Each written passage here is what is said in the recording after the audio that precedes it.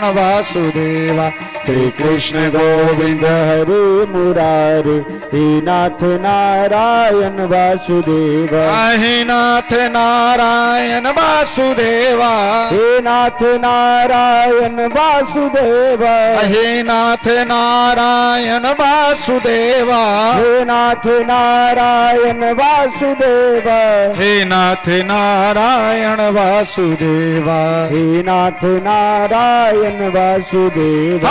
श्री कृष्ण गोविंद हरे मुरारे, हे नाथ नारायण वासुदेवा। श्री कृष्ण गोविंद हरे मुरारे, हे नाथ नारायण वासुदेवा। श्री कृष्ण गोविंद हरे मुरारे, हे नाथ नारायण वासुदेवा। श्री कृष्ण गोविंद हरे मुरारे, हे नाथ नारायण वासुदेवा। जय जय राधे कृष्णा कृष्णा जय जय कृष्णा राधे राधे। जय जय राधे कृष्णा कृष्णा जय जय कृष्णा राधे राधे। जय जय राधे कृष्णा कृष्णा जय जय कृष्णा राधे राधे। जय जय राधे कृष्णा कृष्णा जय जय कृष्णा राधे राधे। जय जय राधे कृष्णा कृष्णा जय जय कृष्णा राधे राधे। जय जय राधे कृष्णा जय जय कृष्णा राधे राधे। जय जय राधे कृष्णा कृष्णा जय जय कृष्णा राधे राधे। जय जय राधे कृष्णा कृष्णा जय जय कृष्णा राधे राधे। जय जय राधे कृष्णा कृष्णा जय जय कृष्णा राधे राधे। जय जय कृष्णा राधे राधे।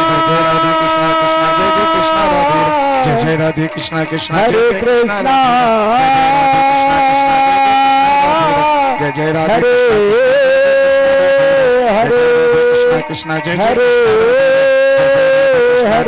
जय कृष्णा राधे।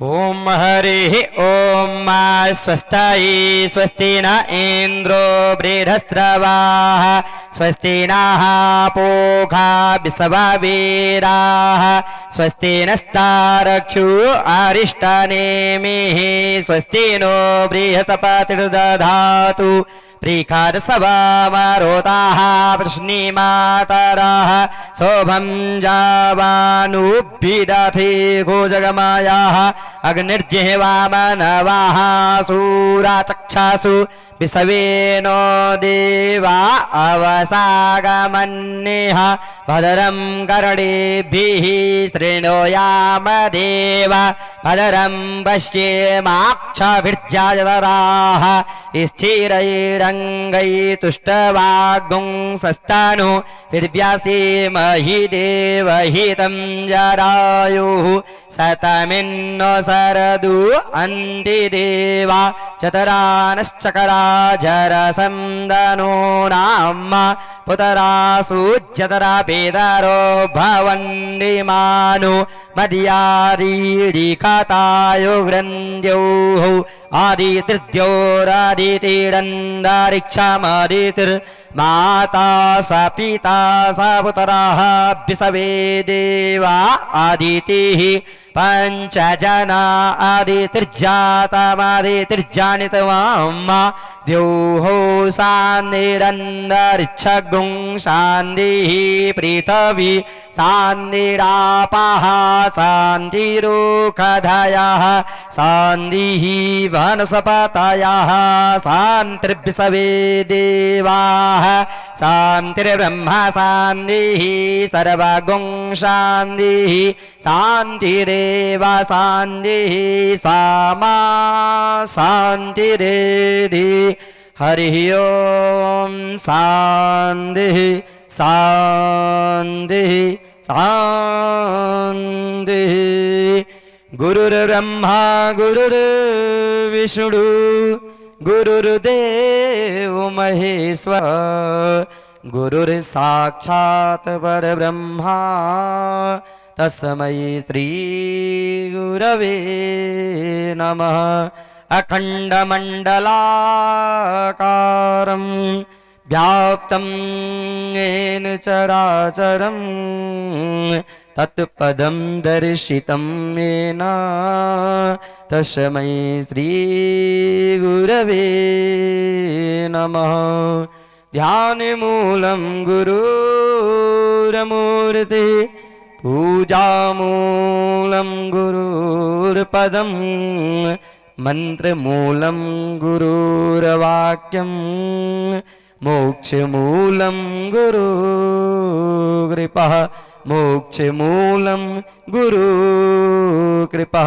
प्रेम से बोलिए गणेश जी भगवान की, श्रीमद्भागवत महापुराण की, जय। व्यास जी महाराज की जय। ओम हरि ओम मा चंद्रमा मनसो जातश्चक्षो सूर्यो आजायता श्रोत्राद्वायुश्च प्राणश्च मोघा दगनीरजायता।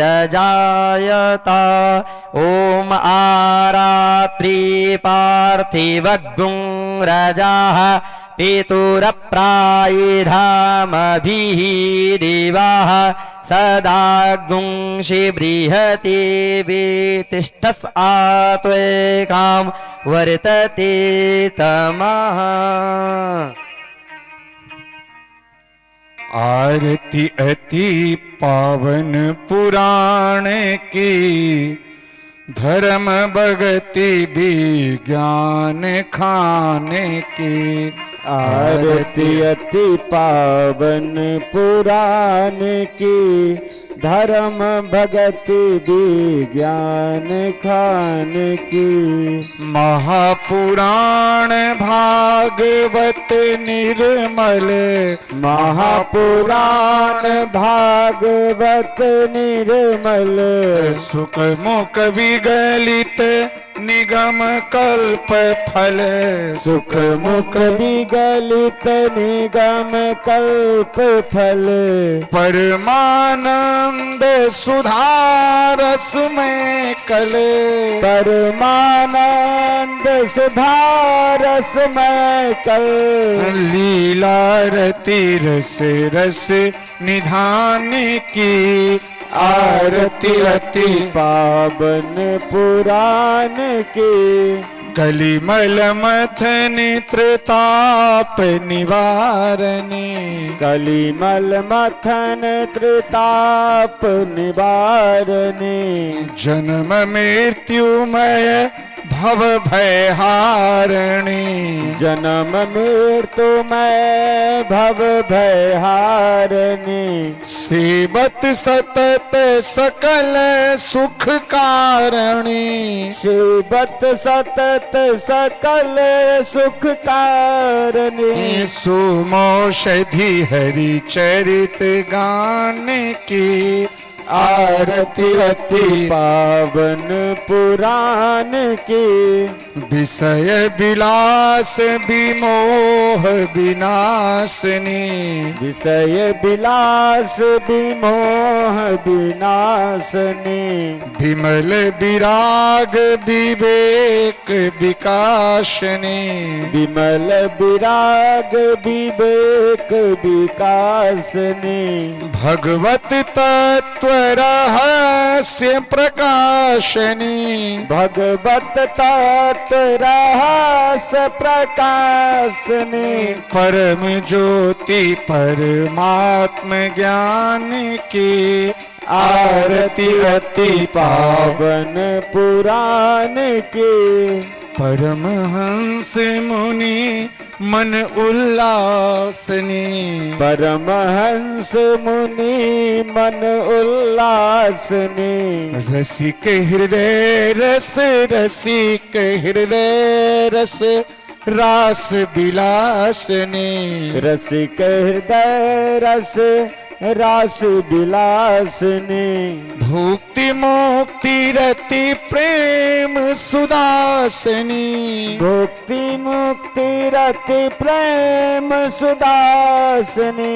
कथा अकिंचन प्रिय सुजान की। आरती अति पावन पुराण की। धर्म भगति विज्ञान खाने की। आरती अति पावन पुराण की।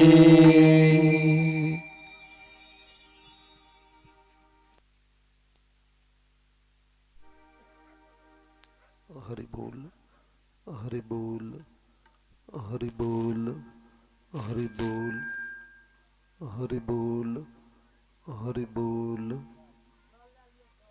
हरि बोल हरि बोल हरि बोल।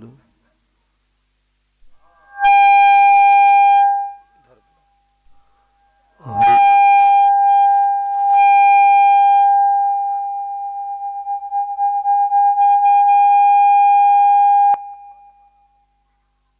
हरि बोल हरि बोल हरि बोल हरि बोल हरि बोल हरि बोल हरि बोल हरि बोल हरि बोल हरि बोल हरि बोल। इसको थोड़ा कम करिएगा, इसको बढ़ाइए।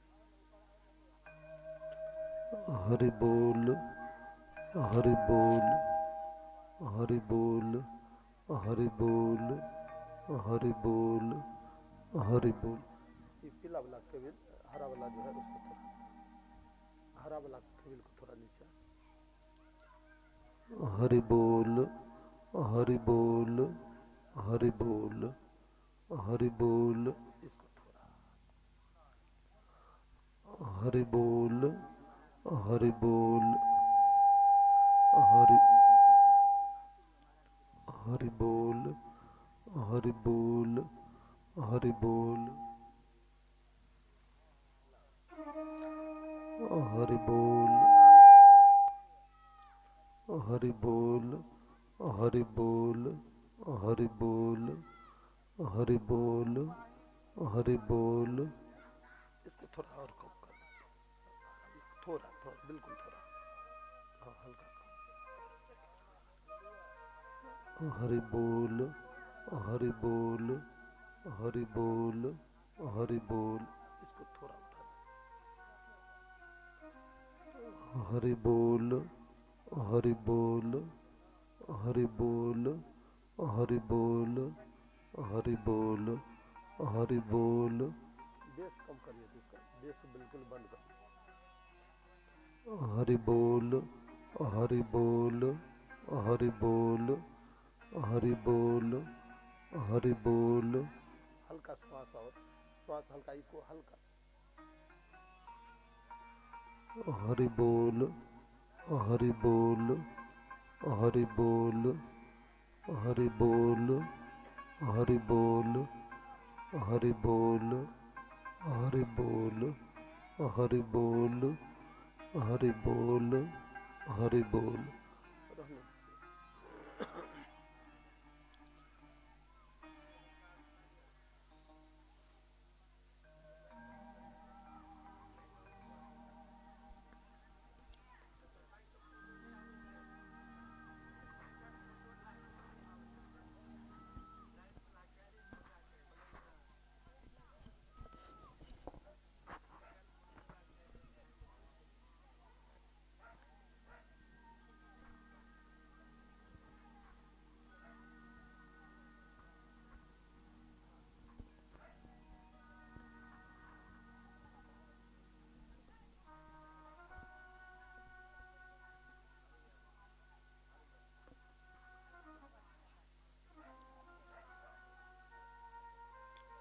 हरि बोल हरि बोल हरि बोल हरि बोल हरि बोल।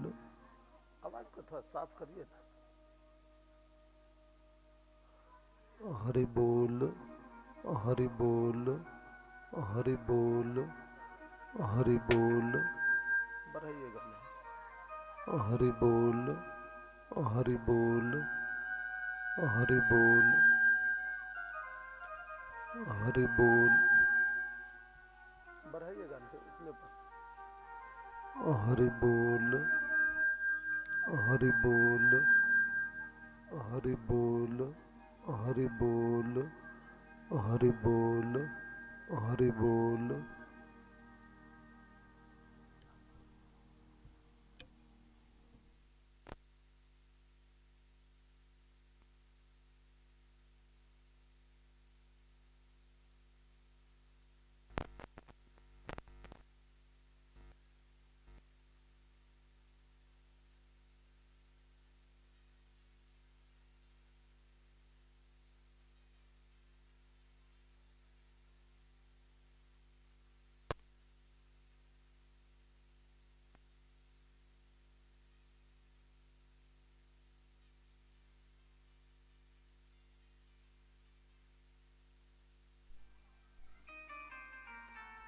हरि बोल हरि बोल हरि बोल हरि बोल हरि बोल हरि बोल।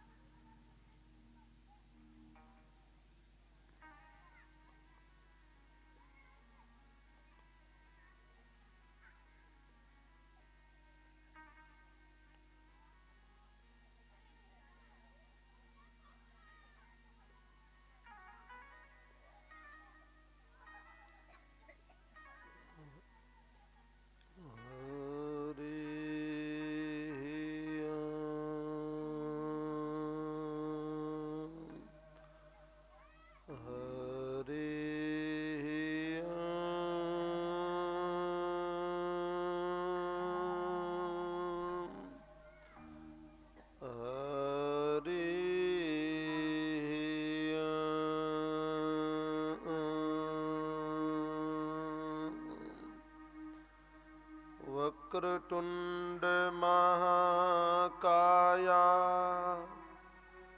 सूर्यकोटि समप्रभा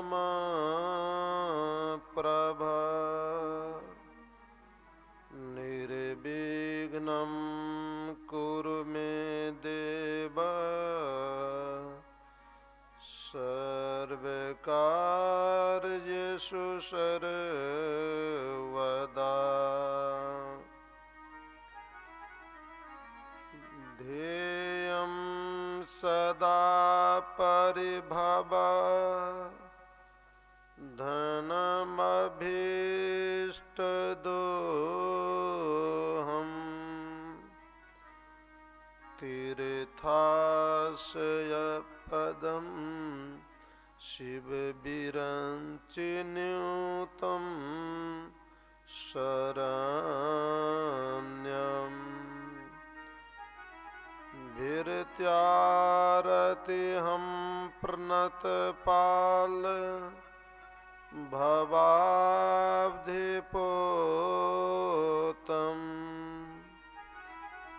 वन्दे महापुरुष ते चरणारविन्दम्।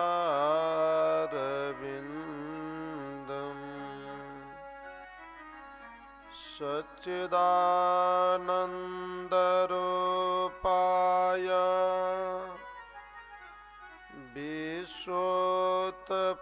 इत्यादि हेतवे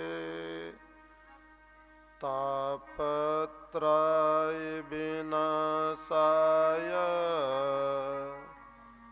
श्रीकृष्णाय वयं नमः। सीतानाथ समारम्भां रामानन्दार्यमध्यमम् अस्मदाचार्यपर्यन्तां वन्दे गुरुं परम्पराम्।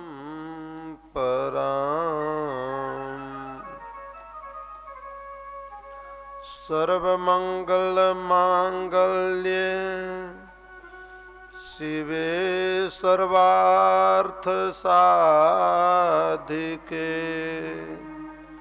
शरण्ये त्र्यम्बके गौरी नारायणे नमोस्तुते।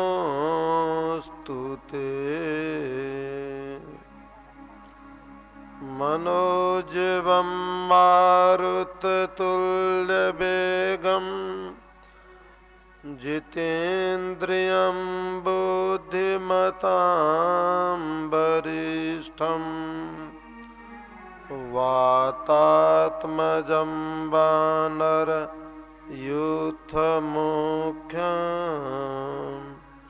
श्रीरामदूतं शरणं प्रपद्ये। अखण्डमण्डलाकारं व्यापतं येन चराचरं तत्पददर्शितं येन तस्मै श्रीगुरुवे नमः।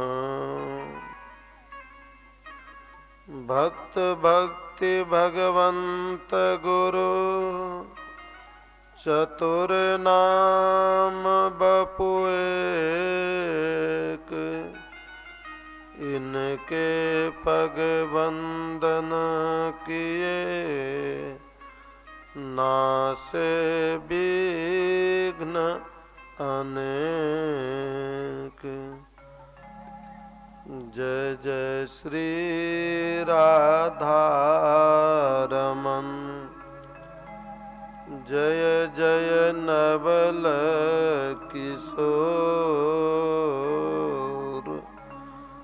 जय गोपी चित चोर प्रभु, जय जय माखन चोर।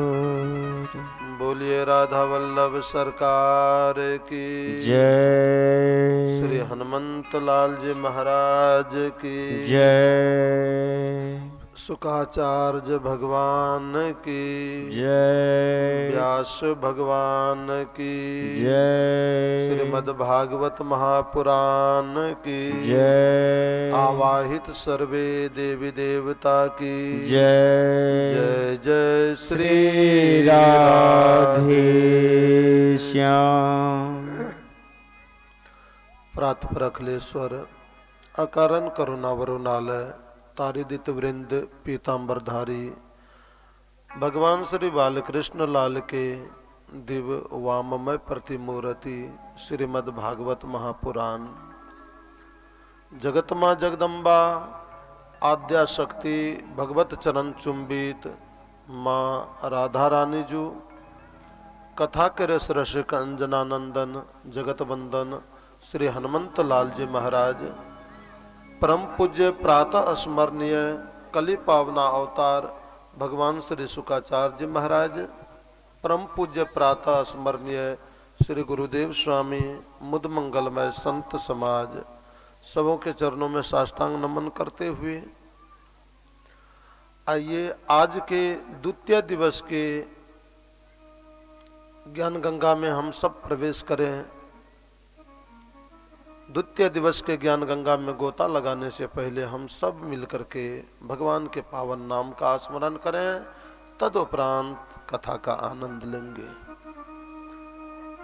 भज गोविंद गोविंद गोपाला, भज गोविंद गोविंद गोपाला, भज गोविंद गोविंद गोपाला, भज गोविंद गोविंद गोपाला। मेरा मुरली मनोहर नंद लाला, मेरा मुरली मनोहर नंद लाला, मेरा मुरली मनोहर नंद लाला, मेरा मुरली मनोहर नंद लाला। वो तो नंद जी का लाला नंद लाला, वो तो नंद जी का लाला नंद लाला। इन्होंने एक बेर, भैया एक मिनट, पंकज जी एक मिनट, एक बार दोनों हाथ उठा कर सब गोटा प्रेम से बोले भागवत भगवान की, और सब गोटा ताली बजाकर भज गोविंद गोविंद गोपाला, भज गोविंद गोविंद गोपाला, भज गोविंद गोविंद गोपाला, भज गोविंद गोविंद गोपाला। मेरा मुरली मनोहर नंद लाला, मेरा मुरली मनोहर नंद लाला, वो तो नंद जी का लाला नंद लाला, वो तो नंद जी का लाला नंद लाला। मेरा सिर छैया गोपाला, मेरा सिर छैया गोपाला, भज गोविंद गोविंद गोपाला, भज गोविंद गोविंद गोपाला, भज गोविंद गोविंद गोपाला, भज गोविंद गोविंद गोपाला। वृंदावन धामनी को, ब्रज को, विश्रामनी को, श्यामा श्यामनी को, मंदिर आनंद को, कालीधर धामनी को, यमुना को, नीरनी को, बेनू का खाननी को, स्वादनी को, कंद। भज गोविंद गोविंद गोपाला, भज गोविंद गोविंद गोपाला, भज गोविंद गोविंद गोपाला, भज गोविंद गोविंद गोपाला, भज गोविंद गोविंद गोपाला। मेरा सिर छैया गोपाला, मेरा सिर छैया गोपाला, वो तो यशोदा को छैया नंद लाला, वो यशोदा को छैया गोपाला। मन मेरा सिर छैया गोपाला, मेरा सिर छैया गोपाला, वो तो नंद जी का लाला नंद लाला, वो तो नंद जी का लाला नंद लाला। भज गोविंद गोविंद गोपाला, भज गोविंद गोविंद गोपाला, भज गोविंद गोविंद गोपाला, भज गोविंद गोविंद गोपाला। राधा कृष्ण कुंडनी को, संतन को, शंगनी को, गौर श्याम रंगनी को, अंग युग धन को, नील पीत बसरनी को, बंसी बट वृक्षनी को, ललित किशोरिनी को, नंदिनी को, नंद भज गोविंद गोविंद गोपाला, भज गोविंद गोविंद गोपाला, भज गोविंद गोविंद गोपाला, भज गोविंद गोविंद गोपाला, भज गोविंद गोविंद गोपाला। माथे पे मुकुट देखी, चंद्रिका सी चटक देखी, ध्रुव की लटक देखी, रूप रस पीजिए, लोचन बसाल देखी, गले पुष्पमाल देखी, अधर रसाल देखी, चित्त चोरी कीजिए। भज गोविंद गोविंद गोपाला, भज गोविंद गोविंद गोपाला, भज गोविंद गोविंद गोपाला, भज गोविंद गोविंद गोपाला। कुंडल की हलन देखी, अलकन की बलन देखी, बलकन की चलन देखी, सर्वस्व दीजिए, पीतांबर छोड़ देखी, मुरली की ओर देखी, सांवरे की ओर देखी, दर्शनों को कीजिए। भज गोविंद गोविंद गोपाला, भज गोविंद गोविंद गोपाला, भज गोविंद गोविंद गोपाला, भज गोविंद गोविंद गोपाला, भज गोविंद गोविंद गोपाला, भज गोविंद गोविंद गोपाला, भज गोविंद गोविंद गोपाला। मेरा मुरली बजैया नंद लाला, मेरा मुरली बजैया नंद लाला, मेरो चित्त को चुरैया गोपाला, मेरे चित्त को चुरैया गोपाला, तो यशोदा को छैया नंद लाला, तो यशोदा को छैया नंद लाला।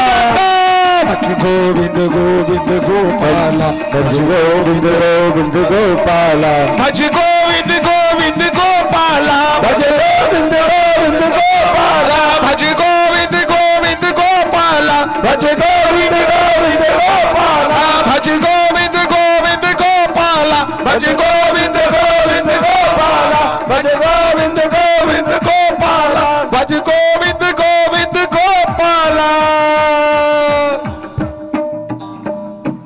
बोलो बांके बिहारी लाल की।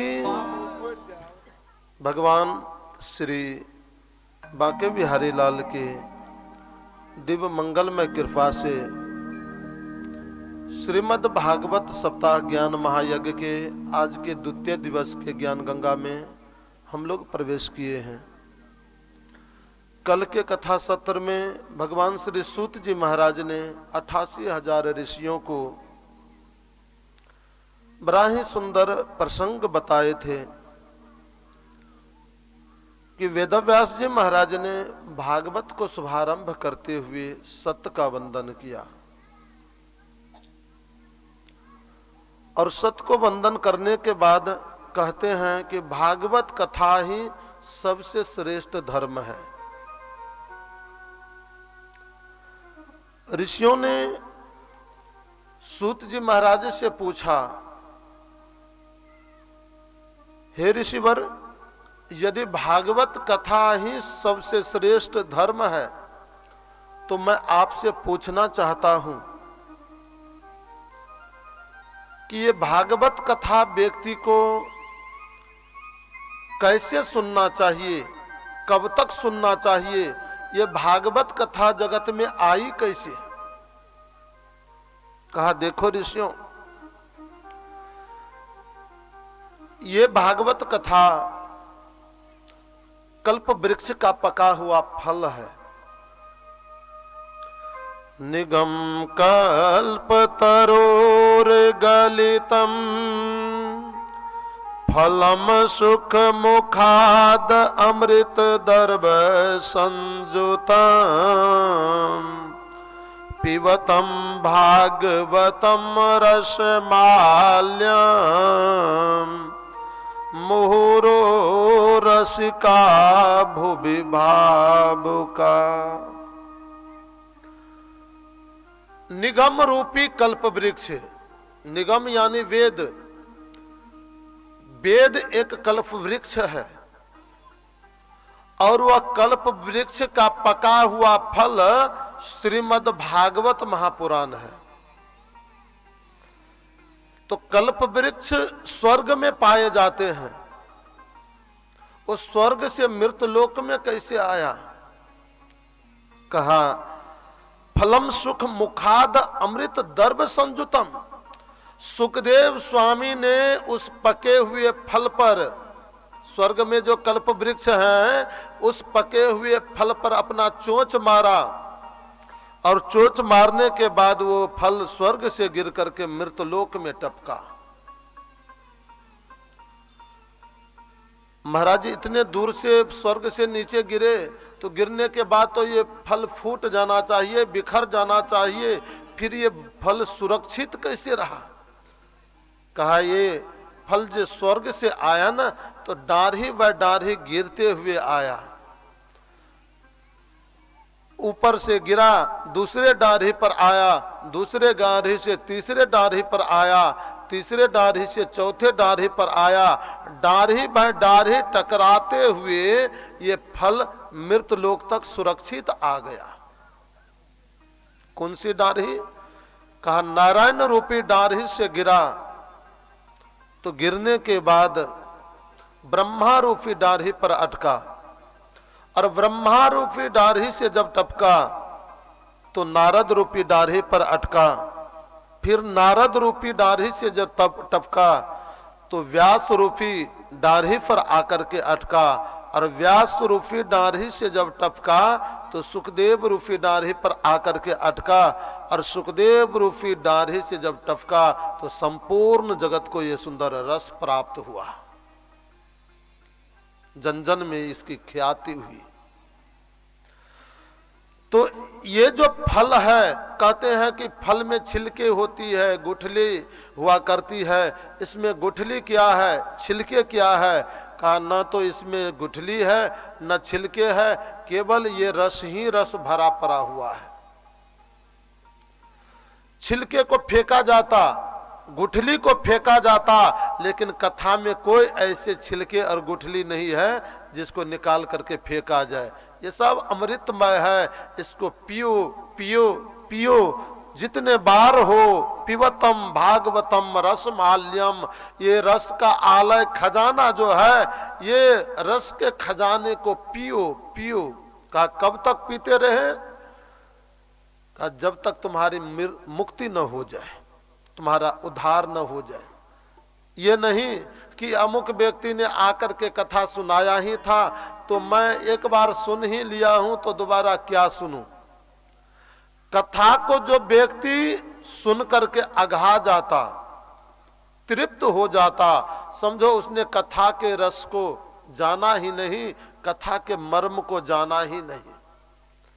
कथा तो एक ऐसी अद्भुत चीजें हैं कि इसको जितना सुनोगे ना उतना ही ज्यादा मन करेगा कि और सुनो और सुनो और सुनो, उतना ही ज्यादा प्यास लोगों को जगता है।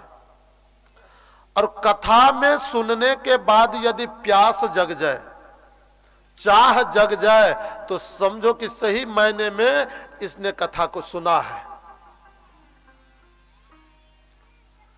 आप देखोगे कोई व्यक्ति 9वें क्लास से उत्तीर्ण होकर के 10वीं में चला जाए तो 10वीं में जाने के बाद में उस विद्यार्थी से कहो भैया ये पुस्तक देखो कितना सुंदर है, पढ़ने में पैसा भी तेरा लगा है, इसको पढ़ो ना। कहा नहीं नहीं अब इसकी जरूरत नहीं है, मैं एक क्लास आगे चल रहा हूँ। अरे भैया पैसा लगा है, देखने में सुंदर है, पढ़ो ना। कहा नहीं नहीं अब इसकी जरूरत नहीं है।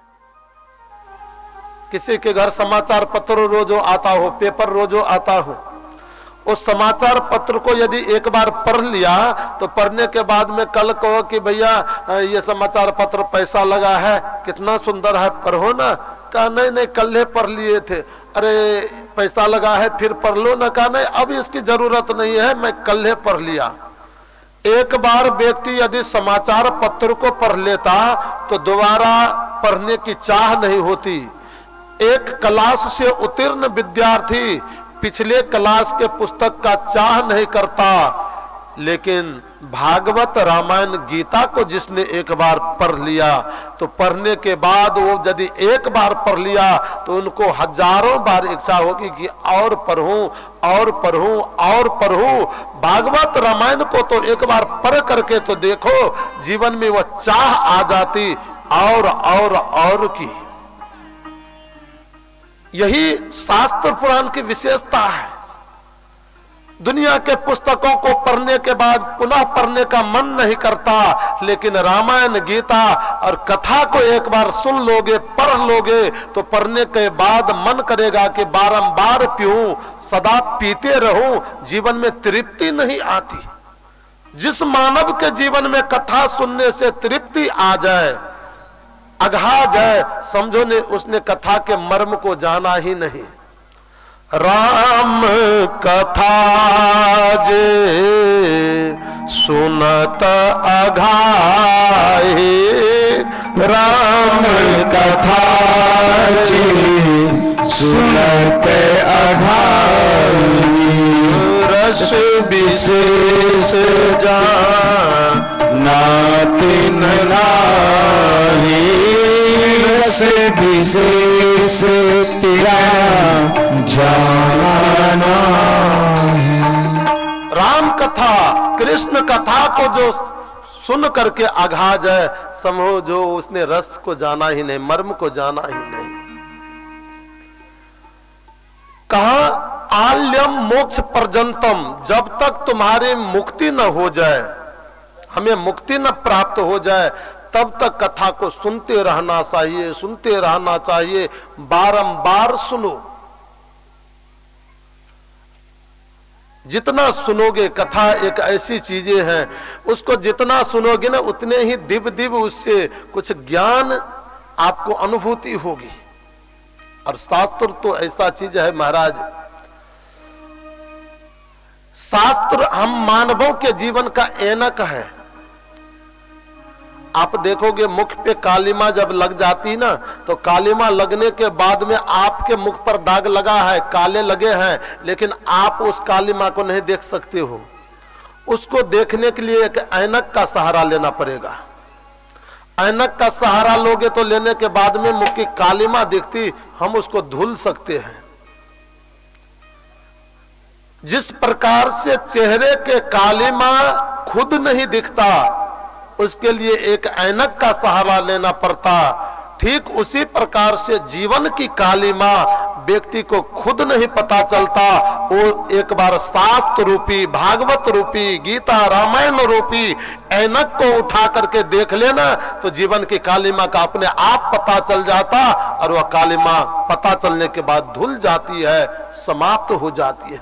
ये हम लोगों के जीवन का ऐनक है। हमें निज धर्म पर चलना सिखाती रोज रामायण। हमें निज धर्म पर चलना सिखाती रोज रामायण। हमें निज धर्म पर चलना सिखाती रोज रामायण।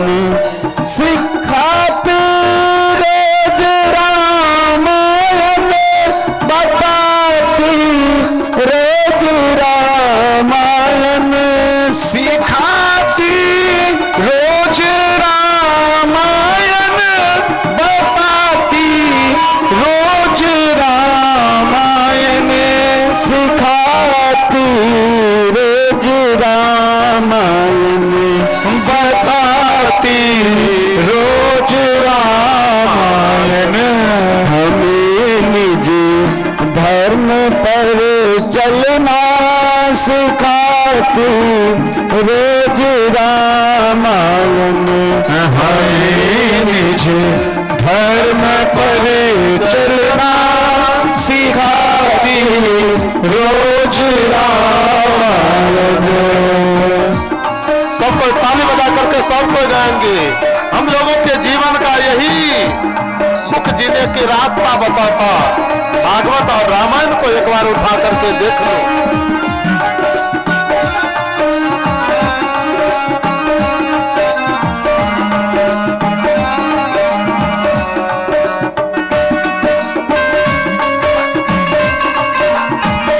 जय हो।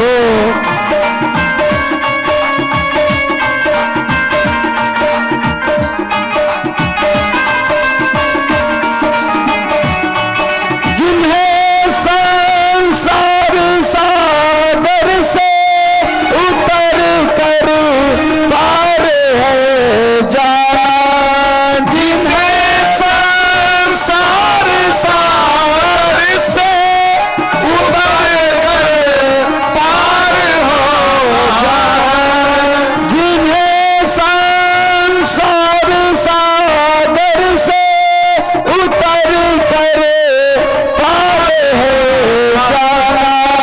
जिन्हें संसार सागर से उतर कर पार हो जाना।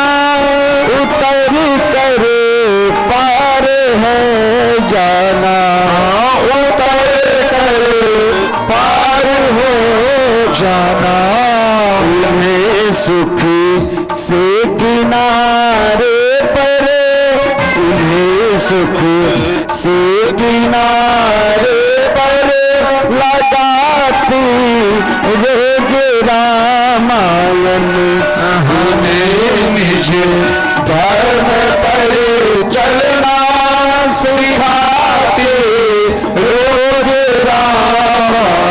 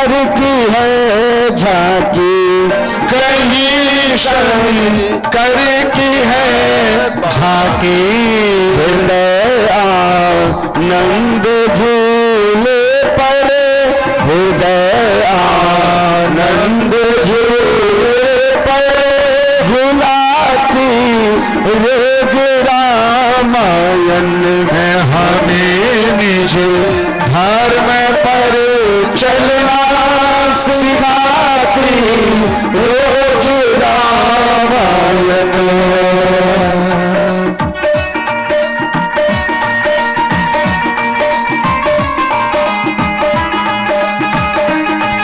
क्या बात है, जय हो।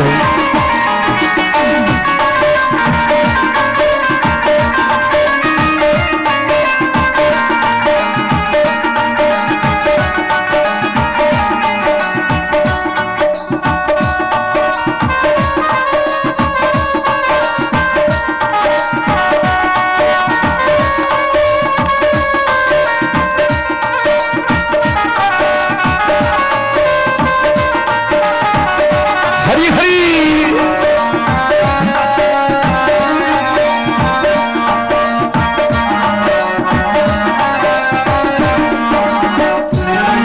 कभी वेदों की सागर में, कभी गीता की गंगा में, कभी वेदों के सागर में, कभी गीता की गंगा में, कभी वेदों के सागर में, कभी गीता की गंगा में, कभी गीता की गंगा में सभी रस बिंदु के मन को, सभी रस बिंदु में मन को डुबाती रोज रामायण। हमें निज धर्म पर चलना सिखाती रोज रामायण।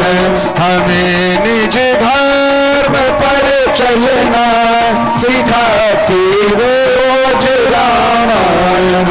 हमें निज धर्म पर चलना सिखाती रोज रामायण। रोज रामायण।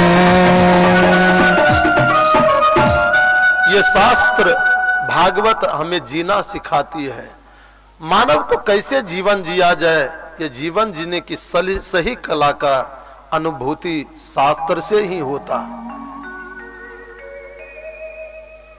व्यास जी महाराज ने कहा कि आल्यम मोक्ष पर्यंतम, जब तक हमारी मुक्ति न हो जाए तब तक जीवन में कथा को सुनते रहना चाहिए।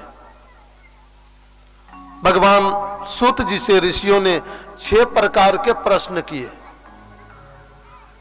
कि प्रभु, सबसे पहला प्रश्न मेरा यह है कि पुंसा में कांतता श्रिय अस्तन सांसितो महर्षि। हे महर्षि, मैं आपसे पूछना चाहता हूं कि मानव के कल्याण के लिए कलयुग में सबसे सरल साधन क्या है, पुण्य कौन सा है? पहला प्रश्न ध्यान पूर्वक सुनिएगा। यही 6 प्रश्न जो अभी करने जा रहे हैं ना, इसी 6 प्रश्न में संपूर्ण भागवत कथा समाहित है। पहला प्रश्न क्या करते हैं कि मानव के कल्याण का सबसे सरल साधन क्या है। दूसरे प्रश्न में पूछा कि मैं सुना हूं कि कोई कहते हैं 33 कोटि देवता है, कोई कहते 56 कोटि देवता, और कोई कहते कि हरि अनंत, हरि कथा अनंता। परमात्मा अनंत है और उनकी कथा भी अनंत है। महाराज, मैं आपसे पूछना चाहता हूं, संसार के मानव यदि एक एक देवी देवता का पूजा रोजों रोजों करने लगे न जाने कितने जन्म बीत जाएंगे, लेकिन देवी देवताओं का पूजा पूर्ण नहीं हो पाएगा।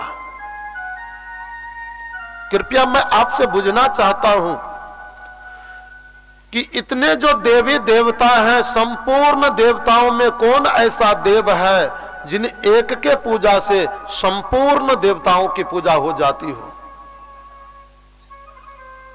और तीसरी बात कि देवक्याम वासुदेवस्य जातो यस्य चिकीर्षया, मैं सुना हूं कि भगवान देवकी और वसुदेव का संतान आकर के बने हैं।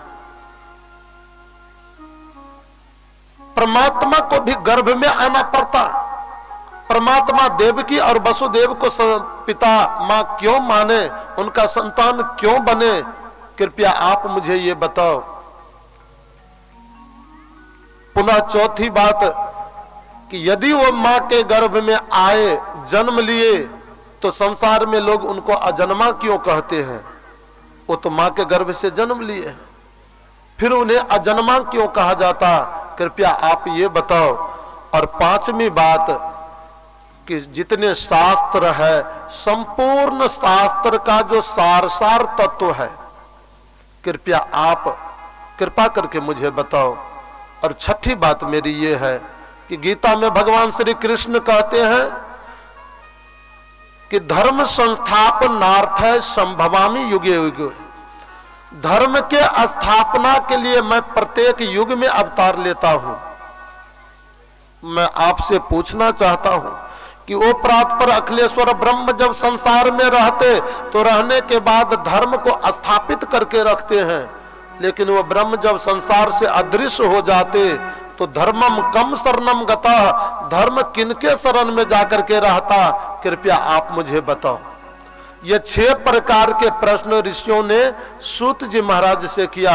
सूत जी महाराज ने ये प्रश्न को सुना, हृदय गदगद हो गया, और गदगद हृदय से सूत जी महाराज ऋषि से कहते हैं कि ऋषियों, तुम्हारा जो प्रश्न है ये जगत के हितों के लिए है, संसार के लोगों के कल्याण के लिए है, इसलिए मैं तेरे प्रश्न का उत्तर दूंगा। परंतु उससे पहले यम प्रवजंत मनुपेत मपेत कीर्त्यम द्वैपायनो विरह कातर आजुहाव, पुत्रेति तन्मयतया तरबो अभिनेदुस्तम, सर्वभूत हृदय मुनि मान तो अस्मि। मैं वो महापुरुष जो मां के गर्भ से जन्म लिया और जन्म लेने के बाद एक बार मां की ओर निहार करके नहीं देखा, पिता की ओर निहार करके नहीं देखा, सीधे संन्यास आश्रम को धारण कर लिए, ऐसे जो महापुरुष सुखदेव स्वामी हैं उनको मैं वंदन करता हूं। कहा महाराज सुखदेव को आप क्यों वंदन किए, उनसे क्या संबंध आपका है? कहा देखो वो मेरे गुरुजन का, गुरुदेव का लाडला पुत्र है और बहुत बड़े वितरागी संत हैं, बहुत बड़े महापुरुष। आप जानते हैं सुखदेव जो है ना, साक्षात भोले बाबा का अवतार है, भगवान शिव का अवतार। एक बार स्वर्ग में गोलोक धाम में जहां मां राधा रानी जी निवास करती है, राधा रानी का बहुत प्रिय लाडला एक तोता था, सुगा, अपने गोद में लेकर के हमेशा खिलाती रहती थी, बड़ा लाड़ दुलार करती रहती थी। एक दिन अचानक मां राधा रानी ने कहा कि बेटा, हाँ मां, बेटा तुम मृतलोक में जाओ। कहा मां आपके गोद को छोड़ करके दुनिया और कहीं जाने का मेरा मन नहीं करता। जिसको आपके गोद का आनंद मिल गया हो, आपका प्यार मिल गया हो, वो दुनिया में कौन ऐसा अभागा होगा कि आपके गोद को छोड़ना चाहेगा? मैं नहीं जा सकता मां। कहा बेटा जाना चाहिए। मृत लोक में लोगों की बुद्धि ऐसी अल्प होती जा रही है कि लोग के कल्याण के लिए मात्र एक साधन वेद है, लेकिन वो वेद के मंत्र को तो पढ़ लेता, वेद के मर्म को नहीं समझ पाता है, अर्थ को नहीं समझ पाता है। इसलिए थोड़े सरल भाषा में जाकर के संसार के लोगों के कल्याण के लिए कोई ऐसी शास्त्र की रचना करो, पुराण की रचना करो, संसार में ख्याति करो, जिससे कि लोगों का कल्याण हो। कहा मां आपको छोड़ करके मुझे जाने का मन नहीं करता। कहा बेटा मेरा आदेश है, तुम्हें जाना चाहिए। अब मां का आदेश, ठीक है मां मैं जाने का तैयार हूं, लेकिन सुखदेव जैसे महापुरुष आएंगे, वो सुखदेव जैसे महापुरुष आएंगे तो इतने बड़े महापुरुष के लिए वैसी धर्ममय वृत्ति वाली तो मां भी चाहिए। वो तो साधारण व्यक्ति के गर्भ में आ नहीं सकते। वो आए तो किसके गर्भ में आए? लोग कहते हैं कि देखो हाँ दशरथ जी को पुत्र नहीं होता था, और वास्तविक दशरथ जी को एक ही नहीं, दो ही नहीं, तीन ही नहीं, 700 पत्नी थी, लेकिन 700 पत्नी रहते हुए पर भी संतान जन्म नहीं लिया। क्यों? दुनिया भले जो कहे, लेकिन दशरथ जितने बड़े धर्मात्मा है, उतने बड़े धर्मात्मा उनके पुत्र के लायक दुनिया में कोई आत्मा है ही नहीं। कौन उसका संतान बने? परमात्मा ने देखा कि संसार में दशरथ लायक पुत्र कोई जगत में ऐसा तपस्वी, इतने बड़े धर्मात्मा है ही नहीं। जब कोई नहीं है तो चलो मैं ही चल करके खुद उनका बेटा बन जाता हूं। भगवान स्वयं आए।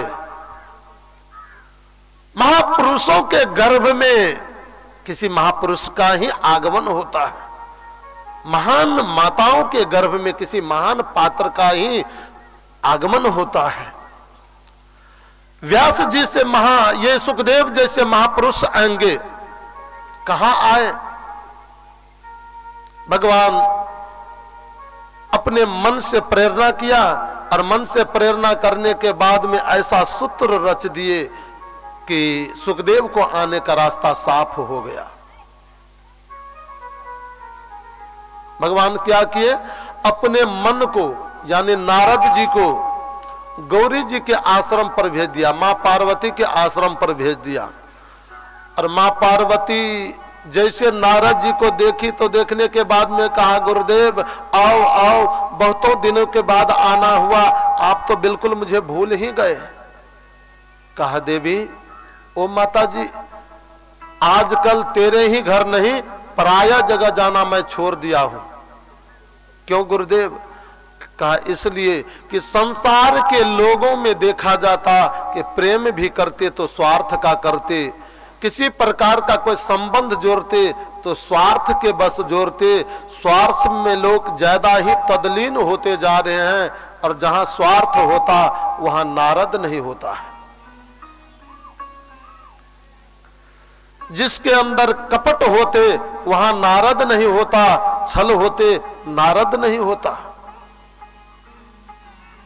कहा तो ये तो दुनिया की बात रही गुरुदेव, हम और मेरे पति में तो कभी किसी प्रकार की स्वार्थ है ही नहीं, कपट है ही नहीं, बिल्कुल निश्चल जीवन हम लोग जीते हैं। कहा इसलिए तो मां तेरे आश्रम में मैं आ गया, लेकिन सुनो भोले बाबा आपको इतना मानते, जीवन में कभी कुछ छुपाते नहीं। कहा गुरुदेव और क्या बताऊं, रोजों के रोज मेरे पति देव जाकर के पर्वत के गुफा में ध्यान लगाते हैं भगवान का। जिस रूप का दर्शन उनको होता, आकर के मुझसे कह देते कि भगवान के आज इस रूप का मैं दर्शन किया, देवी आज इस रूप का दर्शन हुआ है। गुरुदेव के दिए गए मंत्र जो कान में देते, दुनिया किसी को नहीं बताना चाहिए, लेकिन मेरे पतिदेव ने मुझको बता दिया, इससे ज्यादा प्रेम क्या करेंगे। कहा देवी भगवान करे तेरा प्रेम दिनों दिन और बढ़ता रहे। तब तो तेरे पतिदेव तुझसे कुछ नहीं छुपाते। कहा नहीं नहीं गुरुदेव, कोई जीवन में ऐसी इतिहास ही नहीं है कि पतिदेव मुझसे कोई छुपाए। कहा अच्छा मैया, तब तो ये बताओ ना कि भगवान शिव जो अपने गले में सुंदर सुंदर माला पहने हैं, उसमें मनुष्य का मुंड लगा हुआ है, मस्तक लगा हुआ है, वो मस्तक माला में किनके हैं? अब तो मैया पार्वती बक्से रह गई। हे भगवान, पतिदेव को इतने दिन से सेवा करती निस्वार्थ भाव से, रात्रि दिन आदेश का पालन करती रहती, लेकिन आज तक मेरे पतिदेव तो ये बात नहीं बताए कि माला में मुंड किनके लगे हुए हैं। कहा देवी राम राम, मैं चलता हूं, प्रेम की आखाख करते हैं, जाओ मैं यहां से चलता हूं। नारद जी चल दिए।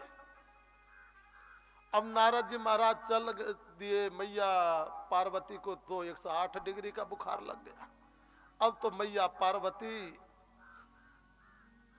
अपने शरीर के वस्त्र को उतार ली, काले काले वस्त्र पहन ली, सारे भूषण को उतार ली और भूषण को उतार करके कोप गृह में जाकर के बैठ गई, कोप भवन में।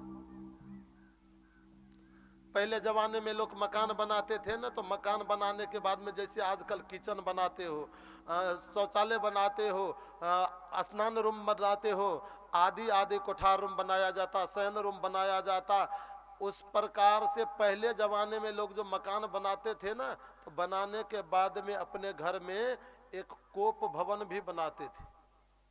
कोप भवन उसे कहा जाता जो परिवार में किसी को कोप आ गया, क्रोध आ गया, तो आने के बाद वो व्यक्ति यदि वो भवन में चले जाते थे ना, तो जाने के बाद परिवार के लोगों को मालूम पड़ता कि ये अभी रूठे हुए हैं, उसको तरीका तरीका से जाकर के मनाते थे, बड़े तरीका से मनाते थे। ये नहीं आजकल के लोगों के तरह कि कोई आवेश आया, आपस में तू मैं हुई, कोई जाकर के गले में रस्सी लटका करके श्रीमान जी राम नाम सत कर लेते, कोई तो पॉइजन खा करके सत कर लेता। ये पहले जमाने में ये सब नहीं था। हाँ, और ये बीमारी माता जी सब में ज्यादा ही होती है। हरि बोल, हरि बोल। माता जी सब में ये बीमारी कुछ ज्यादा ही होती है। थोड़ा सा तू मैं हुआ आपस में परिवार में, तो अंतिम निर्णय ले लेती है कि चलो अब प्राण का अंत ही कर दिया जाए। अब न जाने कैसे कैसे करने लगती है। हरि बोल, हरि बोल, हरि बोल, हरि बोल, हरि बोल, हरि बोल। बोलो बांके बिहारी लाल की जय हो। लेकिन देखना माताओं, जीवन में कभी भी किसी प्रकार की दुख और वेदनाओं की बात आए, जीवन में कैसा भी कठोर से कठोर कष्ट क्यों न आए, उस कष्ट को सामना करने का प्रयास करना। मानव का जीवन ही संघर्ष का जीवन है। संघर्ष से जो मानव पीछे हट जाता, वह व्यक्ति दुनिया में कायर कहलाता, वह मानव मानव नहीं है।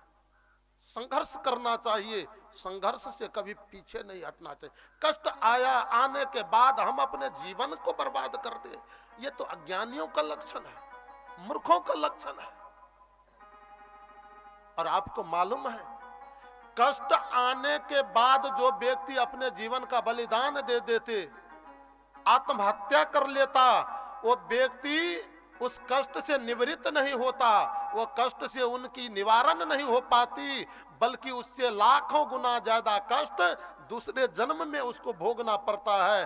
प्रेत आत्मा बन करके नरक के भोग को भोगना पड़ता है। न जाने कितने कितने कष्ट हजारों वर्ष तक झेलने पड़ते, लाखों वर्ष तक झेलने पड़ते। मानव को कभी ऐसा कुत्सित निर्णय नहीं लेना चाहिए। मानव यदि संघर्ष करता, कष्ट आने के बाद भी संघर्ष करके वो जीवन जी लेता, तो निश्चित आज उसको आगे चल करके सुख मिलेगा। लेकिन कष्ट आने के बाद जीवन को बर्बाद कर देना, ये दुख को न्योता देना होता है। पहले जमाने में लोग घर बनाते तो बनाने के बाद में अपने घर में कोप भवन बनाते थे। मैया पार्वती जी गई, उस कोप भवन में बैठ गई। भोले बाबा इधर से जा रहे थे, ये नारद जी जा रहे थे, भोले बाबा को देखा गुफा में तपस्या करते हुए, ध्यान तोड़े ही थे। नारद जी ने इशारे इशारे में कह दिया, बाबा बाबा मैया जी खोज रही है। भगवान शिव को तो तब ये हृदय धड़कने लगा कि नारद मेरे घर चला गया था, आज कोई ना कोई लीला बिगाड़ करके आया ही होगा, क्योंकि ये श्रीमान जी जहां जाते वहां भला ही होता। झगड़ा लगा तो देते ही हैं, इनका तो सबसे पहला काम है। अब भगवान भोलेनाथ वहां से तपस्या छोड़ करके श्रीमान जी भागे भागे भागे आए अपने भवन में। आए तो देखा कहीं ये पार्वती नहीं दिख रही है। भोले बाबा चिल्ला रहे हैं, देवी जी मैं आ गया, कहाँ हो? देवी जी मैं आ गया, कहाँ हो? लेकिन कहीं कोई पार्वती मैया नहीं बोलती। भोले बाबा कहा कि पार्वती कहाँ गई? जा करके घर में देखा तो घर में पार्वती नहीं, दूसरे कोठली में जाकर के देखे तो वहां भी पार्वती नहीं, तीसरे रूम में जाकर के भोले बाबा ने देखा, फिर वहां भी पार्वती नहीं। देखते देखते जब कोप भवन में गए ना, तो वहां जाने के बाद देखते हैं कि पार्वती काले काले वस्त्र पहन करके सारे आभूषण उतार करके बैठी हुई है। देवी आज तक कभी तुमने कोप भवन में प्रवेश नहीं की,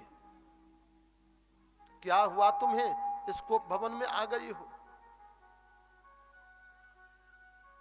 मैया पार्वती तो आंख लाल बबुल्ला कर ली और आंख लाल बबुल्ला करके कहे, है चुप रहो, तुम्हारे जैसे ऊपर से भी काले और अंदर से भी काले, तुम्हारे जैसे कपटी कोई नहीं होगा। अब तो भोले बाबा कहा, देवी मुझे कपटी कहती हो? कपटी तो उसे कहा जाता है जो अंदर में कुछ रखे और बाहर कुछ दिखावा करे। अंदर पेट में कुछ और है और बोले कुछ और, करे कुछ और, उसे कपटी कहा जाता।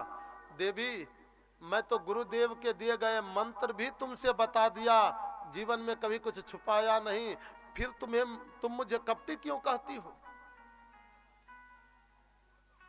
कहा आपसे बड़े कपटी कोई नहीं हो सकती।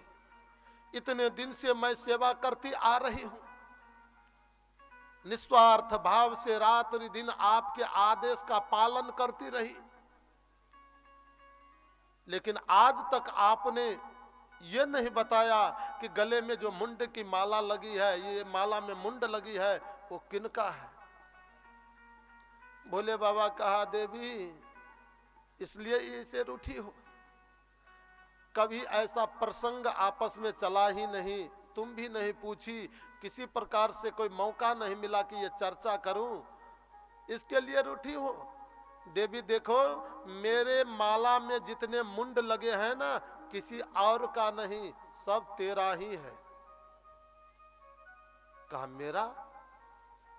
हाँ हाँ देवी, तुम जब मर जाती तो मरने के बाद तेरे बिना मैं एक क्षण रह नहीं सकता, तेरे मस्तक को उतार करके मैं गला में पिरो करके पहन लेता हूं, माला बना करके पहन लेता हूं। कहा इसका मतलब हुआ कि मैं इतने बार मर गई और आप एको बार नहीं मरे हो। कहा हां देवी, तुम्हें समय समय से मरना पड़ता, लेकिन हम तो आज तक कभी मरे नहीं, मरते नहीं। भगवान शिव जो है ना, भगवान शिव जीव है। ब्रह्म तो एको ब्रह्म द्वितीयो नास्ति। भगवान कृष्ण हुए, नारायण हुए, रूप जो हो ये स्वयं ब्रह्म है। शिव जीव हैं, लेकिन जीव रहते हुए पर भी शिव शिव है। शिव मतलब कल्याणकारी है, उसकी कभी मृत्यु नहीं होती। क्यों? नाम जपत शिव अमर भयऊ।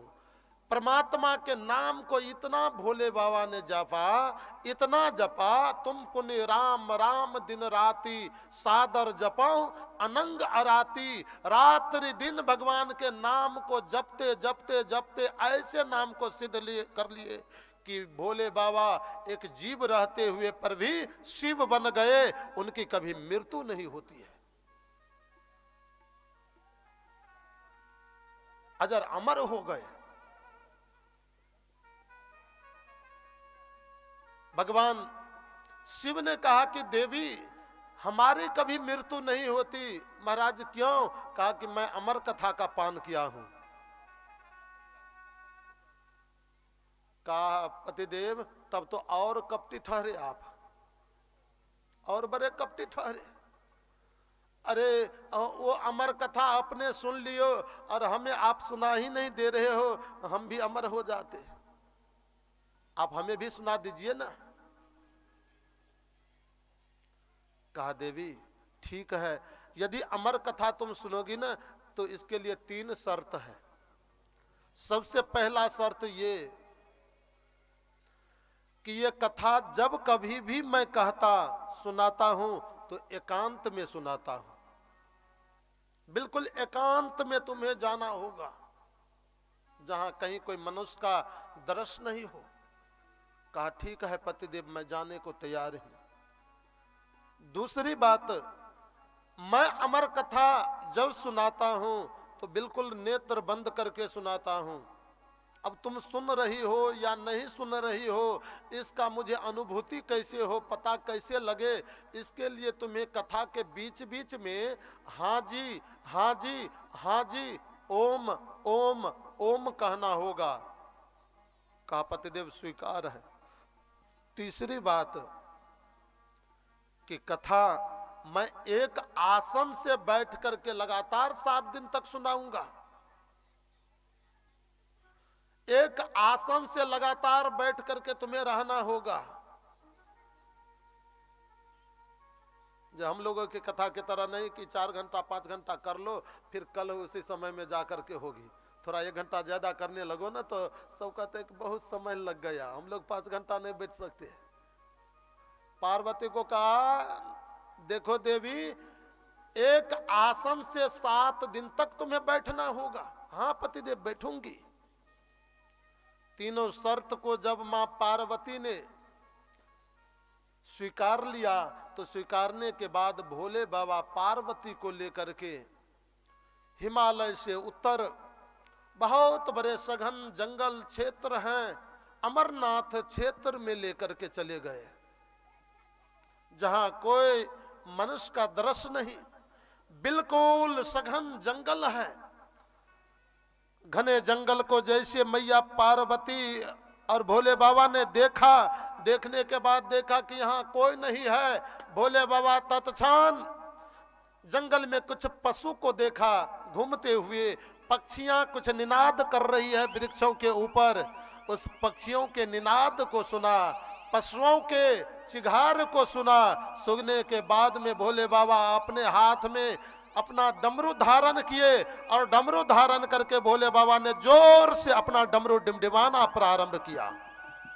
जैसे जोर से भोले बाबा ने अपने डमरू को बजाया, सो बजाने के बाद जंगल के जितने पशु पक्षी थे सब के सब जान प्राण लेकर के भाग गया। कोई एक पक्षी वहां नहीं रही, बिल्कुल एकांत क्षेत्र हो गया।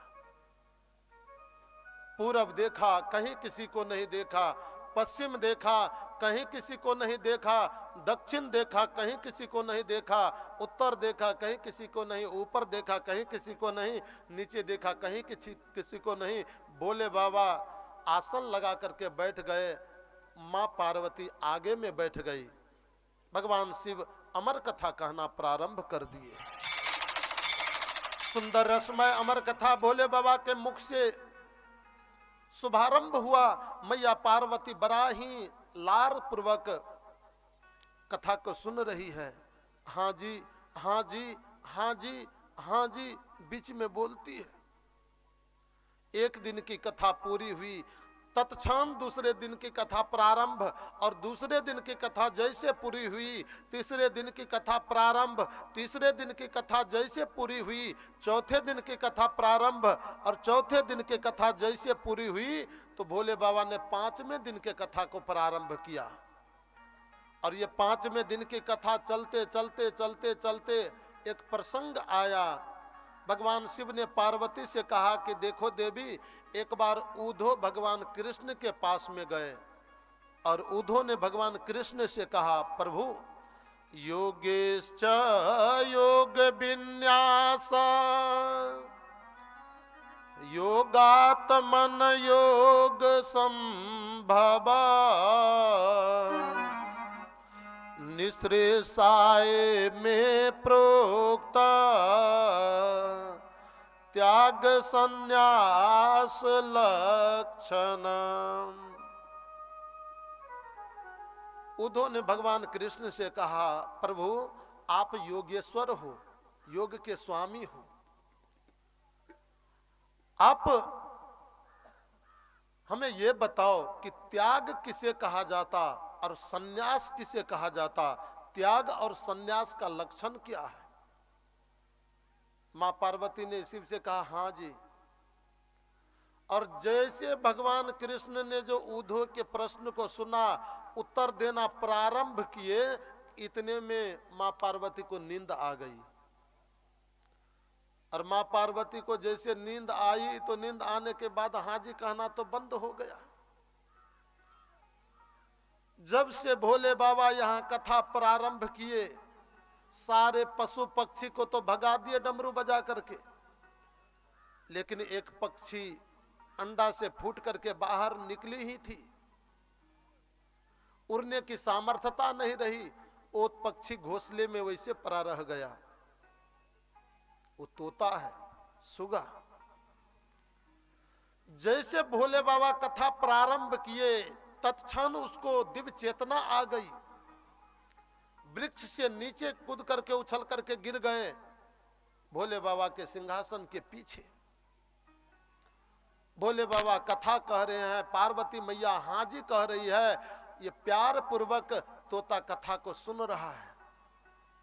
लगातार 5 दिन तक ये कथा को जब सुन लिए, तो सुनने के बाद में पार्वती को जैसे नींद आई, भगवान कृष्ण ने जो उत्तर देने लगे उद्धव के प्रश्न का, इतने में पार्वती को नींद आई। तोता ने सोचा कि ये हाँ जी कहना बंद हो गया, कितना सुंदर रसमय कथा चल रही है, ये तो कथा बंद कर देंगे भोले बाबा।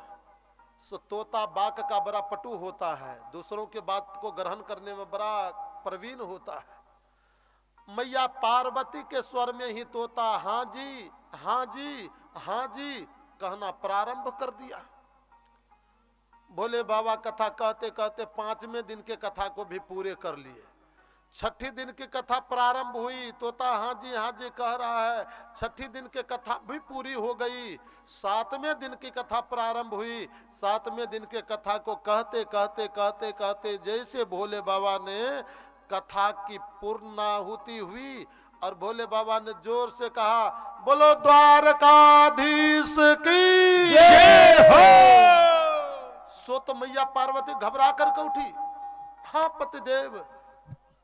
भगवान कृष्ण ने उद्धव को क्या उत्तर दिया, कहा देवी कथा तो पूरी हो गई, मैं कह सुनाया। पतिदेव क्षमा करना, मुझे नींद आ गई थी। देवी तुम्हें यदि नींद आ गई थी तो हाँ जी कौन कह रहा था? पतिदेव मालूम नहीं। अरे देवी फिर हाँ जी कौन कह रहा था? हाँ पतिदेव मालूम नहीं। सो भोले बाबा पूरब देखा, कहीं किसी को नहीं देखा, पश्चिम देखा, कहीं किसी को नहीं, दक्षिण देखा, कहीं किसी को नहीं, उत्तर देखा, कहीं किसी को नहीं, ऊपर देखा, कहीं किसी को नहीं, नीचे देखा, कहीं किसी को नहीं।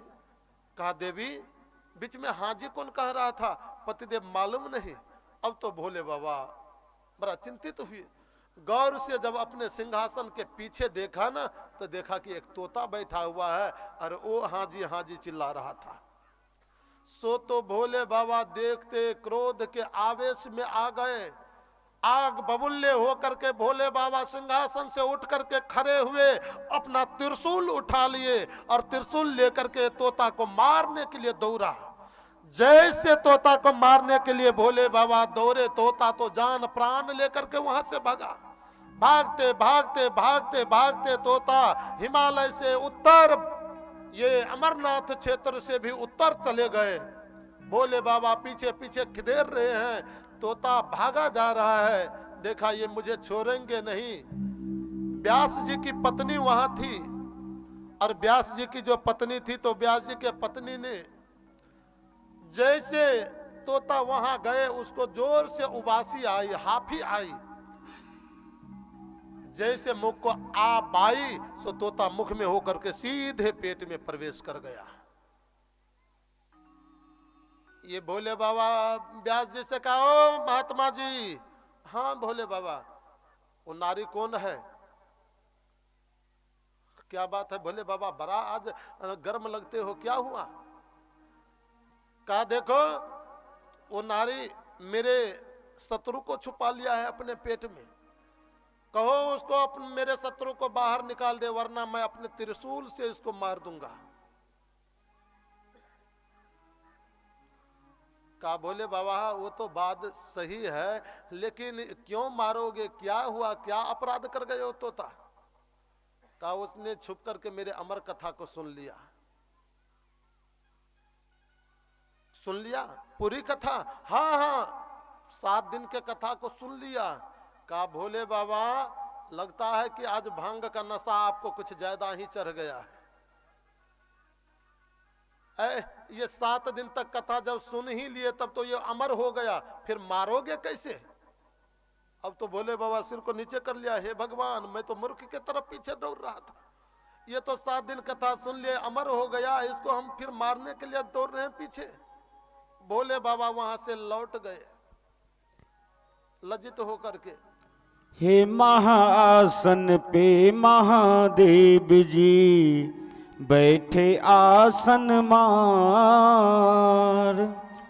अमर कथा जब लगे सुनाने, गौरा को त्रिपुरार, उमा को तो लग गए सोता। हुकरा दे रहा तोता, उमा को तो लग गए सोता। हुकरा दे रहा तोता। महाआसन पे महादेव जी, बैठे आसन मार। महाआसन पे महादेव जी, बैठे आसन मार। अमर कथा जब लगे सुनाने, अमर कथा जब लगे सुनाने, गौरा को त्रिपुरार, उमा को तो लग गए सोता।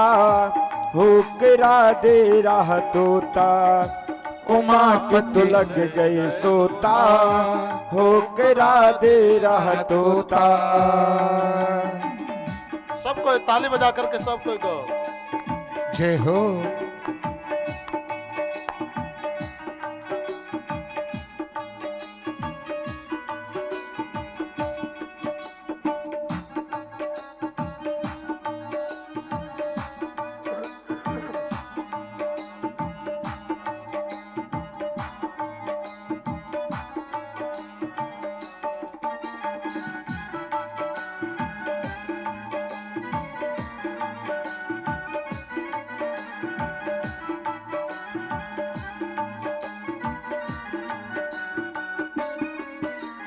भोलेनाथ शंकर ने गौरा को कथा सुनाई। भोलेनाथ शंकर ने गौरा को कथा सुनाई। भोलेनाथ शंकर ने जय हो। गौरा को कथा सुनाई। भोलेनाथ शंकर ने गौरा को कथा सुनाई। कथा हुई ना पूरी और नींद उमा को आई। हाँ कथा हुई ना पूरी और नींद उमा को आई।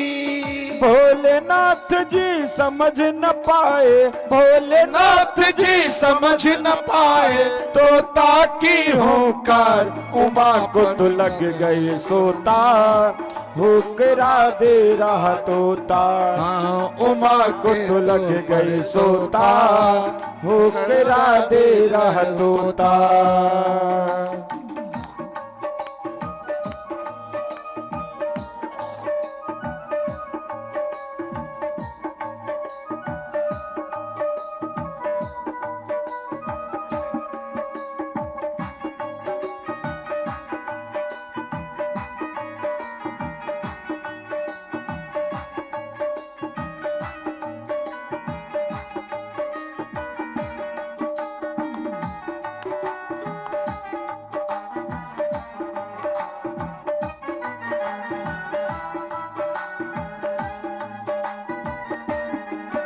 जब नींद से गौरा जागी, अफसोस हुआ है भारी। जब नींद से गौरा जागी, अफसोस हुआ है भारी। जब नींद से गौरा जागी, अफसोस हुआ है भारी। जब नींद से गौरा जागी, अफसोस हुआ है भारी।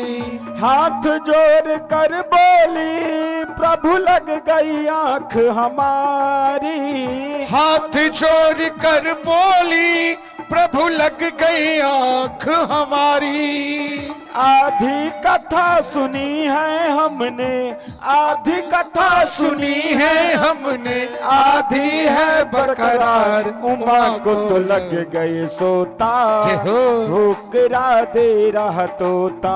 हाँ उमा को तो लग गए सोता, होकरा दे रहा तोता।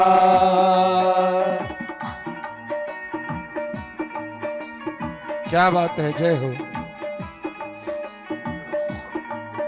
लगे शंकर जी, ये कथा सुनी है किसने। जिंदा न छोड़ूंगा ये दिया हुकरा जिसने। जिंदा न छोड़ूंगा ये दिया हुंकरा किसने। आगे आगे तोता दौड़े, आगे आगे तोता दौड़े, पीछे शिव भंडार। उमा को तो लग गए सोता, जय हो।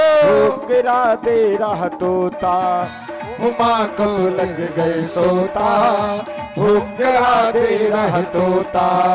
उमा को तो लग गए सोता, हुकरा दे रहा तोता। उमा को लग गए सोता, हुक्का दे रहा तोता।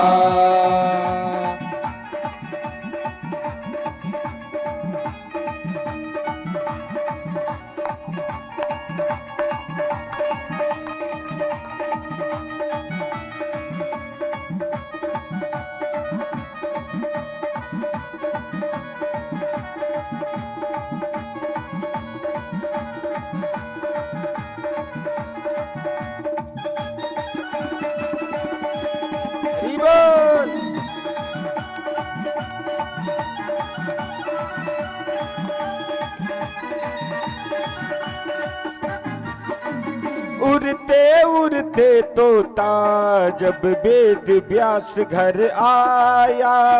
उड़ते उड़ते तोता जब वेद व्यास घर आया।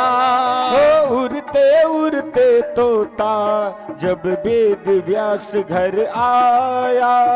उड़ते उड़ते तोता जब वेद व्यास घर आया। वेद व्यास की पत्नी के गर्भ में जाई समाया। वेद व्यास के पत्नी के वेद में जाके समाया।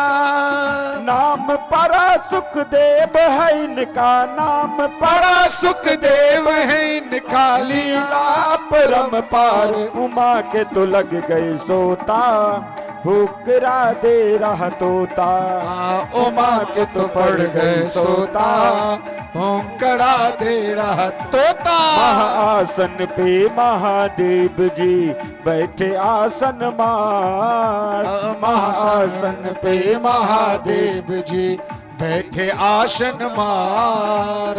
अमर कथा जब लगे सुनाने, अमर कथा जब लगे सुनाने, गौरा को त्रिपुरार उमा को तो लड़ गए सोता, हुक्रा दे रहा तोता, उमा के तो पड़ गए सोता, हुक्रा दे रहा तोता, उमा को तो पड़ गए सोता, हुक्रा दे रहा तोता, उमा के तो पड़ गए सोता, हुक्रा दे रहा तोता, उमा के तो पड़ गए सोता, हुक्रा दे रहा तोता, उमा को तो पड़ गई सोता, हुक्रा दे रहा तोता।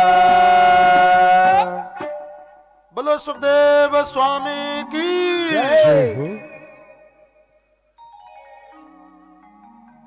माँ बिटिका देवी के गर्भ में वो तोता पल रहा है।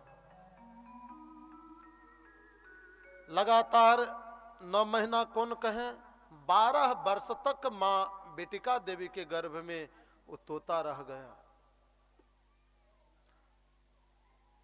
आज माँ बिटिका देवी पति के पास में गई। पतिदेव, गर्भस्थ पीड़ा बहुत ज्यादा हो रही है, हमें बहुत ज्यादा कष्ट सहन करना पड़ रहा है, लेकिन देखो ये बच्चे को 12 वर्ष हो गए, अभी तक बाहर आना नहीं चाहता है। कहा देखो देवी, पतिदेव कभी कल मैं जब सोती हूं ना, तो सोने के बाद में नींद जब आती तो नींद आने के बाद मेरे गर्भ से वेद ध्वनि सुनाई देता है, वेद मंत्र सुनाई देता है। जैसे व्यास जी महाराज ने ये बात सुनी, कहा देवी हरि ही संते करिष्यति, मुझे लगता है कि तेरे गर्भ में बहुत बड़े कोई संत का आगमन हुआ है, बहुत बड़े महापुरुष का आगमन हुआ, तेरा जीवन बहुत महान है। लेकिन पतिदेव वो बाहर तो आना चाहता ही नहीं। व्यास जी महाराज ने गर्भस्थ बच्चा से कहा बेटा आज 12 वर्ष हो गए, मां को बहुत ज्यादा कष्ट होता है, कृपया बाहर आ जाओ। गर्भ से वो बच्चा कहता पिताजी मैं अंदर ही अच्छा हूं, ठीक हूं, बाहर नहीं आऊंगा।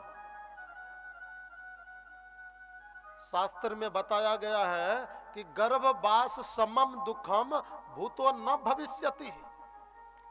गर्भ में जिस समय बच्चा रहता उस समय जो उसे कष्ट झेलना पड़ता है, न तो भूतकाल में कभी हुआ होगा और न भविष्य में हो सकता है।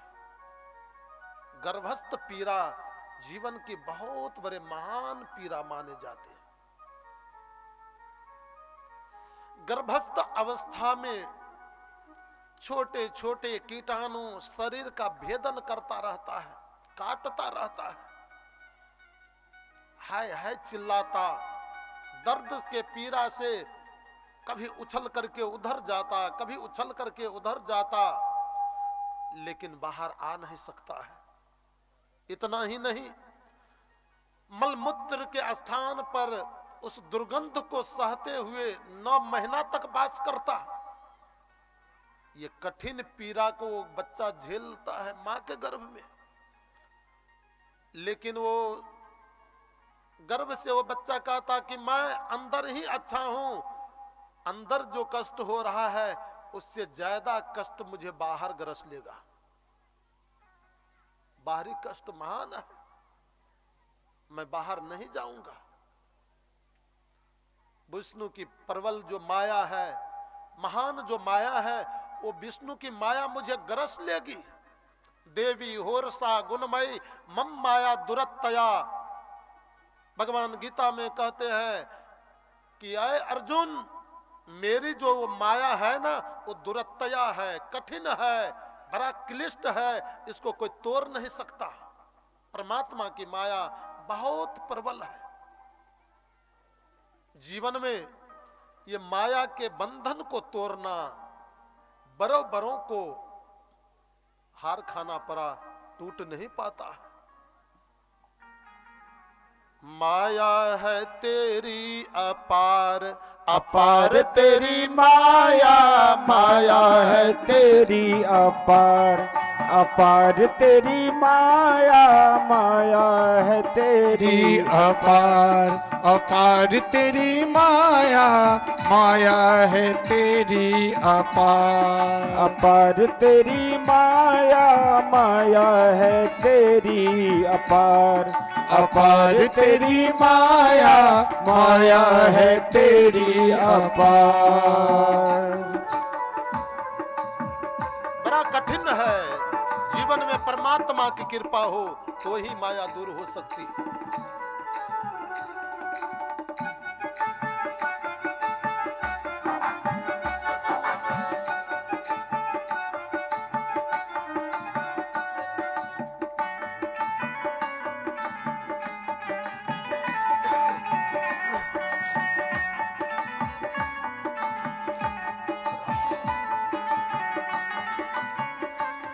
हे तू ही सगुन है, तू ही निर्गुण है, तू ही सगुन है, तू ही निर्गुण है। तू ही सगुन है, तू ही निर्गुण है, तू ही सगुन है, तू ही निर्गुण है। तू ही हो, तू ही लेता है अवतार, अपार तेरी माया, माया है तेरी अपार अपार तेरी माया, माया है तेरी अपार।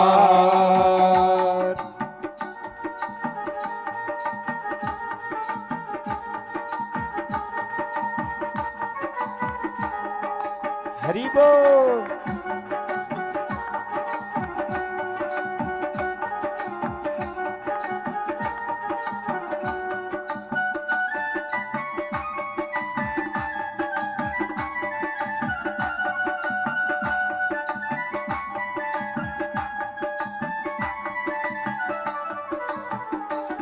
हे चरण के रज से अहिल्या सी नारी, चरणों के रज से अहिल्या की नारी। हे चरण के रज से अहिल्या सी नारी, चरणों के रज से अहिल्या सी नारी। तूने कर दिया उद्धार, अपार तेरी माया, माया है तेरी अपार अपार तेरी माया, माया है तेरी अपार अपार तेरी माया, माया है तेरी अपार अपार तेरी माया, माया है तेरी अपार अपार तेरी माया, माया है तेरी अपार। परमात्मा की माया बहुत दुष्कर है। भगवान ने कहा कि मामेज जे परपद्यन्ते माया मेताम तरंती ते। जो व्यक्ति के ऊपर भगवान की कृपा हो जाए या भगवान को जो समर्पित हो जाए, वही व्यक्ति माया से बच सकता, वरना माया से बचना बड़ा ही कठिन है। कहा मैं बाहर नहीं जाऊंगा, विष्णु की प्रबल माया मुझे ग्रस लेगी। कहा बेटा मैं वचन देता हूं कि विष्णु की माया तुम्हें कुछ नहीं बिगाड़ेगी। कहा पिताजी क्षमा करना, किसी व्यक्ति के हाथ में खुद को हथकड़ी लगा हो और उसे कहा जाए कि जाओ दूसरों के हथकड़ी को खोल दो, वो व्यक्ति कभी खोल सकता है? बाबा आप तो खुद माया में फंसे हो, आप मुझे माया से कैसे बचा सकते हो? व्यास जी जैसे महापुरुष को एक गर्भस्थ बच्चा ये बात कह रहा है, जो व्यास के सामने किसी को मुख उठा करके देखने का हिम्मत नहीं करता था। जीवन का यह पहला लाल है जो व्यास जी को यह वचन कह रहा है कि आप खुद माया में फंसे हो। व्यास तो चौंक गए, ये गर्भस्थ बच्चा मुझे ऐसे कहता। अरे बच्चे तो बाहर कैसे आओगे? का मायापति विष्णु यदि आकर के मुझे वचन दे दे, आदेश दे दे कि मेरी माया कुछ नहीं बिगाड़ेगी, तो ही मैं बाहर आ सकता हूं। वेदव्यास जी महाराज ने भगवान विष्णु का ध्यान किया और जैसे भगवान विष्णु का ध्यान किए तत्क्षण भगवान विष्णु वेदव्यास जी के सामने प्रकट हो गए। बोलो विष्णु भगवान की जय हो।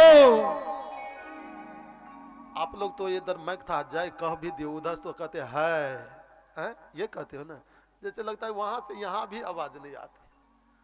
देखो जयकार जो कथा में जोर से बोलोगे ना तो काल जो होता ना हम लोगों के अंदर या हम लोगों के गांव में जो घूमता रहता है वो दूरी भाग करके चला जाता है।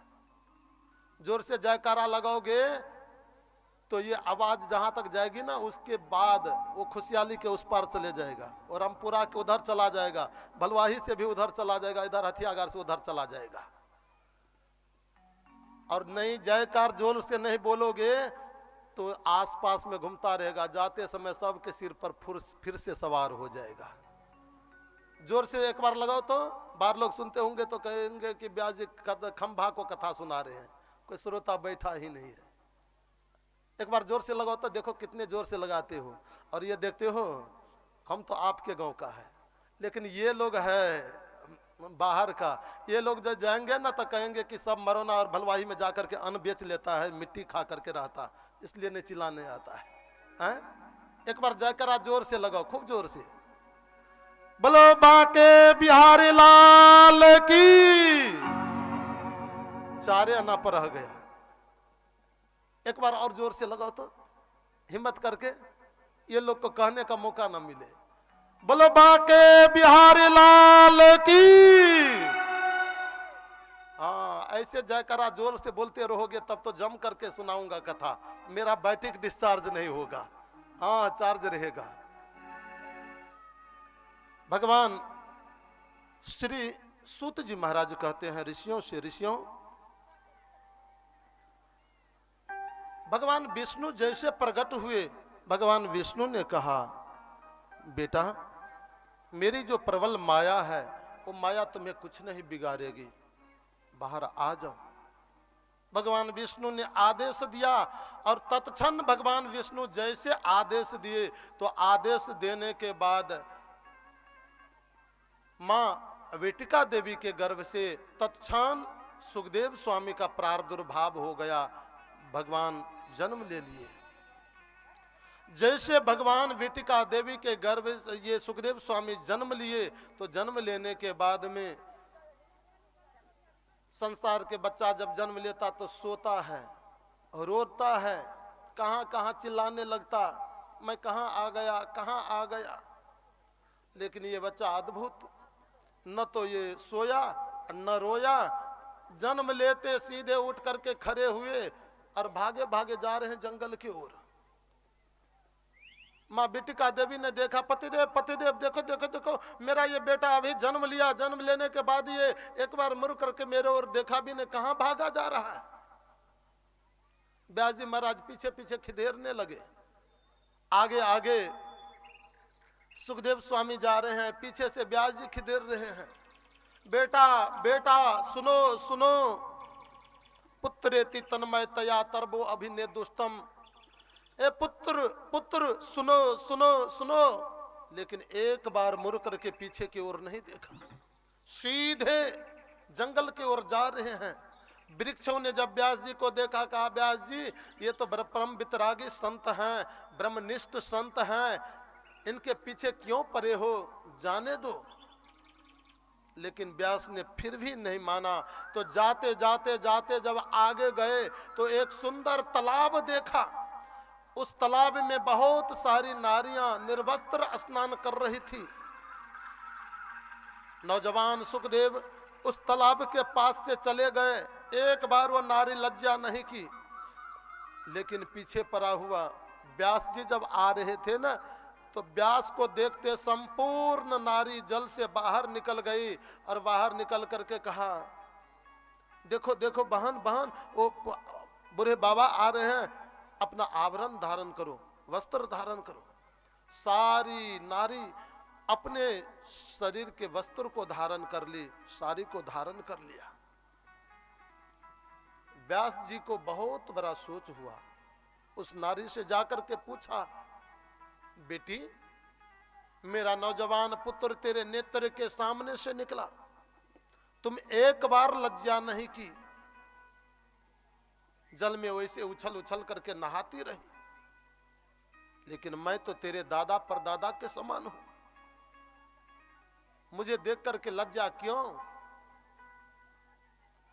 कहा बाबा बुरा न मानो तो मैं कहूं। हाँ बेटी बोलो। कहा बाबा आपका बेटा जो आगे आगे गया है ना, वो ब्रह्म के ऐसे कर्मनिष्ठ संत हैं, ब्रह्मनिष्ठ संत हैं कि उनके जीवन में नारी पुरुष का भेद है ही नहीं कि कौन नारी होता और कौन पुरुष होता, ये वो बात को नहीं समझते। वो तो केवल ये समझते कि ये संसार सब परमात्मा का अंश है और एक अंशी परमात्मा है, हम जीव हैं, एक ब्रह्म हैं, मात्र इतना ये समझता। बाबा आप तो संसार में रहे हो, स्त्री पुरुष के भेद को भी जानते हो, इसलिए आपसे तो लज्जा करनी ही चाहिए। व्यास जी महाराज को पत्थर के समान हृदय पर चोट लगा। तत्क्षण वेद व्यास जी महाराज वहीं से लौट गए। सुखदेव स्वामी जाते जाते सघन जंगल में गए, वृक्ष के नीचे बैठ करके निर्गुण ब्रह्म में अपना मन लगा करके ध्यान करना प्रारंभ कर दिया। ऐसे जो वितरागी संत सुखदेव है, सूत जी महाराज कहते हैं कि उनको मैं नमन करता हूं, उनको प्रणाम करता हूं। सुखदेव स्वामी को प्रणाम करने के बाद अब सूत जी महाराज 6 प्रकार के जो प्रश्न ऋषियों ने किया था, वो प्रश्न का उत्तर दे रहे हैं। पहला प्रश्न क्या था? कोई बताएंगे? पहला प्रश्न क्या था? हे भगवान, अब ये तो थोड़ी देर पहले कहे हैं और नहीं बताओगे, इसका मतलब हुआ कि ये कान से सुनते हो और ये कान से बहाते जाते हो। ये धारण करने की चीज है, इसको धारण करके रखोगे ना तो जीवन में कोई ऐसा सूत्र मिलेगा जो जीवन का बेड़ा पार कर देगा। क्या प्रश्न किए थे कि मानव के कल्याण का सरल साधन क्या है? यही ना पहला प्रश्न था। भगवान श्री सूत जी महाराज उत्तर देते कि सवे पुन साम परो धर्मो यतो भक्ति रधोक्षजे अहेतुक्य प्रतिहता ययात्मा संप्रसिद्ध्यति।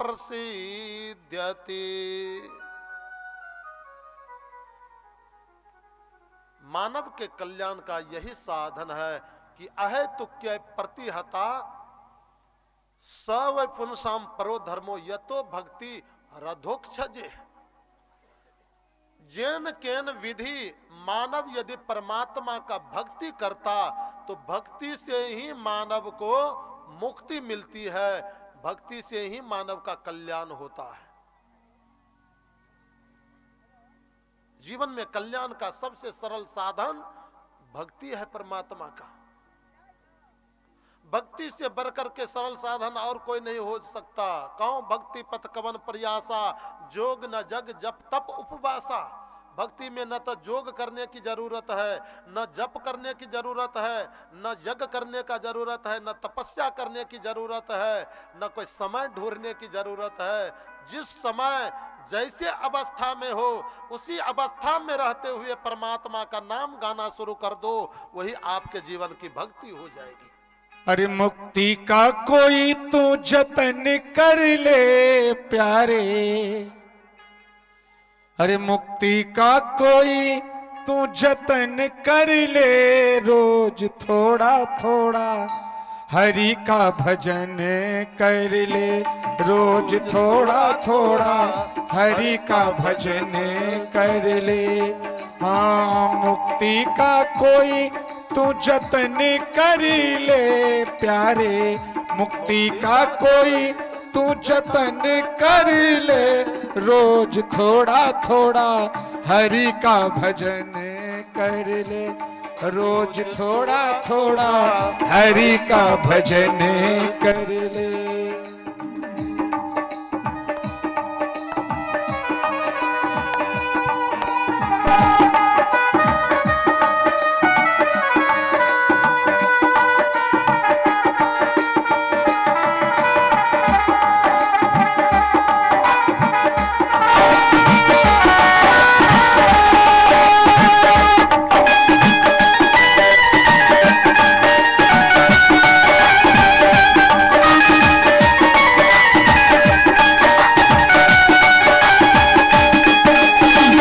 भक्ति करेगा तो बड़ा ही सुख पाएगा, भक्ति करेगा तो बड़ा ही सुख पाएगा, भक्ति करेगा तो बड़ा ही सुख पाएगा, भक्ति करेगा तो बड़ा ही सुख पाएगा। भक्ति से आत्मा का मैल धुल जाएगा, भक्ति से आत्मा का मैल छूट जाएगा। आत्मा के साथ साथ मन कर ले प्यारे, आत्मा के साथ साथ मन कर ले, हाँ आत्मा के साथ साथ मन कर ले प्यारे, आत्मा के साथ साथ मन कर ले।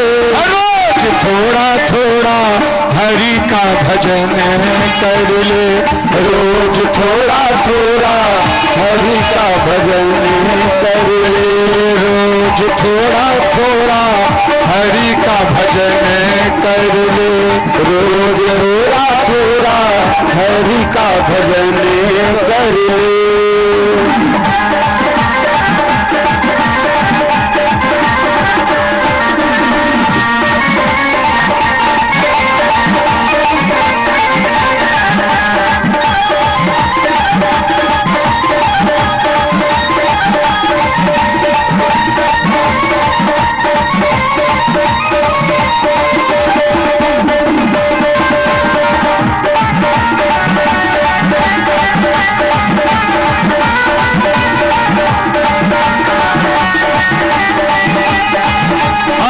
संगत कर अच्छे लोगों की, संगत कर अच्छे लोगों की। कई छतीन आत्मा का मैल कथी से भगवान के नाम के गान के लासा ए आत्मा पर जे मैल रूपी धूल जमल अछि वो साफ भ जात। की कहे छथिन संगत कर अच्छे लोगों की, संगत कर अच्छे लोगों की, दवा मिल जाएगी सभी रोगों की, दवा मिल जाएगी सभी रोगों की। जिंदगी को अपनी चमन कर ले प्यारे, जिंदगी को अपनी चमन कर ले। एक बार पूरा पूरा हाथ उठा के सब गोटा और ताली बजा के कहिए जय हो। रोज थोड़ा थोड़ा हरि का भजन कर ले, रोज थोड़ा थोड़ा हरि का भजन कर ले, रोज थोड़ा थोड़ा हरि का भजन कर ले, रोज थोड़ा थोड़ा हरि का भजन कर ले। मुक्ति का कोई तो जतन कर ले प्यारे, मुक्ति का कोई तो जतन कर ले, रोज थोड़ा थोड़ा हरि का भजन कर ले, रोज थोड़ा थोड़ा हरि का भजन कर ले।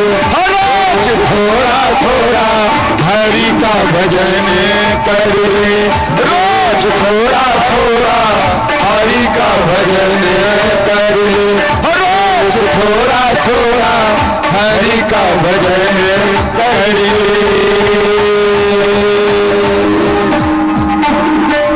बोलो बाटे बिहारी लाल की जय। भगवान की भक्ति ही मुक्ति के सबसे सरल साधन है।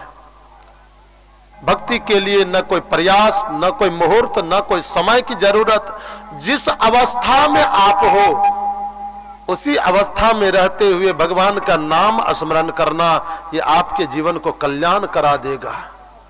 मैं तो कहता हूं, गृहस्थ यदि खेत में हल चलाता ना, तो खेत में हल चलाते समय हल चलाओ और भगवान का नाम लो, आपका हल चलाना ही जीवन का तपस्या बन जाएगा। माताएं रसोई बनाती है, घर के कोई कार्य को करती है, रसोई बनाते रहो, भगवान के नाम गुनगुनाते रहो, आपका रसोई बनाना ही आपके जीवन का तपस्या बन जाएगा।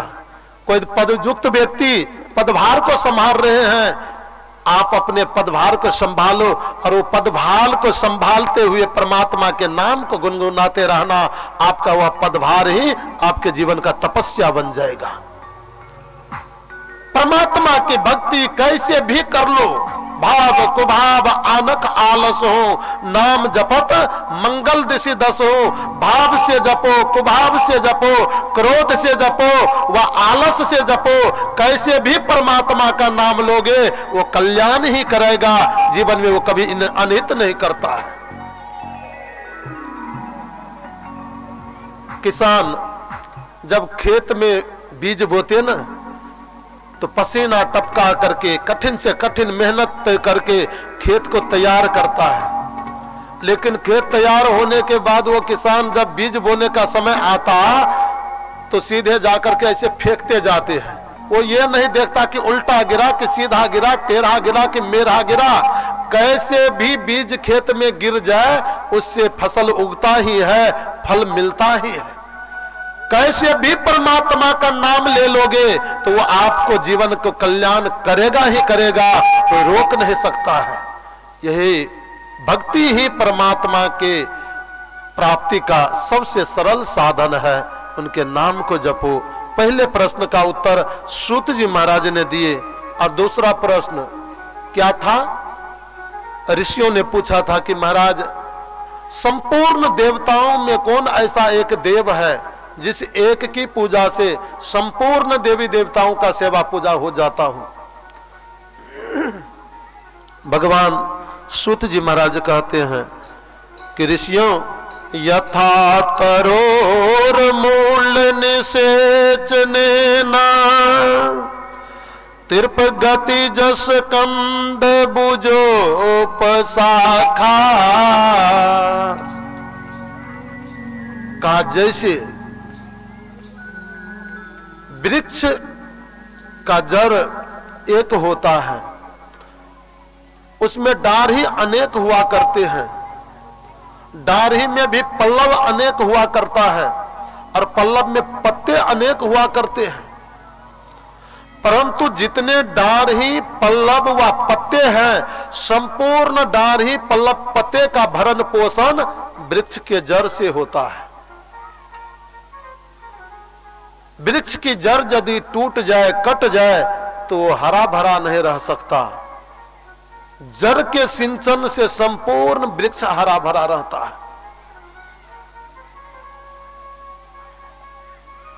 जैसे वृक्ष की डाढ़ी अनेकन है परंतु जड़ एक है, देवता अनेकन है, कोई डाढ़ी रूप में है, कोई पल्लव के रूप में है, कोई पत्ते के तरह है, लेकिन वो संपूर्ण वृक्षों का जड़ मात्र एक ब्रह्म है, भगवान श्री कृष्ण है।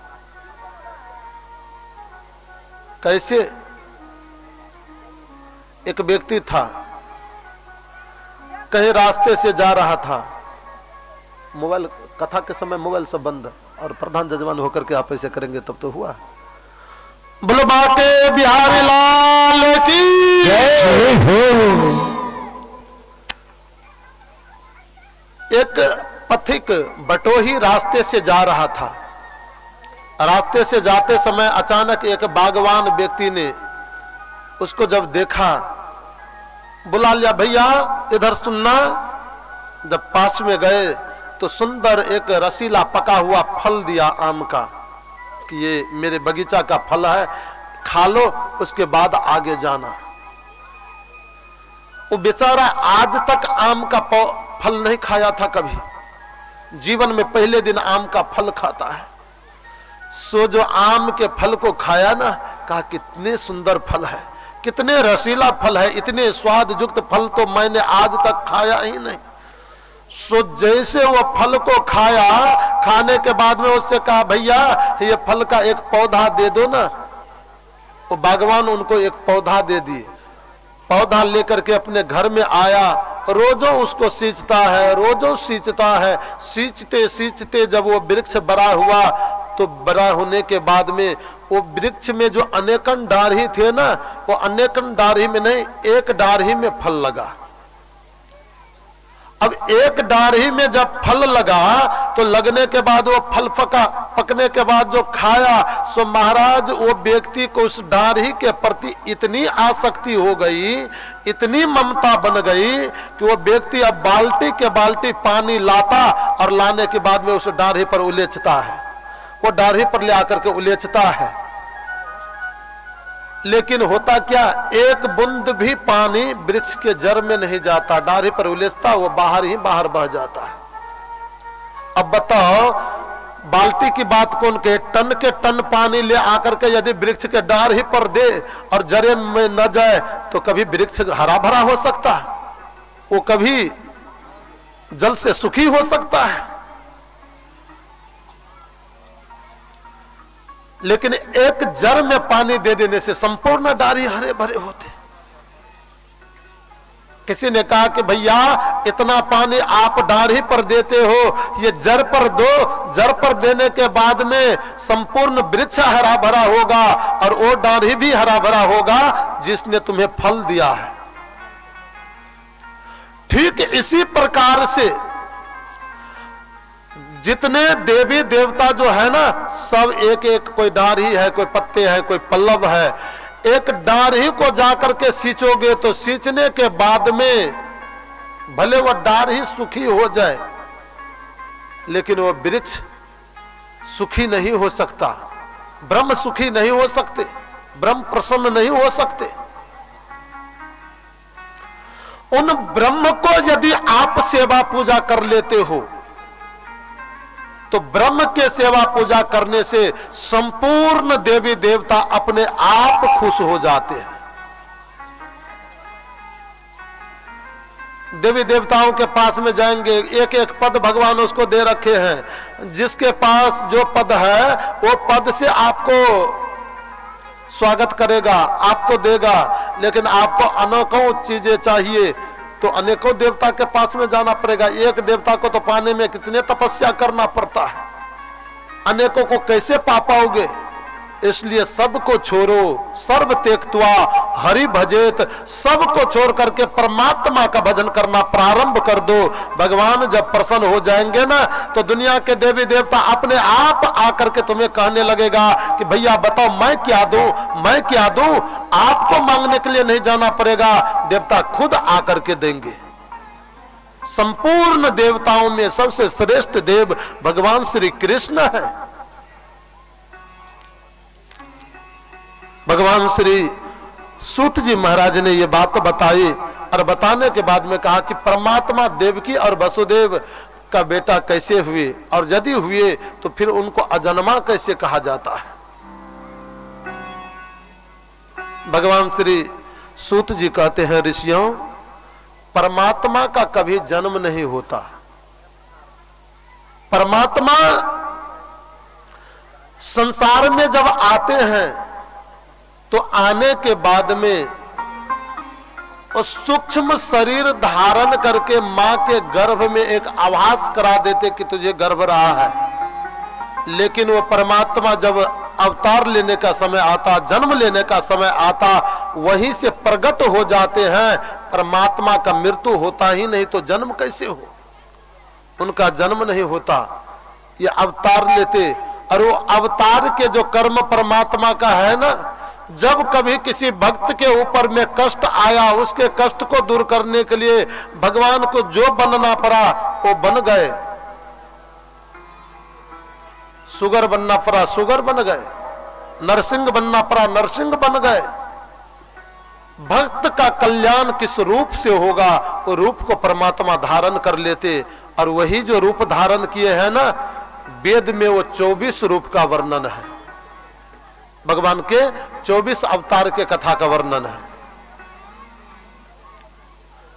पहला अवतार भगवान का सनकादिक अवतार है। दूसरा अवतार भगवान का वराह अवतार है। तीसरा अवतार भगवान का नर नारायण का अवतार है। चौथा अवतार भगवान का कपिल अवतार है। पांचवा अवतार दत्तात्रेय जी का अवतार है। छठा अवतार दत्तात्रेय जी का अवतार है। सातवां अवतार यज्ञ अवतार है। और आठवां अवतार भगवान ऋषभदेव जी का है। जैसे मेरे सनातन धर्म में 24 अवतार के बारे में वेद में वर्णन आया है, वैसे सनातन धर्म का एक शाखा है जैन धर्म। वो जैन धर्म जो है ना, जैन धर्म में भी 24 तीर्थंकर हैं। लेकिन हमारे सनातन धर्म के अवतार में पहला अवतार सनकादिक का अवतार है। जैन धर्म का पहला तीर्थंकर भगवान ऋषभदेव जी है। इससे आपको पता लग सकता कि हम लोगों के सनातन धर्म को 8 अवतार यानी 8 कल्प बीत जाने के बाद में जैन धर्म का संसार में स्थापना हुआ है। 9वां अवतार भगवान का पृथु अवतार है। 10वां अवतार भगवान का मत्स्य अवतार है। 11वां अवतार शेष नारायण बलराम का अवतार है। 12वां अवतार भगवान 11वां अवतार कश्यप अवतार है। 12वां अवतार धन्वंतरी अवतार है। 13वां अवतार मोहिनी अवतार है। 14वां अवतार नरसिंह अवतार है। 15वां अवतार बावन भगवान का अवतार है। 16वां अवतार परशुराम जी का अवतार है। 17वां अवतार वेद व्यास जी का अवतार है। 18वां अवतार भगवान श्री राम का अवतार है। 19वां अवतार शेष नारायण बलराम जी का अवतार है। 20वां अवतार भगवान श्री कृष्ण का अवतार है। 21वां अवतार भगवान का हरि अवतार है। और 22वां अवतार हंस और हयग्रीव अवतार है। 23वां अवतार भगवान का बुद्ध अवतार है। और 24वां अवतार भगवान का कल्कि अवतार है। ये 24 अवतार परमात्मा के हैं। ये 24 अवतार में कोई तो आवेश का अवतार है, तो कोई प्रेम का अवतार है, कोई भगवान के वस्त्र का अवतार है, तो कोई भूषण का अवतार है। लेकिन परिपूर्ण अवतार यदि कोई है तो मात्र 2 अवतार है। जग में सुंदर है 2 नाम, चाहे कृष्ण कहो या राम। ये 2 अवतार राम और कृष्ण का अवतार जो है ये परिपूर्ण अवतार है। भगवान खुद चल करके राम और कृष्ण के रूप में आए। और जो अवतार है कोई भगवान के शरीर के भूषण है, वो आकर के एक अवतार लिया, हाँ वस्त्र है अवतार लिया, उनका क्रोध अवतार लिया, आवेश अवतार, प्रेम अवतार लिया। लेकिन परिपूर्ण अवतार मात्र 2 है। एक बार देवताओं की सभा लगी हुई थी और देवता की जब सभा लगी थी तो सभा के बीच में ब्रह्मा जी ने संपूर्ण देवता को बैठाए थे। देवताओं ने ब्रह्मा जी से पूछा कि पितामह, मैं आपसे पूछना चाहता हूं कि संसार में मानव के कल्याण के लिए परमात्मा का कौन सा नाम सर्वोपरि है, श्रेष्ठ है। कहा देखो देवताओं, मानव के कल्याण के लिए मात्र ये 2 नाम मानव के जीवन के उपयोगशील हैं, श्रेष्ठ हैं। का कौन सा? हरे राम राम राम हरे हरे, हरे कृष्णा कृष्णा कृष्णा हरे हरे, हरे राम राम राम हरे हरे हरे कृष्ण कृष्ण कृष्ण हरे हरे हरे राम राम राम हरे हरे हरे कृष्ण कृष्ण कृष्ण हरे हरे हरे राम राम राम हरे हरे हरे कृष्ण कृष्ण कृष्ण हरे हरे हरे राम राम राम हरे हरे हरे कृष्ण कृष्ण कृष्ण हरे हरे हरे राम राम हरे हरे हरे कृष्ण कृष्ण कृष्ण हरे हरे हरे राम राम राम हरे हरे हरे कृष्ण कृष्ण कृष्ण हरे हरे हरे राम राम राम हरे हरे हरे कृष्ण कृष्ण कृष्ण हरे हरे हरे राम राम हरे हरे हरे कृष्ण कृष्ण कृष्ण हरे हरे हरे राम राम हरे हरे हरे कृष्ण कृष्ण हरे हरे हरे राम राम हरे हरे हरे कृष्ण कृष्ण कृष्ण हरे हरे हरे राम राम हरे हरे हरे कृष्ण कृष्ण हरे हरे। पितामह ब्रह्मा ने देवताओं से कहा, देवताओं यही दो नाम हरे राम राम राम हरे हरे हरे कृष्ण कृष्ण कृष्ण हरे हरे, ये जो महामंत्र है ना, यही दो नाम राम और कृष्ण के नाम लेने से संसार में लोगों का कल्याण होता है। हम लोग घर में गांव में जो अष्टजाम करते हैं ना या नवाह करते, तो ये मंत्र को ज्यादा रखते हैं। हरे राम राम राम हरे हरे हरे कृष्ण कृष्ण कृष्ण हरे हरे। कोई व्यक्ति आपसे जाकर के पूछे कि भैया बताओ ये जो मंत्र गा रहे हो, ये मंत्र कहाँ का है, कहाँ वर्णन आया है, क्या बताओगे? ये मंत्र याद रखना वेद मंत्र है, उपनिषद का मंत्र है। कली संतुर्नो उपनिषद में याद रखना। कौन उपनिषद? कली संतुर्नो उपनिषद में ये मंत्र ब्रह्मा ने पहले पहले देवताओं को बताया है। पहले पहले ब्रह्मा के मुख से ये मंत्र निकला हुआ है। ये वेद मंत्र है। इस मंत्र को सिद्ध करने की जरूरत नहीं है, ये स्वयं को सिद्ध है। ये मंत्र गाने मात्र से लोगों को सिद्धि मिलती है, कल्याण होता है। चैतन्य महाप्रभु ने देखा कि लोग अब शुद्धि पर उतना ध्यान नहीं देते, अपवित्र अवस्था में भी मंत्र को गाना प्रारंभ कर देते। महाराज आजकल तो देखा जाता है कहीं अष्टजाम होता, नवाह होता, हम तो देखते हैं कि अष्टजाम नवाह में भी श्रीमान जी इधर से नाम गा रहे हैं, उधर से गुटखा फाड़ फाड़ करके दे रहे हैं। हे भगवान, गुरुजी हमरा सबके गांव में ई मंत्र नहीं होय छे। हमरा सब गांव में कोन मंत्र होय छे से बुझलिए? हमरा सब गांव में जे अष्टजाम होय छे, एक तो हम जहिया से जन्म लिए तहिया से नहीं कहियो नवा अष्टजाम अपना गांव में सुनलिए। एक बेर यह चारू गो चुनिया मुनिया शुरू के लिए भोला बाबा के मंदिर पर, मंत्र रहे हमरा सब दिसन जय काली दुर्गे राधे श्याम गौरी शंकर सीताराम। तो सुबह से लऽ साँझ भ गेले, लेकिन एको गो गौआ घूम के मंदिर पर नहीं एले। हम 4 गो छौड़ा फेफियार कटने रहिए।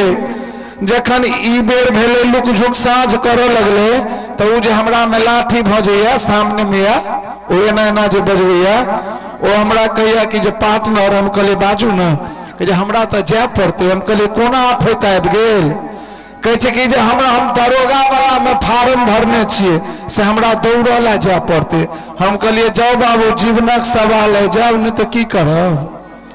ई छौड़ा चल गए, मात्र 3 गोटा रहिए कि हमें ई टोपी वाला ई कहे छै कि जे भैया हो हमरो जाय पड़ते। हम कहलिए अब तोरा की भेलो? कहे छै हमर बाऊ गाँव गेले, हमर बाऊ गाँव गेले, हमर महीस एक हथू छै, हमर बाबू नहीं रहे छै तो हमरे हाथ पर लगे छै। हम कहलिए बौआ 10 मिनट रुक, हे हम गाँव पर जाय छियो।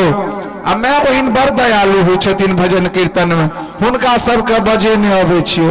गेलिए 2-3 गो काकी भेटलखिन, भौजी सब भेटलखिन, बहिन सब दीदी सब भेटले।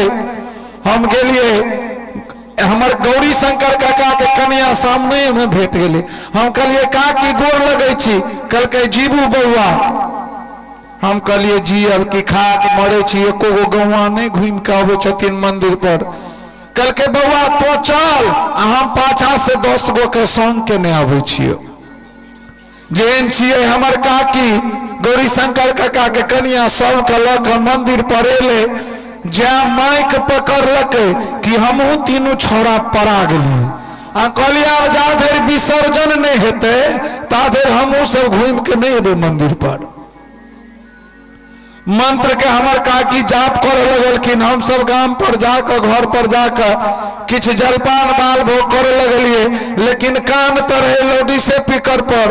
हमर काकी केना है मंत्र के, उना मंत्र की रहे से सब गोटा के निकाल जाप कर लियो। जय काली दुर्गे राधे श्याम गौरी शंकर सीतारा। जय काली दुर्गे राधे श्याम गौरी शंकर सीतारा। जय काली दुर्गे राधे श्याम गौरी शंकर सीतारा। जय काली दुर्गे राधे श्याम गौरी शंकर सीतारा। अय मंत्र का हमार गौरी शंकर काका के कन्या केना गावथिन कि जय काली दुर्गे राधे श्याम पपुआ के पापा सीतारा। जय काली दुर्गे राधे श्याम मलभगिया के पापा सीता। हम दौड़ के गेलिए, कहलिए काकी अहाँ जुलूम कऽ देलिए। कहलकै की भेल बउआ? हम कहलिए भरि दिनक मेहनत पानि में धऽ देलिए। कहलकै धुर जाओ भेल की? हम कहलिए कि जे सबटा मंत्र अशुद्ध गाबि देलिए। कहलकै अहाँ के मंत्रे अशुद्ध छल। हम कहलिए भेलै की से? कहलकै अहाँ के बुझहो नहीं भैया, ओहि में अहाँ के काका के ना घुसियाल रहे तो हम केना लेतिए। तो एहनो होइ छै। एक बेर जोरदार जयकारा सब गोटे कोर से प्रेम से बोलिए भागवत भगवान की। चैतन्य महाप्रभु ने देखा कि संसार में लोगों को अब शुद्धि का उतना ध्यान नहीं। हम कह रहे थे आपको कि भगवान के नाम अष्टजाम हो या नवा हो, नाम लेते समय कम से कम तो शुद्ध रहो, स्नान करके पवित्रता से जाना चाहिए। हम तो दुनिया में रह करके दुनिया का न जाने शिखर गुटखा क्या क्या खा करके अपने जीवन को बर्बाद करते ही हैं। कम से कम भगवान का नाम लेते समय तो पवित्र रहो।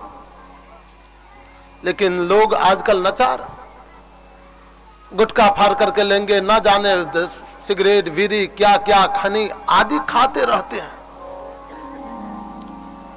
इससे वो जो मंत्र का जाप होता है उस मंत्र में अशुद्धि आती है। वो मंत्र को जो फल देना था वो फल नहीं दे पाता है, कमी होती है। नाम स्मरण के समय चैतन्य महाप्रभु देखा कि ये लोग अब वेद मंत्र को भी इस प्रकार से अशुद्ध करने लगे, तो उसको उल्टा कर दिया। जो राम नाम पहले थे ना, हरे राम राम राम हरे हरे, हरे कृष्ण कृष्ण कृष्ण हरे हरे, सो ये चैतन्य महाप्रभु ने लोगों के बीच में कहा कि देखो ये वेद मंत्र को यदि उल्टा हम कर देते हैं तो महामंत्र बन जाता। शिष्यों को प्रयोग किया, कहा कि हरे कृष्णा कृष्णा कृष्णा हरे हरे, हरे राम राम राम हरे हरे, हरे कृष्णा कृष्णा कृष्णा हरे हरे, हरे राम राम राम हरे हरे, हरे कृष्णा कृष्णा कृष्णा हरे हरे, हरे राम राम राम हरे हरे, हरे कृष्ण कृष्ण कृष्ण हरे हरे, हरे राम राम राम हरे हरे, हरे कृष्ण कृष्ण कृष्ण हरे हरे, हरे राम राम राम हरे हरे, हरे कृष्ण कृष्ण कृष्ण हरे हरे, हरे राम राम राम हरे हरे, हरे कृष्ण कृष्ण कृष्ण हरे हरे, हरे राम राम हरे हरे, हरे कृष्ण कृष्ण कृष्ण हरे हरे, हरे राम राम राम हरे हरे, हरे कृष्ण कृष्ण कृष्ण हरे हरे, हरे राम राम राम हरे हरे, हरे कृष्ण कृष्ण कृष्ण हरे हरे, हरे राम राम राम हरे हरे, हरे कृष्ण कृष्ण कृष्ण हरे हरे, हरे राम राम राम हरे हरे, हरे कृष्ण कृष्ण कृष्ण हरे हरे, हरे राम राम हरे हरे। ये मंत्र को उल्टा कर दिए, कहा ये आज से महामंत्र बन गया, इसको यदि लोग अशुद्धि अवस्था में भी ले लेंगे तो अपराध नहीं लगेगा, दोष नहीं लगेगा। लेकिन नाम मात्र राम और कृष्ण का ही रहा। कहा यही दो नाम मानव के कल्याण का सबसे श्रेष्ठ साधन है। ऋषियों ने सूत जी महाराज से पूछा कि महाराज आपने जो 24 अवतार के बारे में बताए उसमें 17वां अवतार आपने वेदव्यास को कहा, मैं आपसे पूछना चाहता हूं कि ये वेदव्यास कौन है। कहा ऋषियों वेदव्यास मेरे गुरुदेव, और मैं अपने गुरुदेव की कथा को यदि वर्णन करने लगूं ना तो भगवान की कथा से कम नहीं माने जाएंगे। तुमने पूछा, आओ संक्षिप्त में मैं बताता हूं। भगवान नारायण के नाभि से कमल का पुष्प निकला, कमल के पुष्प से ब्रह्मा का जन्म हुआ, ब्रह्मा के ही पुत्र वशिष्ठ जी हुए, वशिष्ठ के ही शक्ति ऋषि हुए और शक्ति के ही पराशर ऋषि हुए, पराशर ऋषि के पुत्र श्री वेदव्यास जी महाराज हुई। जो वेदव्यास जी महाराज जिस प्रकार से सुखदेव स्वामी मां के गर्भ से जन्म लिए और सीधे जंगल के ओर जाने लगे, वैसे ये व्यास जी भी मां सतवती के गर्भ से जन्म लिए और जन्म लेने के बाद सीधे जंगल के ओर चल दिए। मां सतवती ने कहा, बेटा बेटा कहां भागे जा रहे हो? कहा, मां भजन करने को जंगल। कहा, बेटा तुम तो एक मेरा लौटा बेटा हो, जीवन का सहारा हो, तुम चले जाओगे मैं कैसे रह पाऊंगी, मत जाओ बेटा। कहा, मां मैं भजन करने के लिए जाऊंगा ही। बेटा तुम मेरे जीवन का एक लकड़ी एक सहारा, तुम भी छोड़ करके चले जाओगे, मैं नहीं जी पाऊंगी, मर जाऊंगी। व्यास जी महाराज ने कहा, मां तेरी यदि ऐसी आसक्ति ममता मेरे साथ है तो मैं वचन देता हूं, जब कभी तुम मेरा याद करेगी मैं तेरे नेत्र के सामने खड़ा मिलूंगा, लेकिन मैं यहां नहीं रह सकता, जंगल भजन करने के लिए जाऊंगा ही जाऊंगा। व्यास जी महाराज भजन करने के लिए जंगल की ओर चल दिए। जाते जाते जाते जाते उत्तराखंड से आगे, बद्रीनाथ धाम से भी आगे सरस्वती नदी के किनारे चले गए। सरस्वती की पावन झरनाएं लहला करके बह रही है। झरझर करके ये झरनाएं जब बह रही थी, सघन जंगल पक्षियां निनाद कर रही है, कहीं कोई मानव का दर्शन नहीं। एकांत क्षेत्र पा करके एक वृक्ष के नीचे वेदव्यास जी महाराज बैठ गए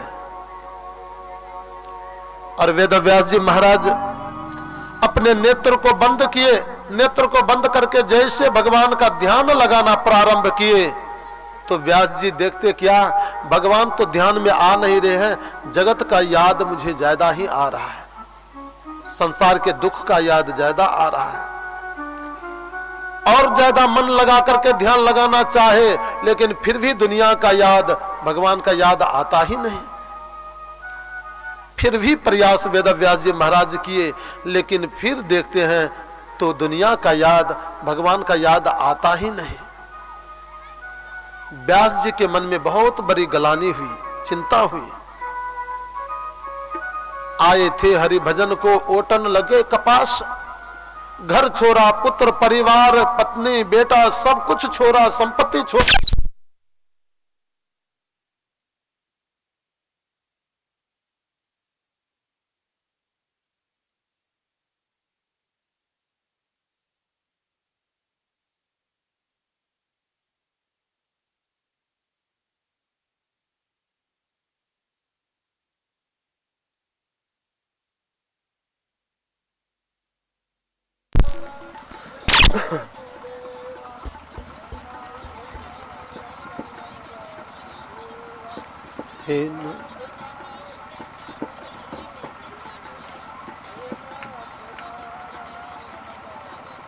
बोलिए बाके बिहारी लाल की जय।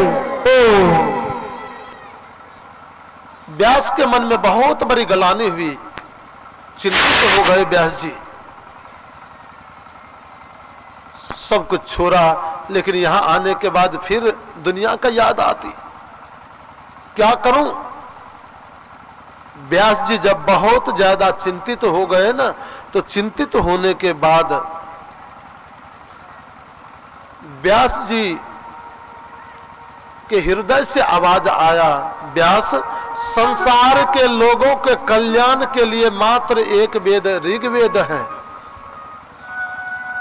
ऋग्वेद जो है ना, ये समुद्र से अवतार लिया है, भगवान का दूसरा रूप माना जाता है। भगवान स्वयं वेद के रूप में अवतार लिए,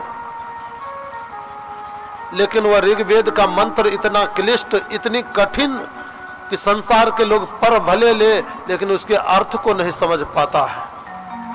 इसलिए व्यास जी संसार के लोगों के कल्याण के लिए आप उस वेद को और सरल भाषा में भास करो, लिखो।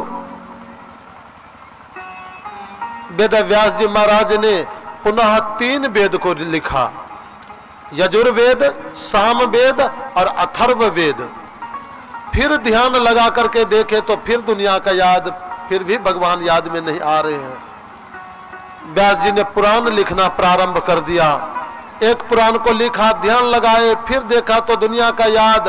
दूसरे पुराण को लिखे, फिर ध्यान लगाए तो फिर दुनिया का याद। लिखते लिखते 17 पुराण को व्यास जी महाराज लिख दिए और ध्यान लगा करके देखते हैं तो फिर दुनिया का याद। व्यास जी कहा अब तो मेरे पास में जो ज्ञान था मैं सब कुछ लिख दिया, कुछ है ही नहीं, तो अब मैं क्या करूं। बहुत चिंतित होकर के चिंतित अवस्था में बैठ गए। और जैसे चिंतित अवस्था में व्यास जी महाराज बैठ गए, तत्क्षण देवऋषि नारद जी महाराज का वहां आना हुआ। नारद जी महाराज ने व्यास जी को चिंतित देखा। कहा महाराज आपका मुखारविंद इतना असंतुष्ट क्यों है। प्रासर्ज महाभागा भवता कश्चिद दातमना परितुष्यति शारीर आत्मा मानस एव बा। हे प्रासर नंदन, व्यास जी आप इतना चिंतित क्यों हो, क्या हुआ। व्यास जी के नेत्र में आंसू भर आए। भरे हुए नेत्र के आंसू से फूट फूट करके बेसब वेद व्यास जी महाराज रोने लगे। कहा महाराज आप दुखी हो जाओगे, ये दुनिया की हालत क्या होगी, संसार की हालत क्या होगी, क्यों आप चिंतित हो। कहा देखो नारद, घर छोड़ा, पुत्र परिवार माँ पिता सबको छोड़ा, जंगल आया, मेरा मन दुनिया में घूम करके जा रहा है, भजन मुझसे हो नहीं पा रहा है, भगवान ध्यान में नहीं आ पा रहे हैं। नारद जी ठाका मार करके हंसने लगे और ठाका मार करके हंसते हुए कहा बाबा बुरा न मानो तो एक बात कहूं। हाँ हाँ बोलो नारद। कहा महाराज न यद वसस चित्रम पदम हरेर यशो जगत पवित्र प्रगृहीत कश्चिद तद बायसम तीर्थ मुष्यन्ति मानस न यत्र हंसा निर्मत सयो शिक्षया। व्यास जी एक बटोही रास्ते में जा रहा था, पथिक जा रहा था। ज्येष्ठ बैसाख का तपाता हुआ धूप, जून का महीना। वो व्यक्ति को इतने तेज कड़ाके का धूप लगा, प्यास से व्याकुल हो गया। जंगली क्षेत्र में चल रहा है, कहीं जल की व्यवस्था नहीं। व्यक्ति को ऐसी स्थिति हो गई कि अब यदि मुझे जल नहीं मिलेगा तो मैं भूखे, मैं ये प्यासे मर जाऊंगा। जंगल में जतर ततर जल को ढूंढने लगा। जतर ततर जल को जब ढूंढते तो ढूंढने के बाद में कहीं जल नजर नहीं आता। वो व्यक्ति बहुत व्याकुल हो गए। सघन जंगल में जब गए तो जाने के बाद दूर में एक तालाब को देखा। मरते हुए को जैसे प्राण वापस आ जाए, ये व्यक्ति को ऐसे हुआ। दौड़े दौड़े महाराज जल के पास में गए। पानी है, पी करके प्राण बचाऊंगा, पी करके प्राण बचाऊंगा, पी करके प्राण बचाऊंगा। तालाब के पास में जब गए तो जाने के बाद बड़ा निर्मल जल को देखा। मन प्रसन्न हो गया, इतने निर्मल जल, इसको पी करके प्राण बचाऊंगा। लेकिन आ ही गया हूं तो चलो थोड़ा आचमन कर लेते हैं, कुल्ला कर लेते हैं। वो व्यक्ति अपने पैर को उठाया और पैर को उठा करके तालाब में रखा, पोखरे में रखा। जैसे तालाब में वो व्यक्ति अपना दोनों पैर रखते हैं कि रखते ही उसका पैर कमर तक धस करके कीचड़ के अंदर चला गया। अब बेचारा पानी क्या पिए, जोर से चिल्ला रहा, भैया कोई है बचाओ मर जाऊंगा, कोई है बचाओ मर जाऊंगा, मर जाऊंगा, कोई है बचाओ।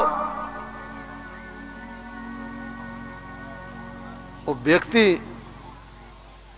कहा कि ये जल ऊपर से ही देखने में निर्मल है, इसके अंदर कचरे ही कचरे भरे हैं, कीचड़ ही कीचड़ भरा है।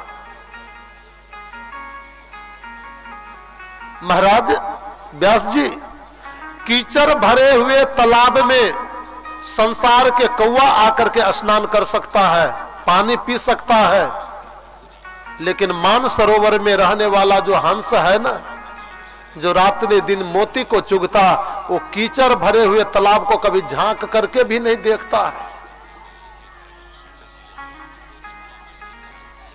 कहा नारद मैं समझ नहीं पाया कि तुम क्या कहते हो।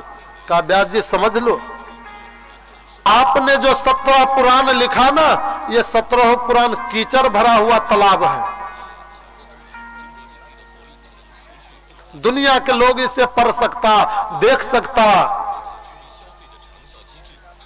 संत हंस के वृत्ति वाले जो संत हैं वो कभी इसको झांक भी नहीं सकता है। क्यों? कहा इसलिए कि आपने जो 17 पुराण लिखा, 17 पुराण में जिस कथा को आप यहाँ जिस ढंग से वर्णन किए हैं, दूसरे पुराण में उसी कथा को दूसरे ढंग से वर्णन कर दिया। एक पुराण दूसरे पुराण के प्रति विवाद पैदा करता है, संदेह पैदा करता है। इतना ही नहीं व्यास जी, आपने तो पुराण में कहीं कहीं हिंसा के बात को भी लिख दिया है। हिंसा की बात कि अमुक पर्व के दिन अमुक जीव को मारने से कोई पाप न, मार करके खाने से कोई पाप नहीं लगता है। महाराज ये संसार के लोगों की बुद्धि तो बड़ी विचित्र। कहा कि व्यास जी जब महाराज जब पर्व के दिन छुट्टी दे ही दिए, आदेश दे ही दिए, तो औरों दिन क्या खा लेंगे तो क्या होगा, सो तो हिंसा घटा नहीं, दिनों दिन और बढ़ ही गया। महाराज इससे संसार के लोगों का कल्याण नहीं हो सकता। कहा नारद हम वैसे मूर्ख थोड़े हैं, वैसे थोड़े लिखे हैं। हमने तो इसलिए लिखा कि औरों दिन व्यक्ति कोई मांस मदिरा खाएंगे नहीं, और पर्व के दिन तो महाराज वैसे लोग पवित्र रहता है। पर्व का दिन जब आता ना, समय आता ना, तो आने के बाद में हमारी माताएं बहनें सब आकर के हम लोग से पूछने लगती हैं कि गुरुदेव बताओ कि नहाए खाए पर्व कब से है। पर्व से एक दिन पहले नहाए खाए पर्व कब से है। मुझे बड़ी हंसी आती है। अरे बिना नहाए खाने का पर्व किसने शुरू कर दिया भगवान जाने। ये तो रोजों का पर्व है, नहाओ तो खाओ, नहाओ तो खाओ। बिना नहाए खाने का पर्व कौन प्रारंभ कर दिया। लेकिन और दिन ये माताएं सब भले बिना नहाए खा ले, पर्व का दिन जो आता ना तो एक दिन पहले नहाती तब खाती है, बिना नहाए नहीं खाएगी। और पर्व के दिन महाराज एक चींटी भी न मुझसे मर जाए, कोई अपराध न मुझसे हो जाए, कोई अशुद्धि न भोजन में आ जाए, बिल्कुल तत्पर होकर के मैया सब पकवान बनाती है भगवान को भोग लगाने के लिए, पर्व मनाने के लिए। किसी प्रकार की कोई हिंसा न हो जाए। पर्व के दिन हिंसा होगा ही नहीं, आज से हिंसा ही बंद हो जाएगा। लेकिन संसार के लोगों की तो बड़ा विचित्र बुद्धि। उसने कहा कि पर्व के दिन आदेश दे ही दिए तो औरों दिन कर लेंगे तो क्या होगा। महाराज ये हिंसा कमा नहीं, दुनिया में और हिंसा का एक नींव पड़ गया है। इससे संसार के लोगों का कल्याण नहीं होगा। इसलिए ऐसा करो, आप संसार के लोगों को कल्याण करना चाहते हो तो एक अहिंसक ऐसा पुराण बनाओ जिसमें केवल भक्त और भगवान का वर्णन हो। अहिंसा की बात हो, हिंसा का कहीं कोई जगह नहीं हो, ऐसे जो पुराण का वर्णन करोगे ना तो ही आपके हृदय में शांति आ सकती है। व्यास जी कहा, नारद अब मेरे अंदर कुछ रहा ही नहीं, जो कुछ ज्ञान था मैंने सब कुछ लिख दिया, मैंने सब कुछ लिख दिया। महाराज अब मैं क्या लिखूं, मुझे समझ में नहीं आता। नारद जी ने कहा कि चिंता मत करो, अपना ये 3 अंगुल व्यास के हृदय से लगा दिए, और जैसे व्यास के हृदय से तीनों अंगुल सटाया तो सटाने के बाद में व्यास जी महाराज को एक क्षण में हृदय में संपूर्ण भागवत महापुराण भर आई। कहा ये पुराण का जाकर के लेखन करो। व्यास जी महाराज ने नारद जी के आदेश से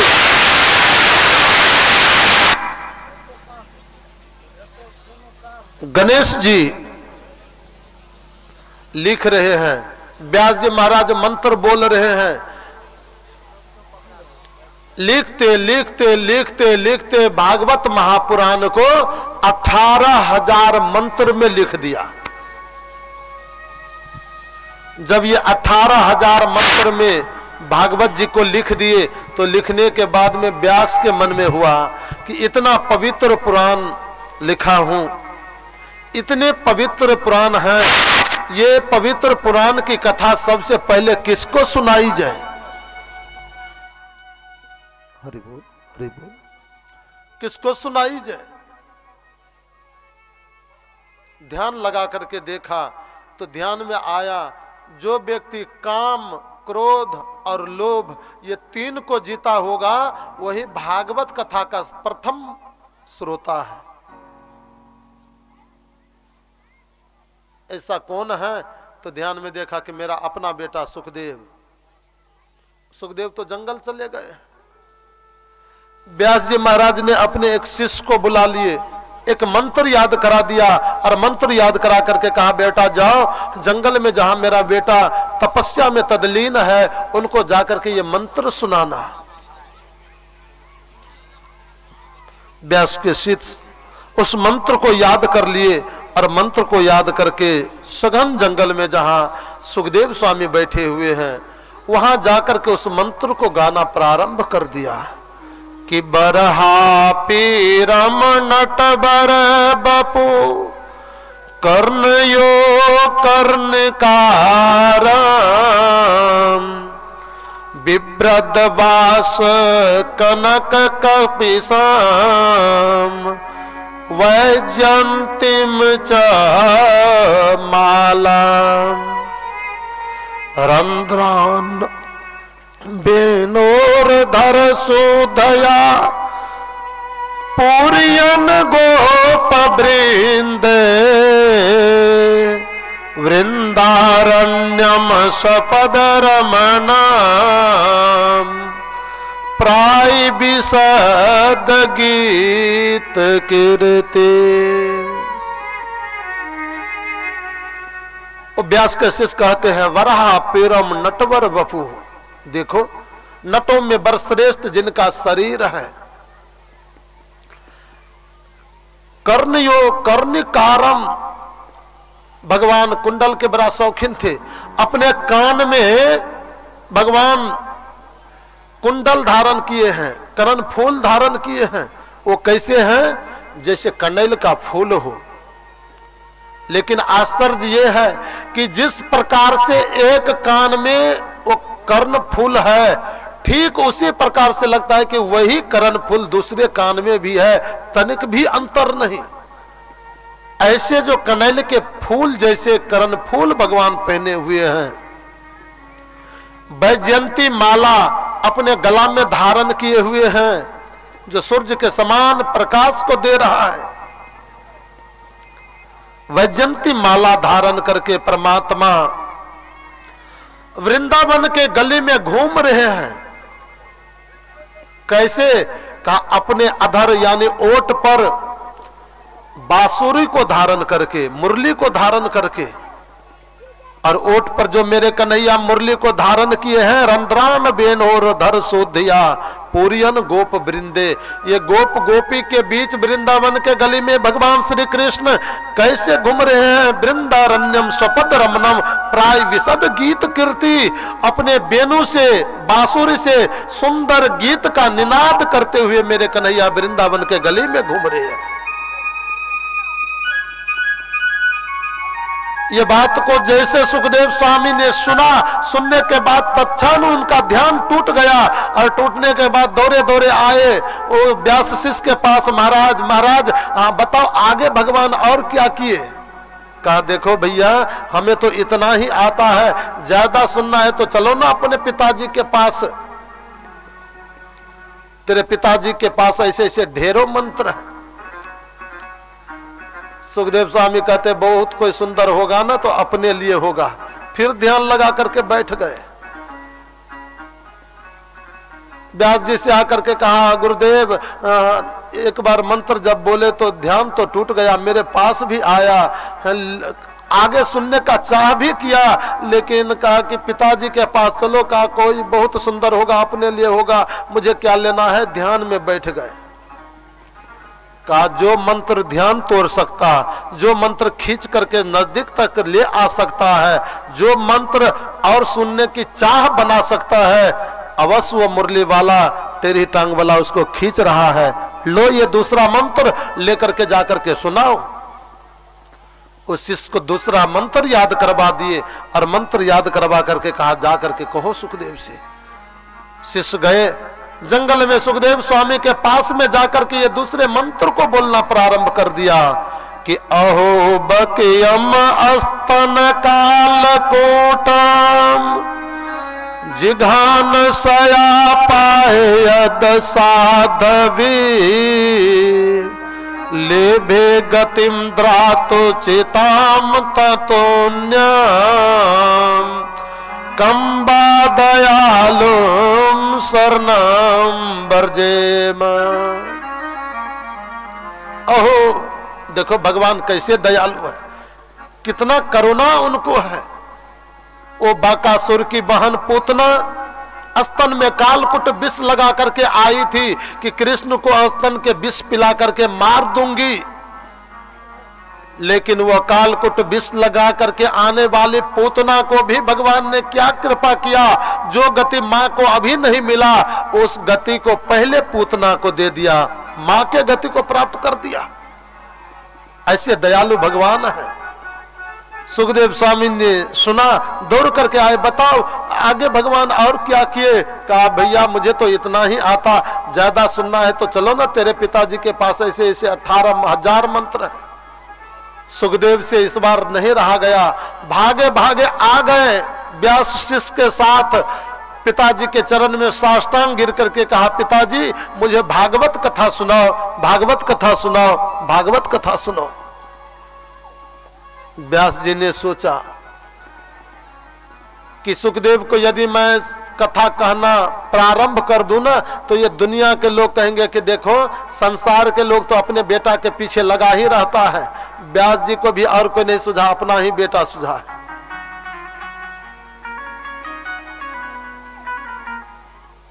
क्या करूं? सुखदेव काम क्रोध और लोभ को जीता है कि नहीं इसका सही परीक्षा लिया जाए। एक पत्र लिखा और पत्र लिख करके सुखदेव के हाथ में दे दिए। सुखदेव ये लो और लेकर के चले जाओ मिथिला जनकपुर। महाराज जनक से जाकर के विद्या अध्ययन करो, और जिस दिन जनक जी महाराज आदेश दे दिए ना तो ही मैं भागवत कथा सुना सकता हूं। पिताजी के उस पत्र को सुखदेव स्वामी ले लिए और लेकर के आते आते आते हमारे मिथिला के पावन धरती पर आए, जनकपुर गए। राजा जनक जी के दरबार पर 2 पहरेदार पहरा करते थे। पहरेदारों से वो पत्र दिया, भैया ये पत्र जाकर के महाराज को देना, मेरे पिताजी ने दिए हैं। जनक जी महाराज ने जैसे उस पत्र को पढ़ा तो लिखा है कि महाराज जनक ये मेरा अपना बेटा सुखदेव है, ये काम क्रोध और लोभ को जीता है कि नहीं इसका सही परीक्षा लेकर के भेज देना। जनक जी महाराज ने जैसे पढ़ा, सेवकों से कहा कि जाओ जाकर के उसको कह देना कि अभी 3 दिन तक मेरे पास में समय नहीं है, वो जहां है वहीं खड़े रहे।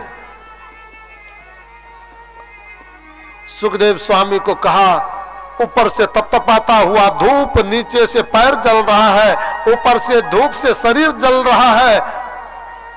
3 दिन 3 रात्रि तक सुखदेव स्वामी वहीं खड़े रह गए। सेवकों से कहा कि जाओ जाकर के देखना, 3 दिन पहले जो वो दरवाजे पर आए थे ना, उसके चेहरा पर थोड़ा भी यदि क्रोध हो तो वहीं से लौटा देना, वापस कर देना। सेवक ने आकर के कहा, महाराज मैंने महात्मा बहुत देखा पर सुखदेव जैसे महात्मा नहीं। 3 दिन पहले जो इसके चेहरा पर हंसी थी, वो हंसी की खुशी अभी भी है, थोड़ी सी भी चिंता नहीं, थोड़ा सा भी क्रोध नहीं। का अंदर ले आना। अंदर लेकर के गए। सुखदेव स्वामी जनक जी के चरण में साष्टांग गिर गए। महाराज मैं व्यास नंदन आपसे ज्ञान प्राप्त करना चाहता हूं, कृपया मुझे शिक्षा दो। कहा जाओ अभी मेरे पास 3 दिन समय नहीं है, इस कमरे में रहो। एक कमरे में कोठली में जाकर के उसको बंद कर दिया। चारों ओर से अप्सरा घेर करके बैठ गई। कोई सुंदर गीत सुना करके उसको मुग्ध करना चाहती है, कोई व्यंगात्मक वचन कह करके उसको मुग्ध करना चाहती है, कोई उसके शरीर को आलिंगन करके उसके मन को बस में करना चाहती है। 3 दिन तक सुखदेव स्वामी को वो अप्सराएं प्रयास करती रह गई, लेकिन सुखदेव के मन पर थोड़ा भी परिवर्तन नहीं। आज जब 3 दिन बीत गया तो सुखदेव को बाहर निकलवा लिए और बाहर निकाल करके कहा कि गुरुदेव मुझे शिक्षा दो ना, शिक्षा दो ना। कहा देखो सुखदेव तुम्हें शिक्षा कौन देगा, ज्ञान कौन देगा, ज्ञान का भंडार तुम स्वयं हो। पत्र लिख दिए और लिख करके कहा कि जाओ अपने पिताजी को देना, पिताजी तुम्हें भागवत कथा सुनाएंगे। लोग तो है ही नहीं, वस्त्र वो शरीर में भी नहीं पहनते, वैसे लंगे धरंगे रहते हैं, कुछ लेना देना नहीं। जनक जी महाराज ने आदेश दिया, पत्र लिख करके दिए और पत्र लिख करके देने के बाद में सुखदेव स्वामी को भागवत सुनने का सौभाग्य मिला। मैं कहा करता हूं कि हमारी मिथिला की धरती ऐसी पवित्र धरती है। राम कथा को गोस्वामी तुलसीदास जी महाराज ने अयोध्या में लिखा, व काशी में लिखा हो, व चित्रकूट में लिखा हो, जहां कहीं भी लिखे, भले अन्यत्र राज्य में जाकर के लिख दिए हो, लेकिन राम कथा का भी सर्वप्रथम प्रवक्ता प्रचार प्रसार करता यदि कोई वक्ता हुए तो हमारे मिथिला का हुए, श्री जागवल्क्य जी महाराज, मिथिला के धरती का। और कृष्ण कथा भले व्यास जी महाराज उत्तराखंड बद्रीनाथ धाम में लिख दिया हो, लेकिन वह कृष्ण कथा को भी प्रचार प्रसार करने का आदेश यदि मिला तो हमारे मिथिला के जनक जी महाराज से मिला। ये मिथिला की धरती बहुत महान धरती है। जिस मिथिला के धरती पर यज्ञ भगवान का अवतार हुआ, रोजों के रोज जिस धरती पर यज्ञ हुआ करता है, ये मिथिला जो है ना, इसको एक नाम मिथिला का क्या है, त्रिहूत। क्या त्रिहूत किसे क्यों कहते हैं जानते हो?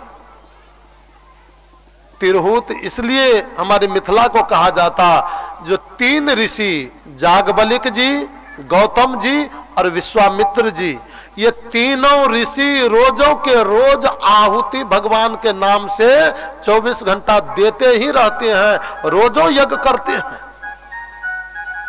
अभी भी रोजों हमारे मिथिला में यज्ञ चलता है, जिस यज्ञ के कृपा से संपूर्ण जगत के लोग, दुनिया के लोग अपने आप को कृतार्थ होता, कल्याण को प्राप्त करता है। दशरथ जी को भी पुत्र प्राप्त हुआ जिस यज्ञ के सहारे से वो यज्ञ भगवान का अवतार भी हमारे मिथिला में हुआ है और वो यज्ञ रोजों रोजों हमारे मिथिला में होता रहता। इसलिए मिथिला की धरती बहुत पवित्र धरती है। और जगह के सिद्ध और मिथिला के गिद्ध दोनों बराबर है। हाँ, और जगहों के सिद्ध जो होंगे ना, वो मिथिला के गिद्ध के बराबर भी नहीं हो सकते हैं। मिथिला की धरती ऐसी पवित्र धरती है कि औरों जगह के तीर्थ में जाकर के जो भजन करोगे, जितनी जल्दी सिद्धि नहीं मिल पाएगी, उतना जल्दी सिद्धि यहाँ के मिट्टी के कहीं कोने कोना में बैठ करके कर लोगे, आ जाएगी।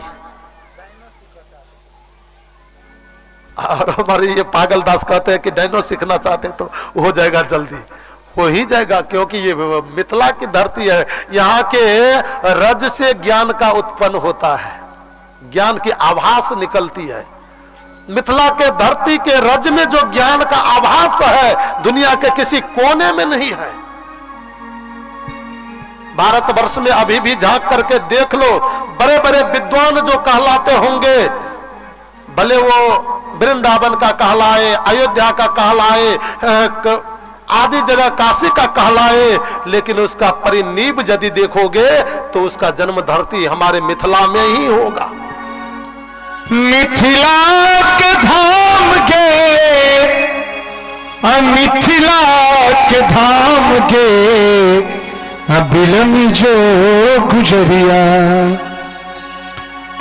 बिलमी जो गुजरिया, तो मिथिला के धाम के बिलमी जो गुजरिया, तो मिथिला के धाम के बिलमी जो गुजरिया, मिथिला के धाम के, मिथिला के धाम के, मिथिला के धाम के, मिथिला के धाम के, मिथिला के धाम के, मिथिला के धाम के बिलमी जो गुजरिया, तो मिथिला के धाम के बिलमी जो गुजरिया, तो मिथिला के धाम के बिलम जो गुजरिया।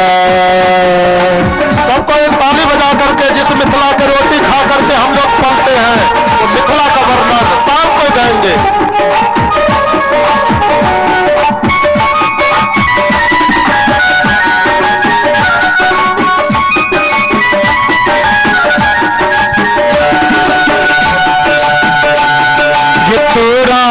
खाली अचका छिक मरैया, तोराल खाली अचका छिक मरैया, तोराल खाली अचका छिक मरैया, तोराल खाली अचका छिक मरैया, स्वागत तोहर को रहल छौ चिड़ैया, स्वागत तोहर को रहल छौ चिड़ैया, कमला नहीं है गोरी कोसी नहीं है, कमला नहीं है गोरी कोसी नहीं है, गंडक के जल पी आत्मा जुड़ई है, गंडक के जल पी आत्मा जुड़ई है, सेनुर में डूबल, सेनुर में डूबल सूरज भगवान के बिलमी जो गुजरिया, तो मिथिला के धाम के बिलमी जो गुजरिया, तो मिथिला के धाम के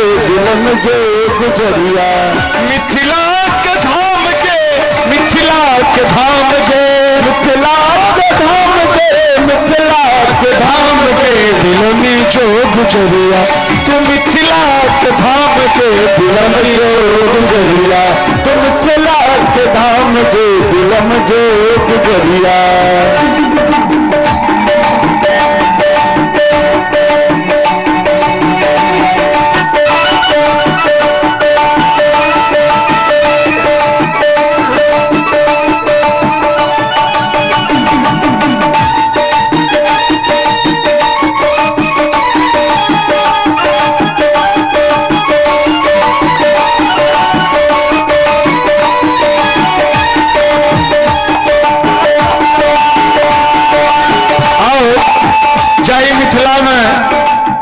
हमर जन्म भेल सबगोटा का।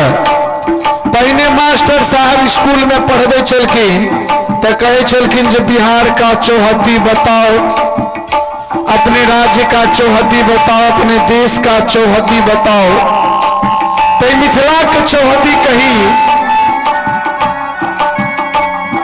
जे उत्तर विराजे पर्वत हिमालय, उत्तर विराजे पर्वत हिमालय, दक्षिण से गुजरे गंगा जलाशय, पूरब कोसी पश्चिम गंडक आ मध्य में कमला मैया जी सागे। जत पहुंचल अवध के नरेश, मिथिला के मौन राखब हमर नैहर जनक जी के देश, सीता के मौन राखब। दोसर, उत्तर में गिरिराज हिमालय, दक्षिण पावन गंगा, पूरब पूर्णिया, पश्चिम बेतिया, हृदय बीच दरभंगा, करीन मायरा दंगा जपे छी हर हर गंगा। और हिन मिथिला में हमर जनो हो जय देवी देवता के उल्लेख शास्त्र पुराण में नहीं भेले। वो मिथिला के संस्कृति, मिथिला के कल्चर, जे दीवार भुइया, जे दीवार बाबा के स्थान में हम सब बैसल छी, दीवार भुइया दिना भद्री सजल छैत, बाबा बढ़म चारू कोना बैसल छैत। हे भरदुतिया सामा मिथिला के पावन, वर्णिक मिथिला चिकर के कहबे, जत पहुंचल कैलाशी महेश, मिथिला के मौन राखब हमर नैहर जनक जी के देश, सीता के मौन राखब।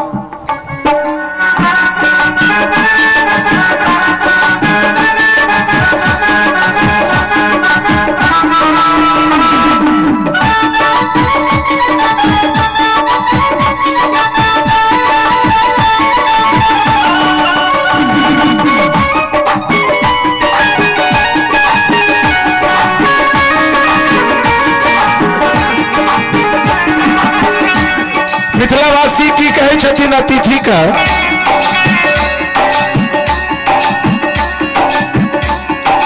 कोयली अभौरा पराती सुने तो, कोयली अभौरा पराती सुने तो। जय मिथिला का पंछियों, छोट छोट पक्षी, सुगा मैना तक वेद पाठी हुई छलखिन, ओहि मिथिला में हमरा अहाँ के जन्म भेल। गे कोयली अभौरा पराती सुने तो, कोयली अभौरा पराती सुने तो, से सुनि तोरा परम सुख हेतु, से सुनि तोरा परम सुख हेतु। सिरमा में सीता जी दुनिया डोलब थुन, सिरमा में सीता जी दुनिया डोलब थुन, सिरमा में सीता जी दुनिया डोलब थुन, सिरमा में सीता जी दुनिया डोलब थुन। अपने दहीन भाव, अपने दहीन भाव बस खून राम। एक बार पूरा पूरा हाथ उठा लिया अपना माइट पहन के ले और ताली बजबो, प्रेम से बाजू मिथिला धाम की।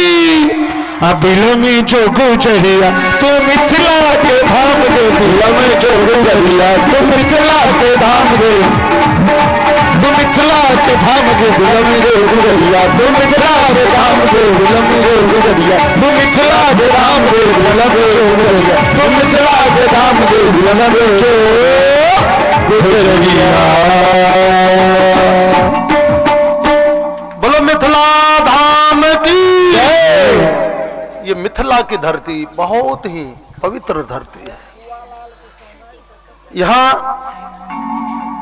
यदि किसी कोना में कहीं भी बैठ करके भगवान का भजन कर लेंगे ना, उसको सिद्धि आ जाती है। क्यों ना? दुनिया के धरती कहीं सोने जन्म देता हो, हीरे जन्म देता हो, लोहे जन्म देता हो, कोयले जन्म देता हो, लेकिन मिथिला की धरती तो मां जगत मां जगदम्बा सीता को जन्म दिया। जिस धरती से जगत मां जगदम्बा स्वयं जन्म ले सकती, उस धरती की महिमा को कौन कह सकता? आपको मालूम होगा, हमारे राष्ट्र के बहुत बड़े प्रखंड विद्वान, बहुत बड़े विद्वान जगत गुरु शंकराचार्य जी महाराज हुए, जो स्वयं शंकर जी का अवतार है, भोले बाबा का अवतार माने जाते हैं। वो शंकराचार्य जी जब शिक्षा ग्रहण किए ना, तो शिक्षा ग्रहण करने के बाद में इतने बड़े विद्वान हुए कि पूरे विदेश के कोई भी ऐसा देश नहीं जिसको वो परास्त नहीं किया हो, सबको परास्त कर दिया। और विदेश को परास्त करके जब हमारे मिथिला के अंदर आए, ये हमारे भारतवर्ष के अंदर आए ना, तो आने के बाद में सबसे पहले भारत में 2 नगरी ज्ञानियों का नगरी माना जाता है। पहला तो काशी और दूसरा कश्मीर, सबसे बड़े ज्ञानियों का नगरी माना जाता। कश्मीर के संपूर्ण पंडितों को हरा दिया, और कश्मीरी पंडित को जब हरा दिए तो काशी आए, और काशी आने के बाद काशी के जितने विद्वान थे सबको हरा दिया। विदेश के ऊपर विजय का झंडा फहरा लिए, काशी और कश्मीर के ऊपर अपना विजय का झंडा फहरा लिए। लेकिन वही जगत गुरु शंकराचार्य जब हमारे मिथिला में आए ना, तो आने के बाद में मिथिला की धरती मंडन मिश्र के पत्नी ने उनको हरा दिया, और हार करके उन्हें लौट करके जाना पड़ा। विश्व पर विजय प्राप्त करने वाले जगत गुरु शंकराचार्य को मिथिला की एक नारी ने परास्त कर दिया, जिसके लिए मिथिला उन्हें दूसरा शरीर धारण करना पड़ा। ये मिथिला की धरती एक ऐसी धरती है, ज्ञानियों का धरती है, इसलिए ये मिथिला का जो धरती है संतों का धरती है। मनीषियों ने कहा, गोस्वामी तुलसीदास जी महाराज रामचरितमानस में कहते हैं कि पुरम पुर नर नारी सुभग सुचि संता धर्मशील ज्ञानी गुणवंता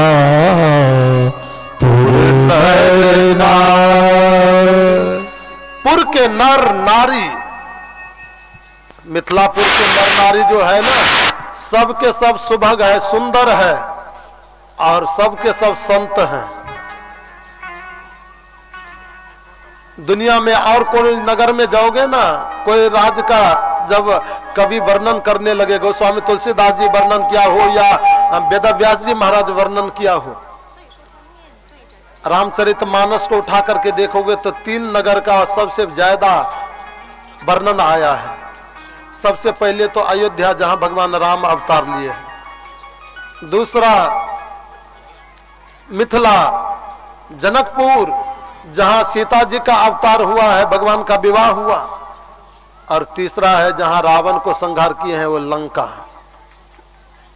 लेकिन जहां स्वयं प्रात अखिलेश्वर ब्रह्म भगवान श्री राम अवतार लिए हो, उस नगरी को झांक करके देखो तो वो नगरी में सब साधु है, सब धर्मात्मा है, लेकिन वो वहां भी 2 दुरात्मा बैठे हुए हैं, एक मंथरा और दूसरा वो धोबी। एक ने राम को वनवास दिला दिया और एक ने सीता को वनवास दिला दिया। लंका नगरी तो राक्षसों का नगरी है ही, वहां मात्र बेचारा एक सज्जन विभीषण। लेकिन मिथिला नगरी की बात जब आती ना, तो गोस्वामी तुलसीदास जी महाराज कहते हैं कि पूर्ण नर नारी सुभग सुचि संता। यहाँ के मिथिला की नर नारी सबके सब सुंदर है और सबके सब संत हैं, यहाँ असंत कोई है ही नहीं। ये संतों का धरती है मिथिला। इसलिए हे मिथिलावासियों, ये मिथिला का कलंक मत बनना, हम संत बन करके रहे, हम असंत न बने, इसका ख्याल रखना चाहिए। मिथिला धरती के कलंक न हम बने। ये संतों का धरती है, पवित्र धरती है, यहाँ के नर नारी सब के सब संत हैं। भगवान श्री सुत जी महाराज कहते हैं कि सुखदेव स्वामी को जनक जी महाराज ने आदेश दिया। सुखदेव स्वामी वहां से लौट करके गए और जाकर के पिताजी को पत्र दिया। वेदव्यास जी जैसे पत्र पढ़ा तो देखा काम क्रोध लोभ तीनों को जीता है। भगवान श्री सुखदेव ने, वेदव्यास जी ने सुखदेव को दिगंबर अवस्था में देखा। सुखदेव तो जन्म लिए जंगल चले गए, वस्त्र भी धारण नहीं करते, बिल्कुल निर्वस्त्र रहा करते हैं। और भागवत कथा मर्यादा की कथा है।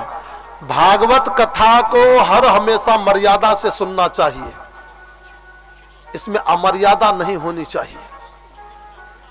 निर्वस्त्र व्यक्ति न तो भागवत कहने का अधिकारी है और न सुनने का अधिकारी है। ये बिल्कुल मर्यादा की कथा है। सुखदेव स्वामी तो निर्वस्त्र है, वस्त्र भी नहीं पहनते। वेद व्यास जी महाराज ने 4 अंगुल की कोपिन फाड़ी, लंगोटी फाड़ा, और वो लंगोटी फाड़ करके सुखदेव स्वामी को लंगोटी पहना दिए। कोपिन बंतम खल भाग बनता। ये कोपिन एक ऐसा चीज है ना, जो दुष्ट से दुष्ट व्यक्ति भी जीवन में कोपिन पहन ले तो उसका भाग चमक जाता है। जीवन भर चोरी किया, डकैती किया, डाका डाला, और बाद में जब करके महात्मा बन जाते ना, तो कल तक तो लोग इनको गाली देते थे और कल से फिर चरण पखारना शुरू कर देता है। ये कोपिन की कृपा है, ये लंगोटी की कृपा है। अभागी व्यक्ति भी, पापात्मा व्यक्ति भी यदि कोपिन पहन ले, महात्मा का रूप धारण कर ले, तो संसार में उसकी पूजा होने लगती है। आप देखोगे राष्ट्र का सर्वोच्च व्यक्ति कौन है? राष्ट्र के सबसे श्रेष्ठ व्यक्ति कौन माने जाते हैं? राष्ट्रपति। और राष्ट्रपति यदि आपके गांव में आए ना, तो आने के बाद में राष्ट्रपति को बहुत ज्यादा आदर करोगे, तो कहोगे प्रणाम सर। उससे ज्यादा जब आप सम्मान करोगे ना, तो बहुत करोगे कि जाकर के चरण छू करके कहोगे प्रणाम सर। लेकिन आज तक आपने देखा कि कोई राष्ट्रपति आने के बाद में कठोता लेकर के उनका चरण पखारता हो? लेकिन जिस महात्मा के पैर में बीमारियां फटी है, पहनने की चप्पल नहीं, जूते नहीं, खाने की घर में व्यवस्था नहीं, वो भिखमंगा महात्मा भी यदि आपके दरवाजे पर आ जाते तो कठोता में देकर के उसकी चरण पखारते हो। ये किसकी महिमा है? यही लंगोटी और चंदन का। दुष्ट से दुष्ट व्यक्ति भी जीवन में यदि कोपिन पहन ले तो उसका भाग चमक जाता है। कोपिन एक ऐसा चीज है। 7 गांठ कोपिन में भाज बिनु लौन, जो रघुबर कृपा वसे इंद्र बापुरो कौन। परमात्मा की कृपा हो जाए, लंगोटी गुरु का आशीर्वाद मिल जाए, तो उसके सामने देवराज इंद्र भी तुच्छ पड़ते हैं, फीके पड़ते हैं। वो देवराज इंद्र से भी महान माना जाता है। इसलिए दुनिया में सबसे ज्यादा मन लगने का और आनंद का विषय जो है ना, ये संतों का जीवन है। मन लागे मेरे यार फकीरी में। ये फकीरी का जीवन बड़ा ही महान उदार जीवन है।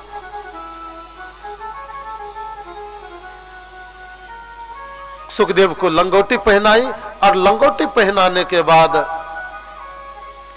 उनको भागवत कथा कहना प्रारंभ किए।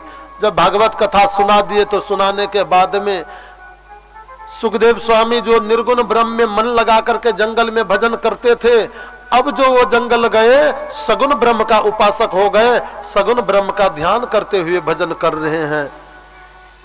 ऐसे सुखदेव स्वामी है। भगवान सुखदेव ने परीक्षित को यह कथा गा करके भगवान सूत ने 88,000 ऋषियों को यह कथा सुनाई। और सुनाने के बाद में ऋषियों ने सूत जी से पूछा कि महाराज,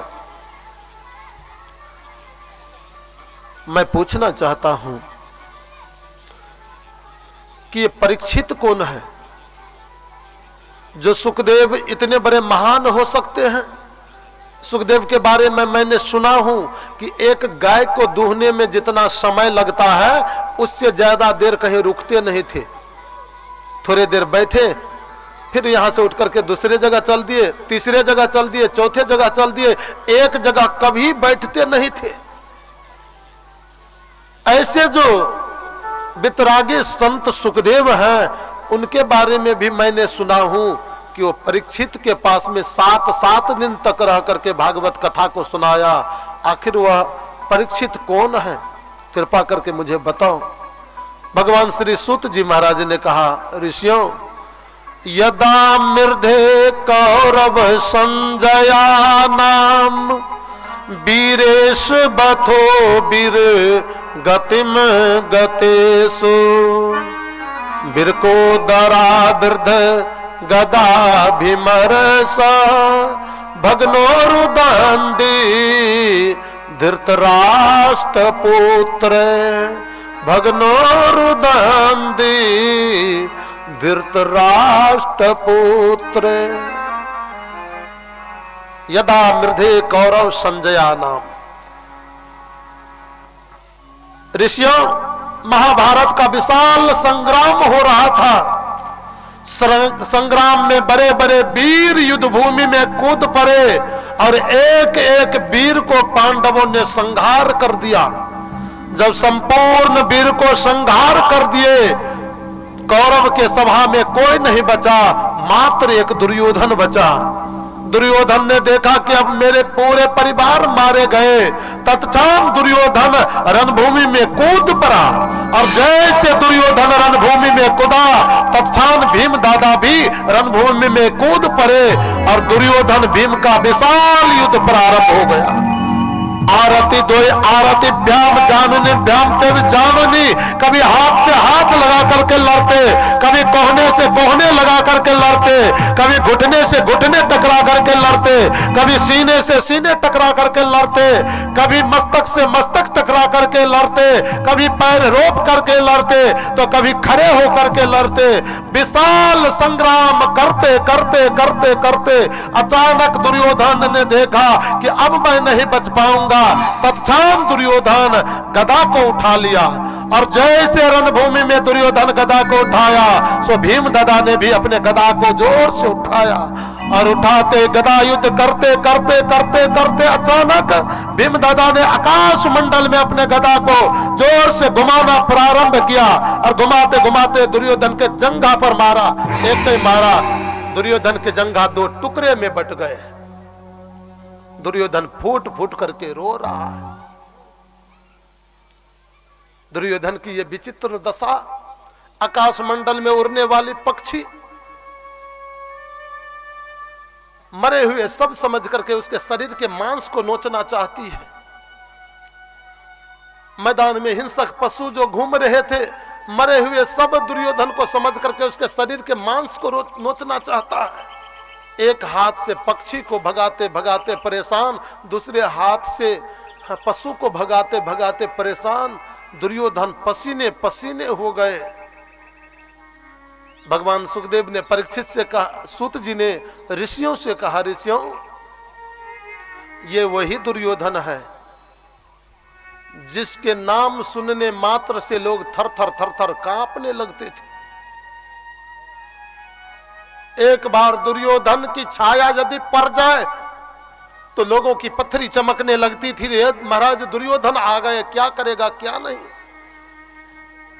आज उस दुर्योधन के शरीर पर एक अबला पक्षी भी प्रहार कर रहा है, हिंसक पशु भी प्रहार कर रहा है। कौन चीज का अभिमान? जीवन में बल का अभिमान करोगे ना तो भगवान जो बल देना जानते हैं ना, वो लेना भी जानते हैं। पता चलता कि कल तक तो बराबरियां थे, रात्रि में ऐसे प्रलय शिशि मारा सो अंग 3 जगह से टेढ़े हो गए। कहां गया बल, कहां गया तेरा पराक्रम? रूप का अभिमान करोगे तो जो भगवान रूप देना जानते वो लेना भी जानते। पता चला कि रात्रि में ऐसे प्रकोप मारा, सारे रूप पर पानी फिर गए। धन का अभिमान करोगे तो रात्रि में लाखपति और सुबह होते खाकपति करोड़ों व्यक्ति हो जाते हैं। पता चलता रात्रि में चोर लूट करके ले गया। कौन चीज का अभिमान? आज दुर्योधन फूट फूट करके रो रहा है। सेवकों ने उठा करके उनको अपने कमरे में ले गए। अश्वस्थमा को पता चला कि दुर्योधन के जंघे टूट गए। अंधेरी रात्रि में अश्वस्थमा दुर्योधन को भेंट करने के लिए आए जैसे अश्वत्थामा दुर्योधन को भेंट करने के लिए आए, सो तो दुर्योधन के नेत्र के आंसू को देखा। अश्वत्थामा से भी धैर्य नहीं रहा, फूट फूट करके अश्वत्थामा रोने लगे। रोते हुए कहा, मित्र धैर्य धारण करो। जिसने आपके साथ में ये दुर्व्यवहार किया, जिसने आपके जंघा को तोड़ा, मैं उसको जिंदा नहीं छोड़ूंगा। रोते हुए दुर्योधन ने कहा, मित्र मेरा जंघा टूट गया, ये दर्द मुझे उतना नहीं है, ये दुख उतना नहीं है जितना कि मुझे ये बात का दुख है। कौन सी बात? कहा, बात ये है कि मैं गांधारी का 100 पुत्र, लेकिन मेरा शत्रु पांडु का मात्र 5 पुत्र। आज 100 के 100 पुत्र का लाश रणभूमि में पड़ा हुआ है, लेकिन मेरा शत्रु एक भी नहीं मरा। यदि एक भी शत्रु मरा रहता ना, तो मेरे मन में संतोष होता कि एक तो शत्रु मारा गया। अश्वत्थामा ठहाका मार करके हंसा, मित्र एक शत्रु की बात करते हो, मैं तेरे 5 शत्रु को समझो कि मार दिया। दुर्योधन कहा कि देखो मित्र, पांडवों को मारने की बातें करना सहज हो सकती है, लेकिन उसको मारना उतना सहज नहीं। क्या बोलते हो मित्र? अभी आ रहा हूं मैं तेरे मित्र शत्रु को मार करके। अंधेरी रात्रि में अश्वत्थामा पांडव को मारने के लिए चल दिए, और जैसे पांडव को मारने के लिए अश्वत्थामा चला, दोपहर की रात्रि, शीतलहर का भीषण समय, जोरों से ठंडी पड़ रही थी। अचानक 12 बजे रात्रि में अर्जुन की नींद खुली। अर्जुन चदरिया से मुख को निकाल करके जब बाहर देखा, तो देखा दरवाजे पर कन्हैया एक छड़ी लेकर के खड़े हैं। छड़ी लेकर के खड़े जब देखा, तो देखने के बाद में कहा, दौड़े दौड़े आए, कन्हैया, हे प्रभु द्वारकाधीश, आप सोए नहीं? आपको नींद नहीं आती? भगवान अर्जुन से कहा, अर्जुन तुम्हें नींद आती है? अर्जुन टपाक से कह दिया कि प्रभु, जीवन का बागडोर मैं जब आपको सौंप दिया हूं, तो बिगड़ेगा आपका, बनेगा आपका, मेरा क्या जाता है? मैं तो टाटपटा सोऊंगा ही सोऊंगा। कहा, अर्जुन यह जगह सुरक्षित नहीं है, जाओ सब भाई को जगाओ। चारों भाई को अर्जुन जगा लिए, और अंधेरी रात्रि में, दोपहर के रात्रि में भगवान उसको लेकर के कमरा से बाहर चले गए। अश्वत्थामा आया। आने के बाद जैसे पांडवों के कमरे में प्रवेश किए, 5 पांडव को तो कन्हैया लेकर के चले गए, लेकिन पांडव का 5 बेटा वहीं सोया रह गया। सोए हुए 5 व्यक्ति को अश्वत्थामा ने देखा, और देखने के बाद क्या किया, अपने म्यान से तलवार को खींचा, खींच करके सोए हुए अवस्था में 5 जो पांडव के संतान है, एक एक को तलवार मारा, और 5 को धड़ से सर को अलग कर दिया। 5 को कत्ल कर दिया, मार दिया।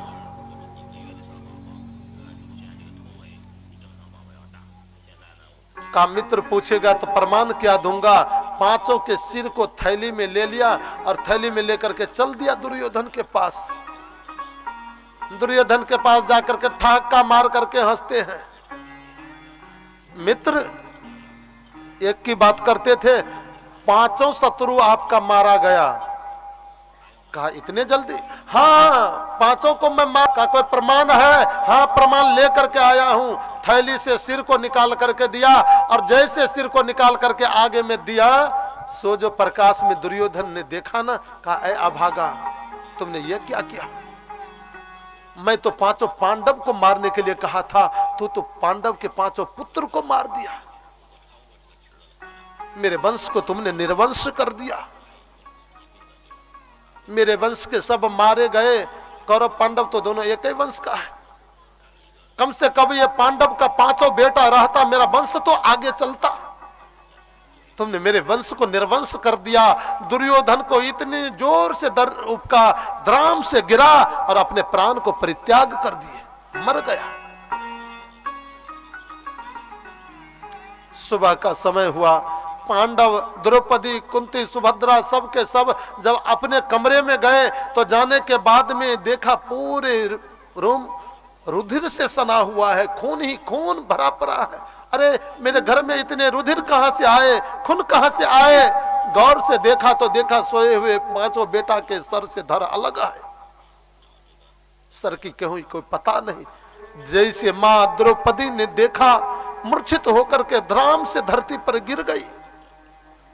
माता शिशु नाम निधनम सुता नाम निसम्य घोरम परितप्त माना तदारुरद बाष्प कला कुलाक्षी ताम शांतु अन्ना क्रीट माले। मां द्रौपदी मूर्छित होकर के धराम से धरती पर गिर गई और फूट फूट करके द्रौपदी रोने लगी। पड़ोसी ने आकर के, लोगों ने आकर के द्रौपदी से कहा, देवी धैर्य धारण करो, धैर्य धारण करो, रोने से तेरा पुत्र वापस नहीं आ सकता। आपत्ति के समय, विपत्ति के समय धैर्य ही अपना मित्र होता है, धैर्य धारण करो। लेकिन द्रौपदी कहती, आखिर मेरे बेटा का अपराध क्या था? सोए हुए अवस्था में मेरे निरपराध पुत्र के गला काट दिए गए। फूट फूट करके द्रौपदी रो रही है, बारंबार मूर्छित हो जाती। द्रौपदी को कितना भी कोई समझाए, देवी धैर्य धारण करो, रोने से तेरा पुत्र वापस नहीं होगा, कम से कम अपना शरीर तो बचाओ।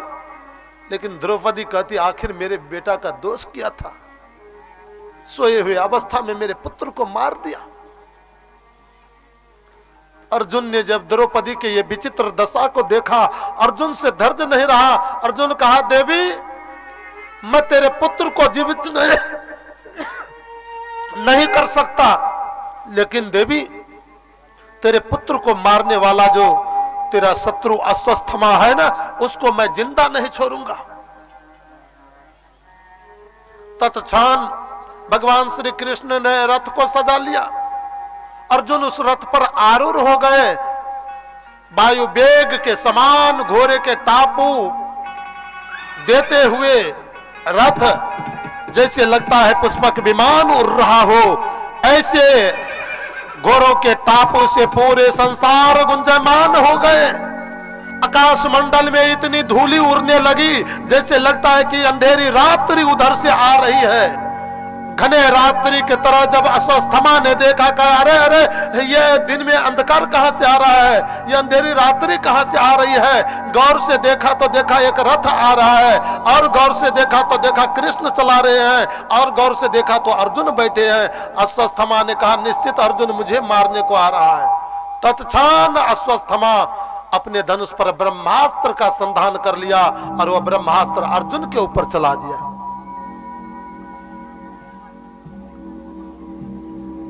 जैसे वो ब्रह्मास्त्र अर्जुन के ऊपर चलाए ना,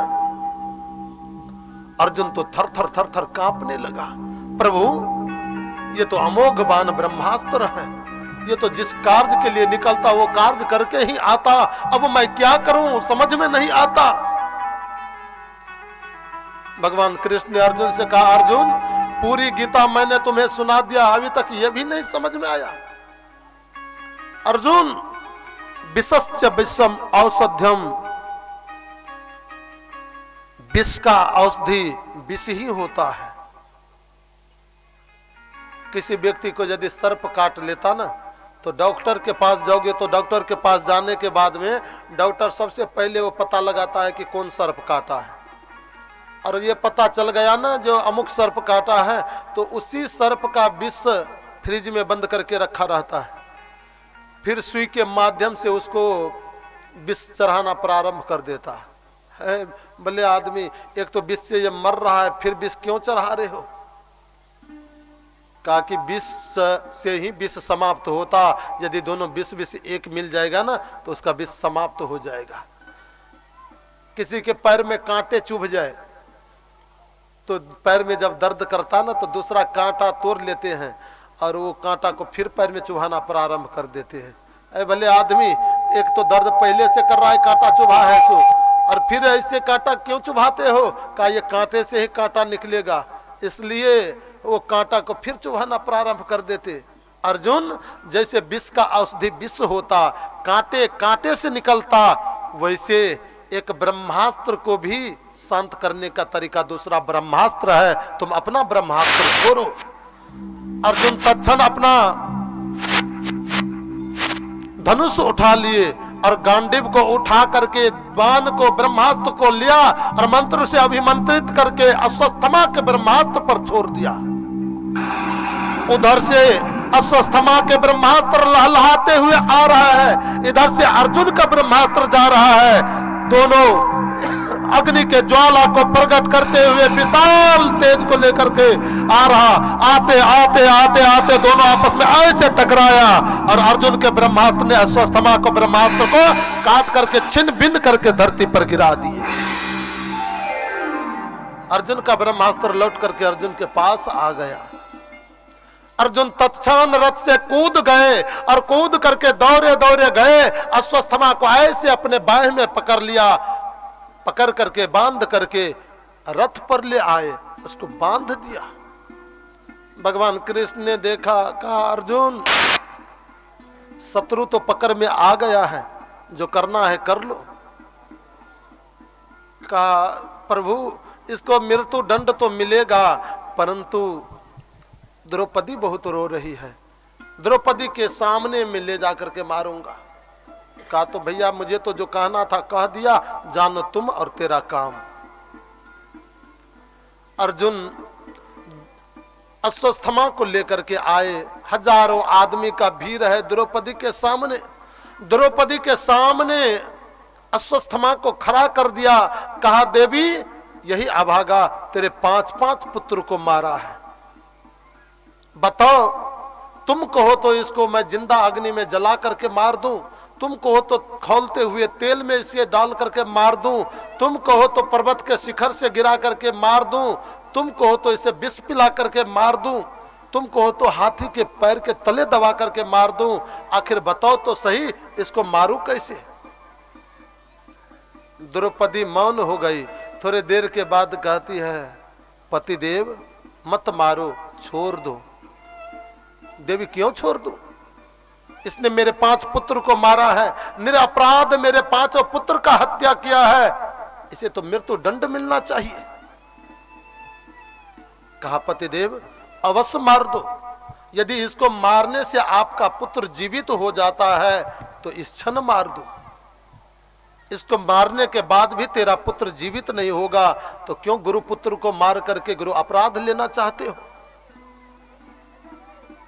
कहा देवी भावुकता नीति में नहीं चलती है, इसने मेरे 5 बेटा को मारा, इसे प्राण दंड मिलना चाहिए। कहा पतिदेव मत मारो, छोड़ दो, मैं एक मां हूं और एक मां ही दूसरे मां के वेदना को जानता है। आज मेरे 5 पुत्र मारे गए, मैं फूट फूट करके रो रही हूं, क्या ये तो मां का एक लौटा बेटा है, इसको मार दोगे इसकी मां नहीं रोएगी? मत मारो पतिदेव, छोड़ दो। लेकिन अर्जुन कहता कि मेरा पर्ण है, इसको मारूंगा ही मारूंगा। कहा मत मारो, छोड़ दो। अर्जुन धर्म संकट में पड़ गए, क्या करूं? युधिष्ठिर से पूछा महाराज क्या करूं? कहा धर्म शास्त्र को उठा करके देख लो, देखना कोई अधर्म न हो जाए। अश्वत्थामा कोई आश्वासन नहीं दिए। भीम से कहा भीम भैया मैं क्या करूं? कहा अर्जुन कायर के तरह बात करते हो, यदि तुम छोड़ दिया ना मैं इसको जिंदा नहीं छोड़ूंगा, इसने मेरे 5 पुत्र को मारा, इसे अभी प्राण दंड मिलना चाहिए। नकुल सहदेव ने कहा हाँ भीम भैया ने ठीक ही कहा है।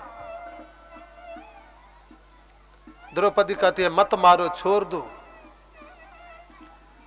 अर्जुन तिरछी नजर करके कन्हैया की ओर देखने लगा। जैसे कन्हैया की ओर देखा ना, तो कन्हैया ने कहा अर्जुन अब मेरे ओर क्या देखते हो, मैं तो उसी समय कहा था जो करना है कर लो। अब लाए हो पत्नी को दिखाने तो दिखाते रहो, जानो तुम और तेरा काम। कहा प्रभु मैं बहुत बड़ा धर्म संकट में हूं, बताओ कोई उपाय। जब कभी संकट में मैं पड़ा तो आप ही मुझे सहारा दिए हो, बताओ मैं क्या करूं। भगवान कृष्ण ने कहा कि देखो मैं जब करूंगा तो शास्त्र का बात करूंगा। सुनो, शास्त्र कहता कि ब्रह्म बंधुर न हंतव्या आतताई बधार जहना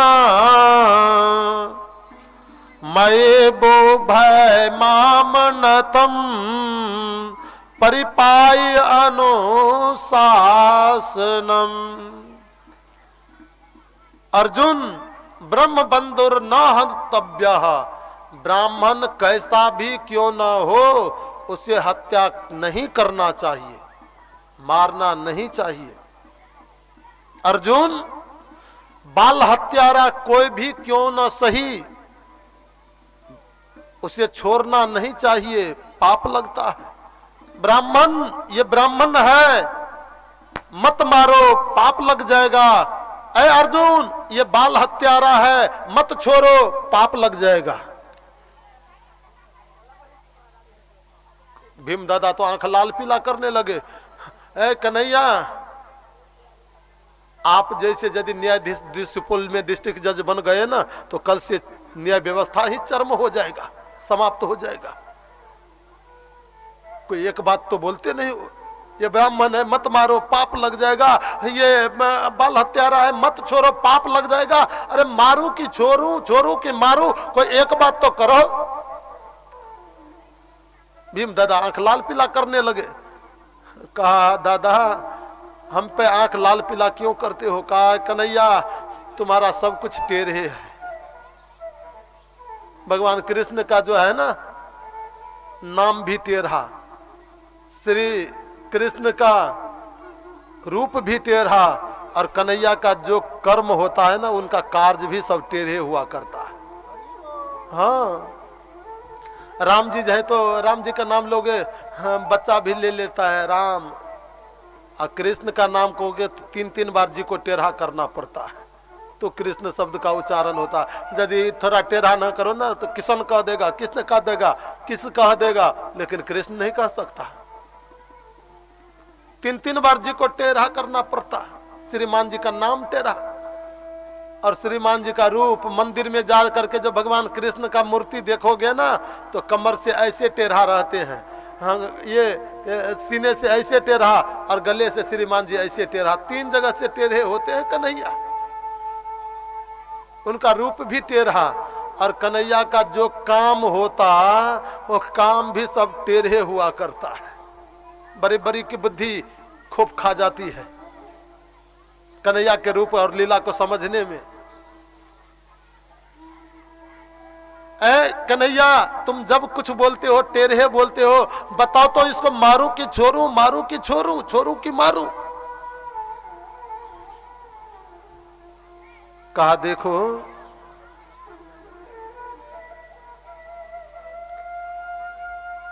बलबा के बिहारी लाल की जय। देखो भीम दादा मेरे ऊपर जो आंख लाल पीला करते हो ना, अर्जुन समझ गया कि क्या करना है। अब तो टका अर्जुन की ओर देखने लगे, देखते कि क्या करते हैं। अर्जुन क्या किए, सभा के बीच में अश्वत्थामा को ले गए, अपने तीक्ष्ण तलवार से उसके आधे मूंछ को मुड़ लिया, आधे दाढ़ी को मुड़ लिया, आधे सिर के केस को मुड़ लिया और केस को मेर करके मणि जहार मूर्धन्यम, उनके ललाट में जो ब्रह्म तेज मणि थी उस मणि को खींच लिया और काले कालोटा लगा करके सभा के बीच से धक्का मार करके निकाल दिया।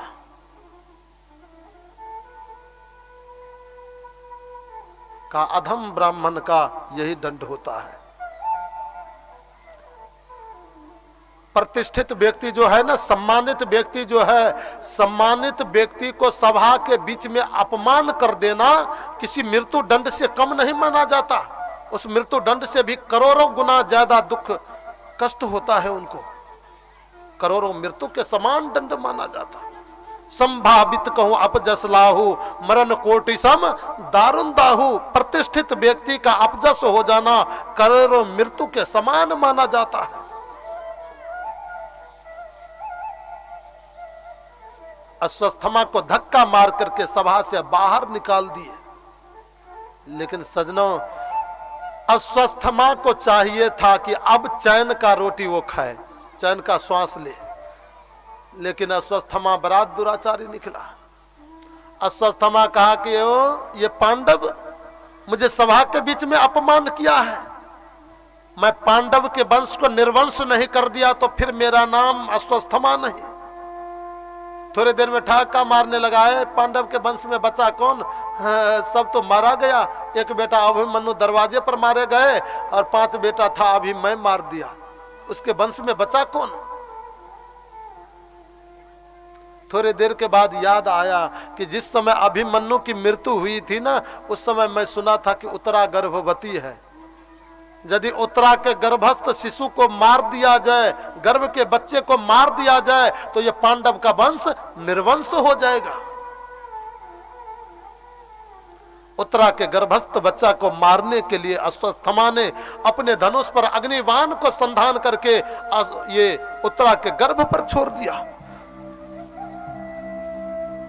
लहलहाते हुए अग्नि की ज्वाला को प्रकट करके वो बाण जा रहा है। दूर से आते हुए उत्तरा ने एक बाण को देखा, सूरज के अग्नि के गोला के तरह ज्वाला देते आ रहा है। गौर से देखा ये तो बाण है और वो बाण मेरे ओर आ रहा है। उत्तरा थर थर कांपते हुए भागती भागती गई, भगवान कृष्ण के चरण में साष्टांग गिर गई। पाहि पाहि महाजोगिन देव देव जगत पते नान्यम तद भयम पश्ये यत्र मृत्यु परस्परम। हे प्रभु, मैं मर जाऊं कोई चिंता नहीं, कोई परवाह नहीं, मेरे गर्भस्थ बच्चा को बचाओ, ये वंश को चलाने का मात्र एक लौटा बीज है। भगवान कृष्ण ने कहा, देवी 1 मिनट के लिए तुम अपने अंदर मातृभाव लो। भगवान 2 रूप को धारण किए, एक सुदर्शन चक्र का रूप धारण किए और दूसरा रूप नन्हे से बच्चा का धारण किए। सूक्ष्म शरीर धारण करके भगवान उत्तरा के गर्भ में प्रवेश कर गए। गर्भ के बच्चा को ताप से बचाया और सुदर्शन चक्र के रूप में सारे ये अस्वस्थमा के बाण को कन कन बना करके काट करके धराम से धरती पर गिरा दिया। भगवान कृष्ण ने उत्तरा के गर्भस्थ बच्चा को बचा लिया। परीक्षित जी महाराज ने कहा कि महाराज भगवान तो बड़ा आश्चर्य कर गए, गर्भ में जाकर के बच्चा को बचा लिए। कहा ये भगवान के लिए कोई आश्चर्य नहीं हुआ। कर्तुम अकर्तुम अन्यथा कर्तुम सामर्थ्य प्रभु, वो तो जो दुनिया नहीं कर सकता वो परमात्मा कर लेते हैं, और जो परमात्मा कर लेते वो दुनिया को नहीं करने आता है। परमात्मा तो जो सूक्ष्म से सूक्ष्म शरीर धारण कर ले, हाँ, ये परमात्मा के लिए कोई आश्चर्य नहीं। परंतु आश्चर्य तो ये बात की है कि उत्तरा के गर्भस्थ बच्चा कितना बड़ा भाग्यवान है, जो दुनिया में जन्म लिया, बाद में मां के गर्भ में ही भगवान का दर्शन कर लिया। ये सबसे बड़ी आश्चर्य है, परमात्मा का दर्शन प्राप्त हो गया। भगवान उत्तरा के गर्भस्थ बच्चा को जब बचा लिए तो बचाने के बाद मां कुंती सब कुछ देख रही थी। मां कुंती दौड़ी दौड़ी पास में आ गई और आकर के मां कुंती ने भगवान के सामने हाथ जोड़ ली। जीवन का पहला दिन है, आज तक कुंती भगवान के सामने कभी हाथ नहीं जोड़ी थी। जब कभी कृष्ण को कुछ कहना होता था, लाला इधर आओ, कन्हैया इधर आओ, बेटा इधर आओ आदि कह करके बुलाती थी। कुंती आज तक कृष्ण को भगवान नहीं कही थी, अपना भतीजा मानती है। लेकिन आज जीवन का पहला दिन है, कुंती भगवान कृष्ण के सामने अपना हाथ जोड़ ली कि नमस्ये पुरुषम त्वादयम मीश्वरम परकीर्ते परम अलक्षयम सर्वभूतानां अंतर बहिर वसिष्ठिता। मां कुंती कहती है नमस्ये पुरुषम परम, हे पुरुषों में पुरुषोत्तम सबसे श्रेष्ठ पुरुष आपको मैं नमस्कार करती हूं। आप पुरुषोत्तम हो, संसार के जितने पुरुष हैं सबसे उत्तम आप हो, श्रेष्ठ हो, नमस्कार करती हूं। हे ईश्वरम, आप ईश्वर हो। ईशानी विराजते सह ईश्वर, जो संपूर्ण जगत में विराजित हो, जिनके बिना एक कण नहीं खाली हो, उसे ईश्वर कहा जाता है। हमारे मनीषी ने कहा भगवान कैसे हैं जगत में, जैसे दूध में घी। कोई एक लोटा दूध आपको आगे में ले करके रख दे और पूछे कि भैया बताओ इसमें घी कहाँ है, आप दिखा नहीं सकते हो कि घी अमुक जगह है दूध में है, लेकिन यह भी नहीं कह सकते कि इसमें घी नहीं है, दूध से ही घी प्राप्त होता है। लेकिन वो दूध में घी है कहाँ ये आप नहीं बता सकते। ये जानने के लिए आपको दूध को तपा करके उसके छाले को उतारना होगा, मक्खन को उतारना होगा, उसके बाद उसको जमा करके रखोगे, मथोगे, मथने के बाद जब अग्नि पर चढ़ाओगे तो घी का दर्शन होता है। ऐसे संपूर्ण जगत में परमात्मा है, परंतु वह परमात्मा नहीं दिखते दूध के तरह। उनको यदि दिखना है ना तो प्रेम रूपी अग्नि से जिस दिन उनको तपाना प्रारंभ कर दोगे उस दिन परमात्मा अपने आप जगत में दिख जाएगा, अपने आप नेत्र से दिख जाएगा। वो ईश्वर है। हे प्रभु, कुंती कहती है कि आप ईश्वर हो। संसार के लोग प्रकृति के वश में हैं। अष्ट जो प्रकृति है आठों प्रकृति के वश में है, लेकिन आप प्रकृति को वश में करके रखे हो। आपके वश में प्रकृति है। अलक्षयम, आप अलख हो, संसार में रहते हुए पर भी कहीं दिखते नहीं हो, परंतु सर्वभूता नाम, सबों के हृदय में आपका वास है। कोई ऐसा जगह नहीं जहां कि आप ना हो। हम लोगों का जो ये नेत्र का बाल है ना, ये भों, जिसको भों कहते हैं, इसको ऋषियों ने कहा कि 1000 टुकड़ा करो। 1000 टुकड़ा करना असंभव है, ये नहीं हो सकता। कोई कर ले, उसके बाद जो एक छोटा सा कण होगा उसको फिर से 1000 टुकड़ा करो। कोई कर सकता है? वैकल्पिक व्यवस्था कोई कर ले। वो 1000 टुकड़ा के बाद जो छोटी सी अणु बची होगी, छोटा सा कण बचा होगा, वो कण भी परमात्मा के बिना खाली नहीं है, उसमें भी परमात्मा समाहित है। जगत में कोई ऐसा जगह नहीं जहां कि भगवान नहीं है।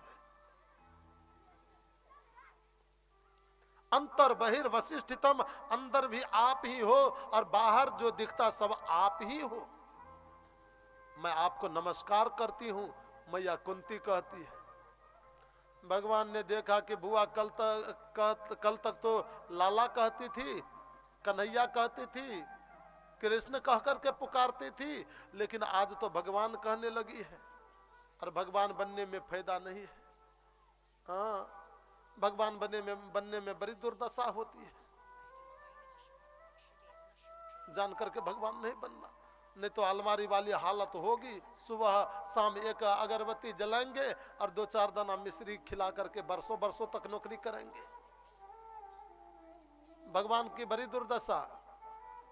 बुलबा के बिहारी लाल की जय।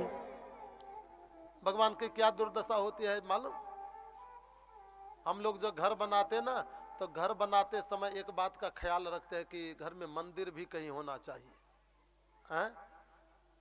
लेकिन इतना जरूर ख्याल रहता है कि मंदिर कोई ऐसे जगह पर नहीं हो जाए है कि मेरे घर का जगह विरुद्ध हो जाए। जो जगह उपयोग लायक नहीं होगा ना, उस कोन में जाकर के मंदिर बनाएंगे श्रीमान जी। और जब वो मंदिर बना लिए तो बनाने के बाद न जाने कहीं से कोई मूर्ति ले आकर के, फोटो ले आकर के मंदिर में रख देते, और मंदिर में रख देने के बाद में 2-4 दाना मिश्री सुबह में लिए, 2-4 दाना शाम में लिए, एक अगरबत्ती जलाई, और जलाने के बाद ओम जय जगदीश गाना प्रारंभ। ओम जय जगदीश चल रहा है, और ओम जय जगदीश महाराज अगरबत्ती भी उतने देर तक जलती है जितने देर तक कि ओम जय जगदीश चलता है। जैसे ओम जय जगदीश पूरा सो, तो मैंने देखा कि वो अगरबत्ती भी बुता करके रख लेते हैं कि कल के काम में आएगा, आज नहीं सब समाप्त कर दे। अब वो 2-4 दाने मिश्री को खा करके श्रीमान भगवान जी बरसों बरसों तक नौकरी करते रहते हैं। आपसे कोई कहे कि भैया 2-4 दाना मिश्री खा करके 10 दिन रहो ना, नानी मरने लगेगी, आकाश पताल सूझने लगेगा। 2-4-10 दाना खा करके हम 2-4-10 दिन नहीं रह सकते, और भगवान को बरसों बरसों वो मिश्री दाना खिला करके रखते हो, क्या उनको कष्ट नहीं होता होगा? उनको दर्द नहीं होता होगा?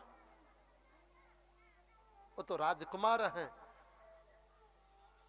कोमल कोमलांगम, कोमल उनका शरीर है। अरे परमात्मा को अपने घर में रखे हो, मंदिर बना करके रखे हो, तो मंदिर बना करके रखने के बाद में आप सुंदर जो भोजन अपने घर में बनाते हो, वो भगवान को पहले भोग लगाओ, और भोग लगा करके तब स्वयं को खाओ। घर में वही चीजें बननी चाहिए जो भगवान को भोग लगने लायक हो। जो भगवान के लायक नहीं वो मेरे घर लायक है, मेरे लायक नहीं हो सकता है। भगवान को जो भोग लगने वाला हो उसको बनाओ, बना करके भगवान को भोग लगाओ, और उनके भोग लगाए गए प्रसाद जो खाओगे ना, फिर जीवन आनंदित बना रहेगा। हम लोग जो अन्न उगाते हैं ना, हल जोतते हैं, हल में न जाने कितने जीव जंतु मर जाता, वो पाप लगता है। फसल जो बोते हैं तो बीज में जो विषैला खाद हम देते हैं, दवा का प्रयोग करते, उसमें कितने जीव जंतु की मृत्यु हो जाती, ये सब पाप लगता है। खेत का सिंचन करते हैं, सिंचन करते समय कितने जीव जंतु मर जाता, ये पाप लगता है।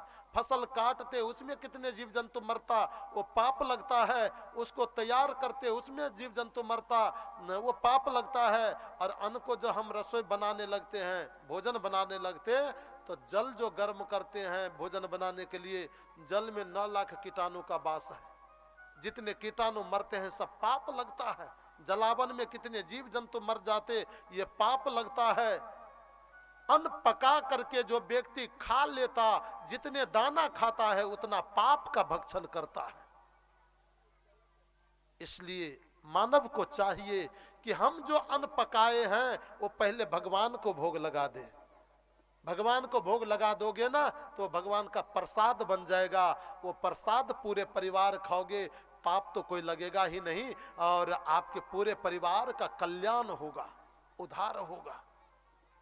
व्यक्ति जैसा अन्न खाता वैसा मन बनता, जैसे पानी पीता वैसी वाणी बनती है। इसलिए अन्न सोच समझ करके खाओ, जैसे तैसे अन्न मत खाओ। हम आप कौन माल में माल है। पितामह भीष्म जैसे महारथी को भी दुर्योधन के अन्न खाने से बुद्धि बिगड़ सकती है, मन बिगड़ सकता, तो हम लोग कौन माल में माल है। इसलिए जैसे तैसे अन्न को नहीं खाना चाहिए। अन्न वही खाओ जो भगवान को भोग लगा है, और भगवान के भोग लगाए गए अन्न जब खाओगे तो आपका मन पवित्र बनेगा, विचार पवित्र बनेगा, और विचार जब पवित्र बनेगा तो आपका जीवन महान बन जाएगा। भगवान कृष्ण ने कहा कि कल तक बुआ तो माखन मिश्री खिलाती थी, आज भगवान कहने लगी हो न हो वो मिश्री अगरबत्ती वाली हालत हमारी भी होने लगे। सो भगवान तुरंत कुंती मैया को लोभ में फंसा दिए। बुआ, हाँ बेटा, हाँ प्रभु, देखो हमको तो भगवान बना दी। हाँ मैं सत्य कहता हूँ, भगवान हूँ, पक्का भगवान हूँ। अंतर है। राम को जब पूछो तब भगवान राम कहते नहीं मैं भगवान नहीं हूं। राम कहते मैं भगवान नहीं हूं। वो अपना कभी दिखावा किया नहीं कि मैं भगवान हूं, लेकिन कृष्ण खुले कॉपी के समान कहते हैं कि हाँ मैं भगवान हूं। मांगो वरदान, तुम्हें क्या चाहिए? मांगो वरदान, क्या चाहिए? भगवान से कुछ मांगा जाता है। अब पांचों पांडव खड़े हैं, मैया कुंती खड़ी है, सुभद्रा, उत्तरा, सब के सब खड़े हैं। सबसे पहला बारी आया युधिष्ठिर का। युधिष्ठिर जी महाराज से कहा मांगो वरदान, क्या चाहिए? युधिष्ठिर जी महाराज ने कहा प्रभु मुझे यही वरदान दो कि कैसी भी विकट समय मेरे जीवन में आ जाए, मैं धर्म को कभी नहीं छोड़ूं, धर्म के प्रति आस्था मेरा दिनों दिन बढ़ता रहे। भीम दादा से कहा भीम दादा वरदान मांगो। भीम दादा ने कहा कन्हैया दुनिया के लोग मुझे पेटू कहता है। भीम दादा को, जैसे हमारे पास में भी एक पेटू है कि नहीं यहाँ? एक पेटू है हमारे यहाँ, हमारे पास में बेला बाबा। अच्छे चीज खिला दोगे ना तो खिलाने के बाद हमें भी साथ छोड़ करके आपे गांव में रह जाएगा। हाँ ऐसे पेटू। बोलो बांके बिहारी लाल की जय।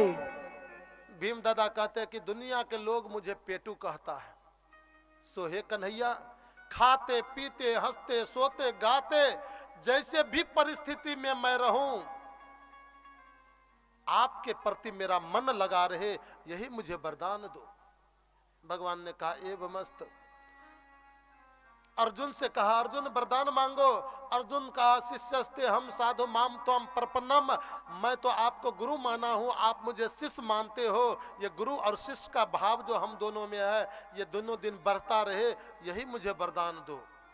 नकुल सहदेव ने कहा कि आपके चरण में मेरी प्रीति बनी रहे, प्रेम बना रहे, ये वरदान दो। भगवान नकुल सहदेव को भी वरदान दिए। और देने के बाद जब द्रौपदी की बारी आई तो द्रौपदी ने कहा कि हम और आप में सखा और सखी की जो भाव है ये दिनों दिन बढ़ता रहे, ऐसा वरदान दो। भगवान ने कहा एवं मस्त। सुभद्रा की बारी आई जो भगवान कृष्ण की अपनी बहन है। सुभद्रा ने कहा प्रभु मैं जो वरदान मांगूंगी वो दोगे? हाँ बहन मांगो, क्या चाहिए? कहा देखो कृष्ण त्वद्य पद पंकज पंजरायते, आदिये मिमे बिसतु मानस राजहंस, प्राणपयान मिश्ये कफ बात पीते, कंठावरोधन विभो मरणम कुटस्थे। हे प्रभु, हे कृष्ण, त्वद्यम पद पंकज पंजरायते, आपका चरण कमल जो है ना वो पिंजरा है, वो पिंजरा खाली है। आपके चरण कमल रूपी पिंजरा खाली है। मेरा जो मन है वो राजहंस है, ये रात्रि दिन मोती को चुगता रहता, इधर उधर भटकता रहता। कृपया मेरा मन रूपी राजहंस आपके चरण रूपी पिंजरा में आकर के फंस जाए, यही मुझे वरदान दो। कहा बहन लोग संसार में मेरे चरण का प्रेम तब मांगते हैं जब 3 जगह से झुक जाते, हाथ कार्य नहीं करता, पैर नहीं कार्य करता, कंठ घर घराने लगते हैं। वृद्धा अवस्था जब आता ना तब कहते सब दिन साई के मरते समय गोसाई के, अब भगवान का हो जाए। और तुम ये युवानी अवस्था में मेरा प्रेम मांगती हो। मैया सुभद्रा ने कहा भाई जी जो युवा अवस्था में तेरा भजन नहीं किया, तेरे प्रति मन नहीं लगाया, वो वृद्धा अवस्था में कभी नहीं कर सकता। वृद्धा अवस्था तो रोग का अवस्था है। कफ पित्त बात तीनों आकर के शरीर को घेर लेते, कंठ घर घर करता, न जाने कितने रोग आ जाते। उसी रोग में रात्रि दिन बिलपते रहते, कलपते रहते हैं। उस व्यक्ति से भजन नहीं हो पाता। भजन तो जवानी में होती है। युवा अवस्था ये भजन का अवस्था है। युवा अवस्था यदि खो जाओगे ना तो खो जाने के बाद आशे में परे रह जाओगे, जीवन में कुछ नहीं कर पाओगे। इसलिए जो करना है युवानी में कर लो।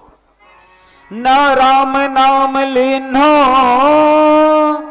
तूने भरी जवानी में, ना राम नाम लेनो तूने भरी जवानी में।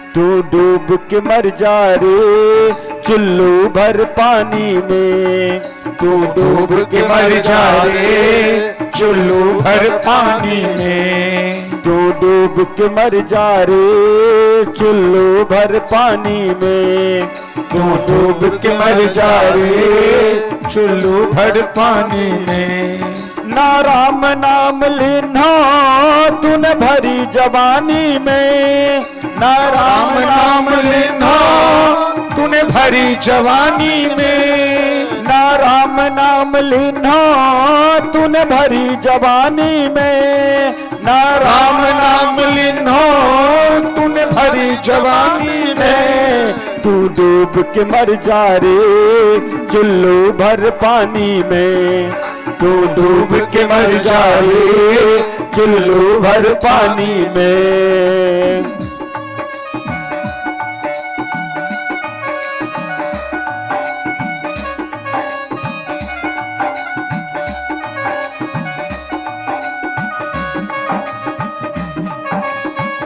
सबको ताली बजा करके सबको गाओ।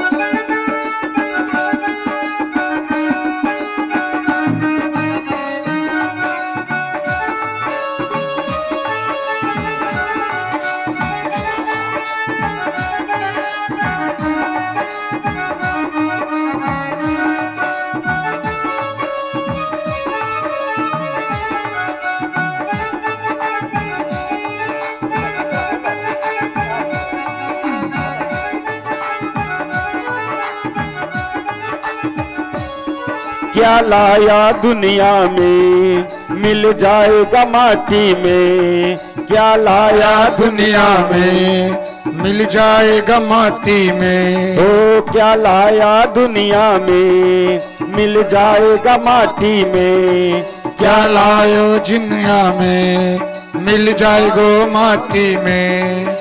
एक दिन काया तेरी कस जाएगी काठी में, एक दिन काया तेरी कस जाएगी काठी में। पानी का बुलबुला है मिल जाएगा पानी में, पानी का बुलबुला है मिल जाएगा पानी में। तू डूब के मर जा रे चुल्लू भर पानी में, तू डूब के मर जा रे चुल्लू भर पानी में। ना राम नाम लेना तूने भरी जवानी में, ना राम नाम लेना तूने भरी जवानी में। तू डूब के मर जा रे चुल्लू भर पानी में, तू डूब के मर जा रे चुल्लू भर पानी में।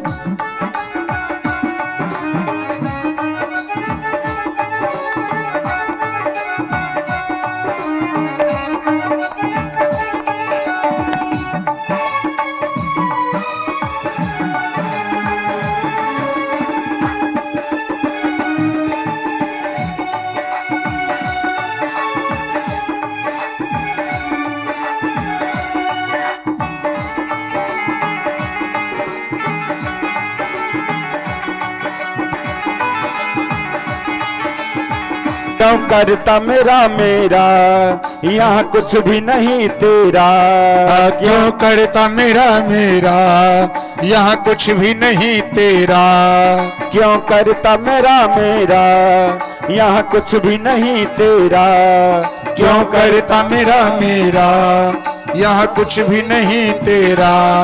एक दिन होगा भैया तेरा मरघट में डेरा, एक दिन होगा भैया तेरा मरघट में पसरा। कुछ कमा के ले जा रे कुछ कमा नहीं पाया, कुछ गमा के ले जा रे, कुछ कमा नहीं पाया, कुछ कमा नहीं पाया ऐसी जिंदगानी में, तू डूब के मर जा रे चुल्लू भर पानी में, तू डूब के मर जा रे चुल्लू भर पानी में।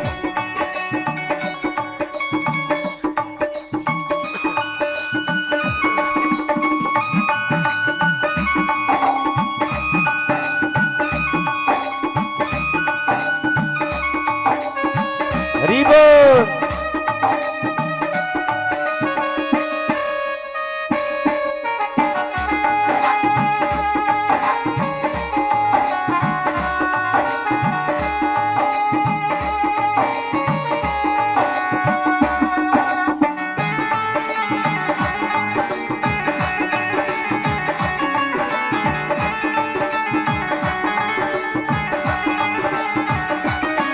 गर सच्ची भक्ति है, भक्ति में शक्ति है, गर सच्ची भक्ति है, भक्ति में शक्ति है, गर सच्ची भक्ति है, भक्ति में शक्ति है, गर सच्ची भक्ति है, भक्ति में शक्ति है।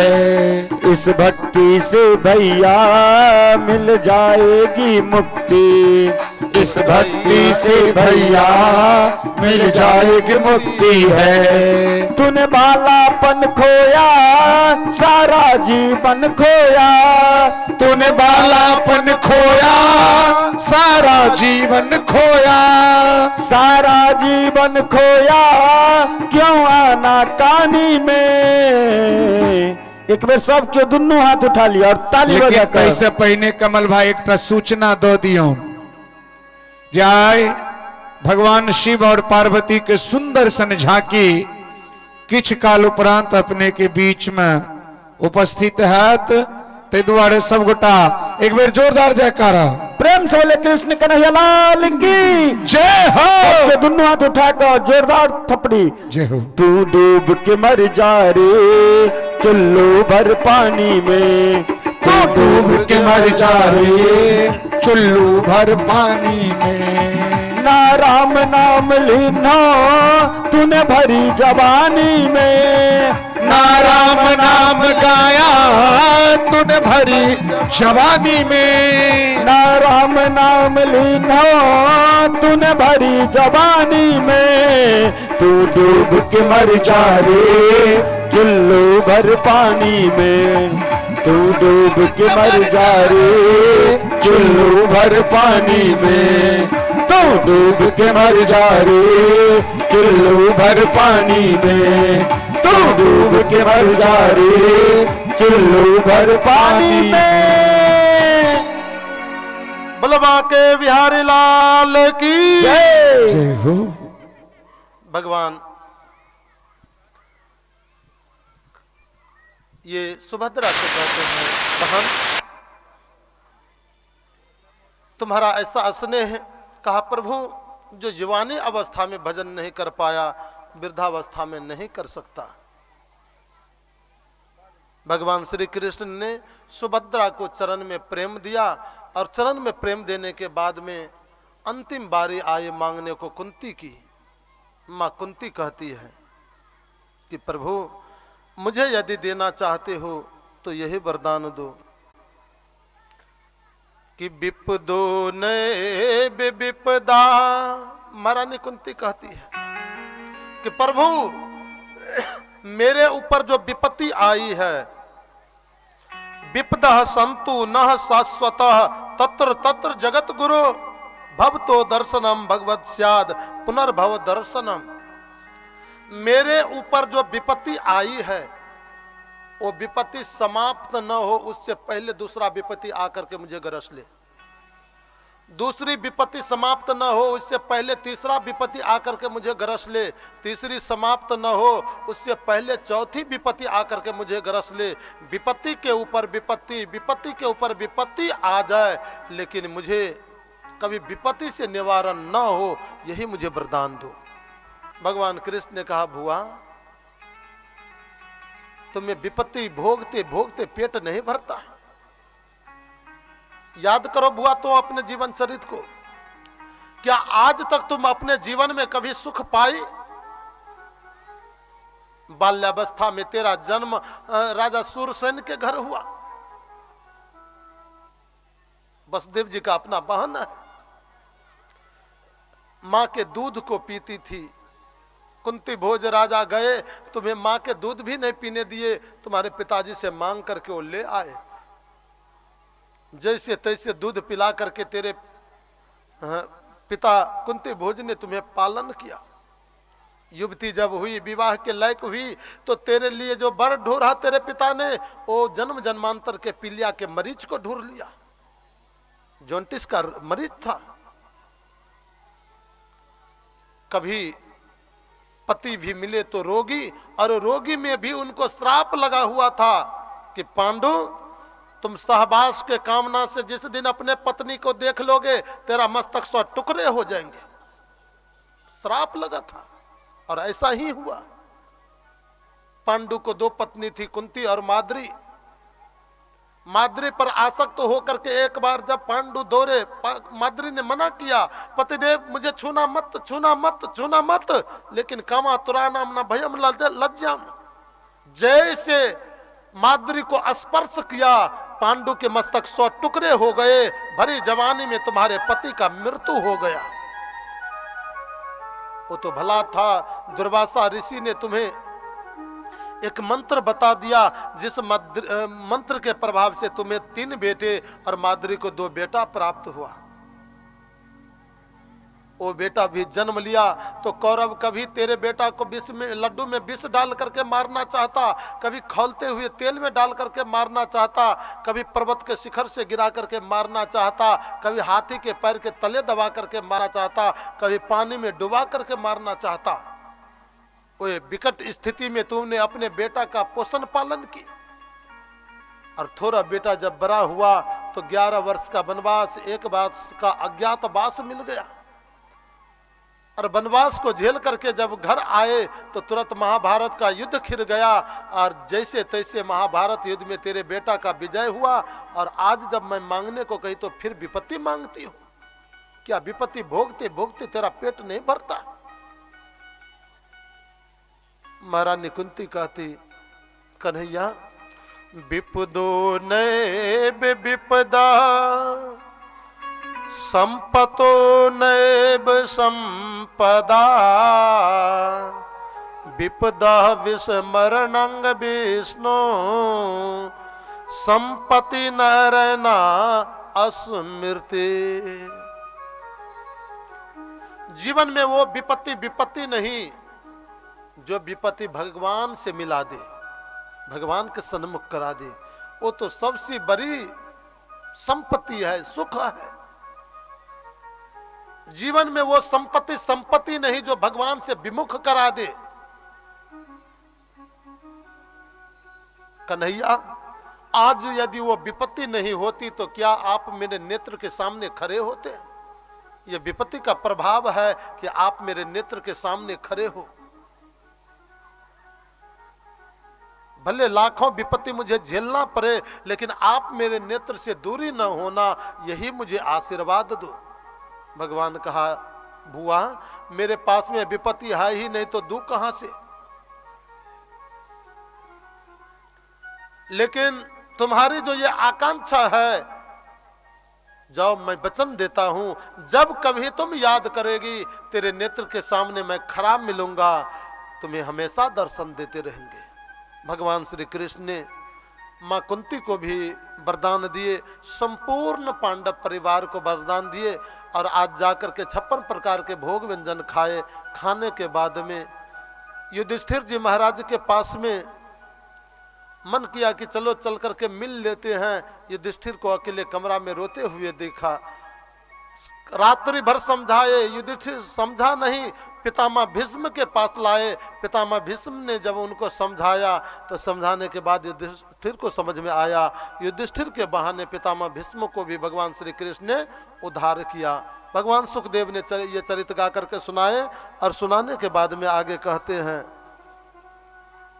कि जिस बच्चा को मां के गर्भ में जाकर के भगवान कृष्ण ने बचाया था, वो बच्चा आज हस्तिनापुर में जन्म ले चुका है।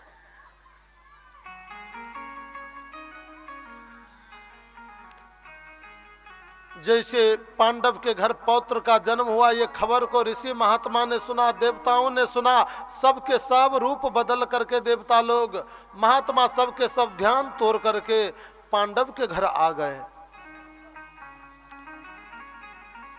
ये बच्चा बड़ा ही आश्चर्य का है, जन्म लिया, न रोया न सोया, पालथी लगा करके बैठ गए और पालथी लगा करके बैठ करके सभा की ओर देखता है,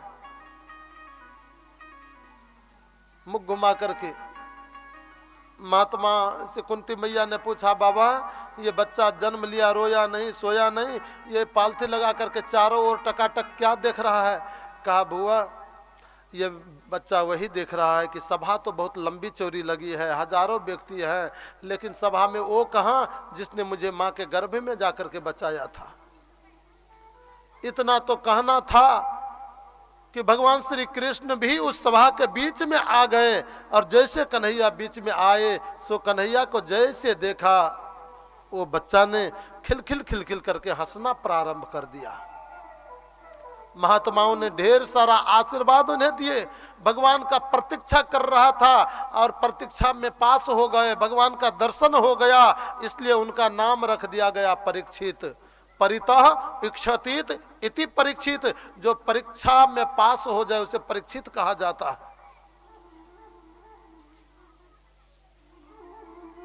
ये परीक्षित को महात्माओं ने ढेर सारा आशीर्वाद दिया कि पार्थ प्रजापिता साक्षात इक्ष्वाकुरीब मानव।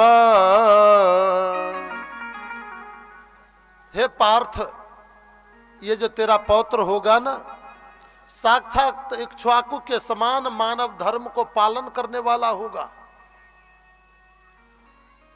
भगवान राम के समान ये साधु भक्त होगा, ब्राह्मण भक्त होगा। उसी नर देश के राजा के समान ये शरणागत वत्सल होगा। ये साक्षात पितामह भीष्म के समान समदृष्टि रखने वाला होगा। युधिष्ठिर के समान धर्मात्मा होगा और अर्जुन के समान ये योद्धा होगा।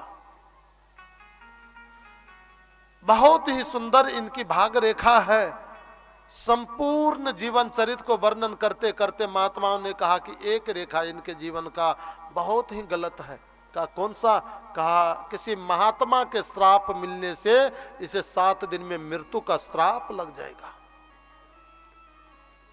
पांडव के सभा ने जैसे ये बात को सुनी, जैसे फूले हुए बगीचा पर कोई पत्थर मार दे, फूले हुए फूल मूर्छित होकर के गिर जाए, वैसे पांडव के परिवार मूर्छित होकर के धराम से धरती पर गिर गया कि हे भगवान, ये वंश को चलाने वाला एक लौटा बेटा ये, और इसको भी महात्मा का श्राप मिल जाएगा, ये मर जाएगा, क्या करूं?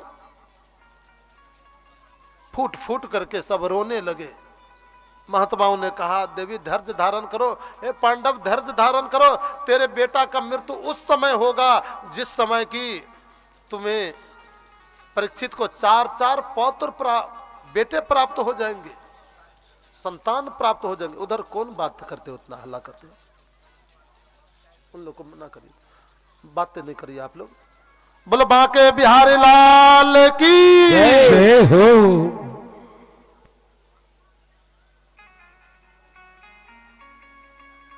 थोड़ा धैर्य आया, धैर्य धारण करके ढेर सारा धन दे करके महात्माओं सबको स्वागत किए, विदाई किए, और करने के बाद जब सब महात्मा चले गए तो जाने के बाद भगवान कृष्ण ने भी विदा मांग करके कहा युधिष्ठिर से, पांडव मैं चलना चाहता हूं, कृपया मुझे अनुमति दे। युधिष्ठिर जी महाराज ने कहा अर्जुन, भगवान कृष्ण द्वारका जाना चाहते हैं, जाओ रथ सजा करके ले आओ और जंगल के उस पार पहुंचाओ। देखो जंगल में बड़े बड़े हिंसक पशु रहते हैं, कन्हैया को कुछ बिगाड़ न दे। युधिष्ठिर को तो वात्सलता की भाव है, ये बच्चा है कुछ हो जाएगा, ये थोड़े जानते कि भगवान है, इनको कौन क्या बिगाड़ेगा।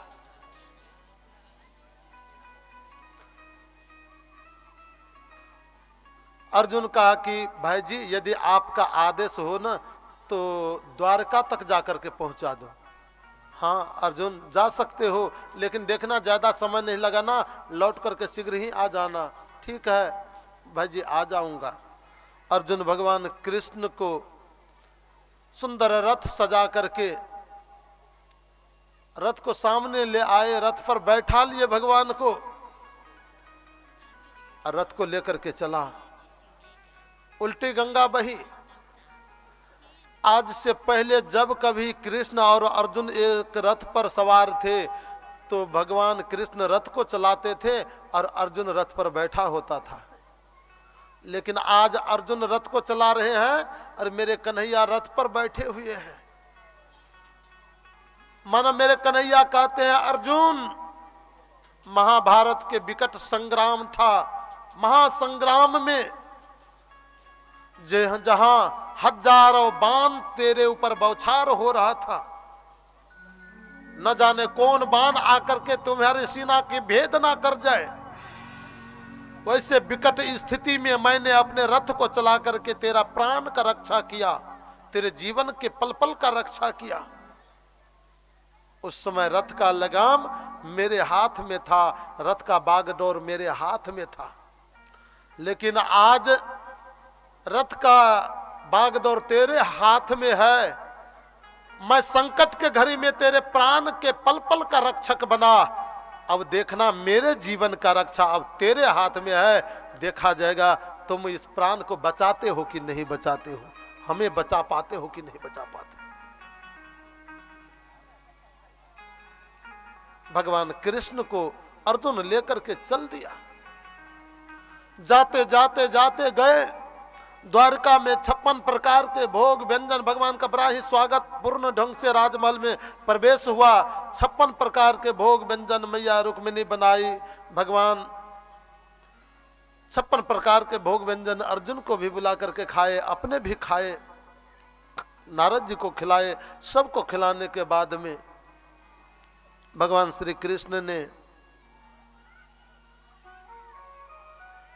कुछ दिन के लिए अर्जुन वहां वास कर गए, और अर्जुन जब वहां वास कर गए तो वास करने के बाद में द्वारिका में एक विचित्र घटना घट गई।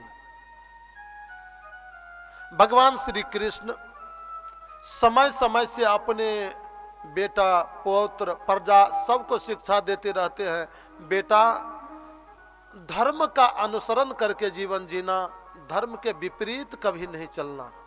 साथ साथ बेटा संत और शास्त्र ये मेरा दोनों प्राण है।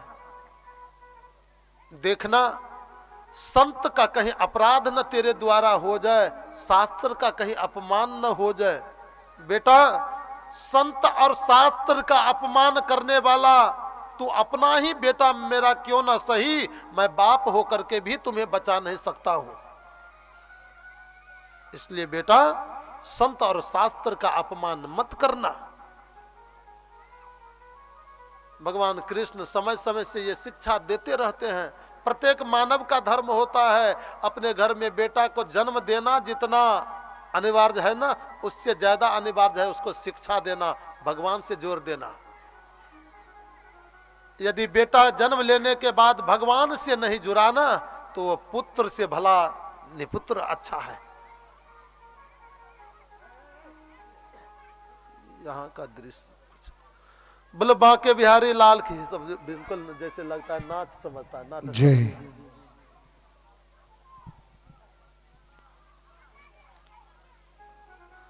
आप लोग कथा में शांति से बैठो, वरना यदि ऐसे टहलका मचाओगे तो कल से झांकी बंदे करवा देंगे।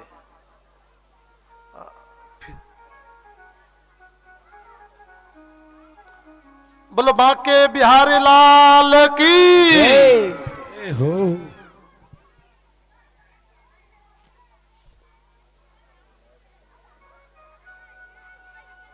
भगवान श्री सूत जी महाराज कहते हैं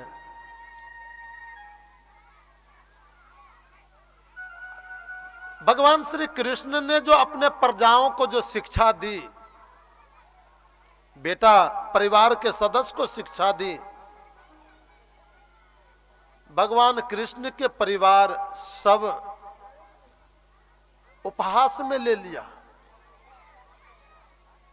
सबके सब कहने लगे, देखो पिताजी को आजकल कोई कार्य तो मिलता नहीं, जब देखो तो संतों की बड़ाई, जब देखो तब शास्त्रों का बड़ाई, ये संत और शास्त्र के बड़ाई में ही रात्रि दिन पड़े रहते हैं।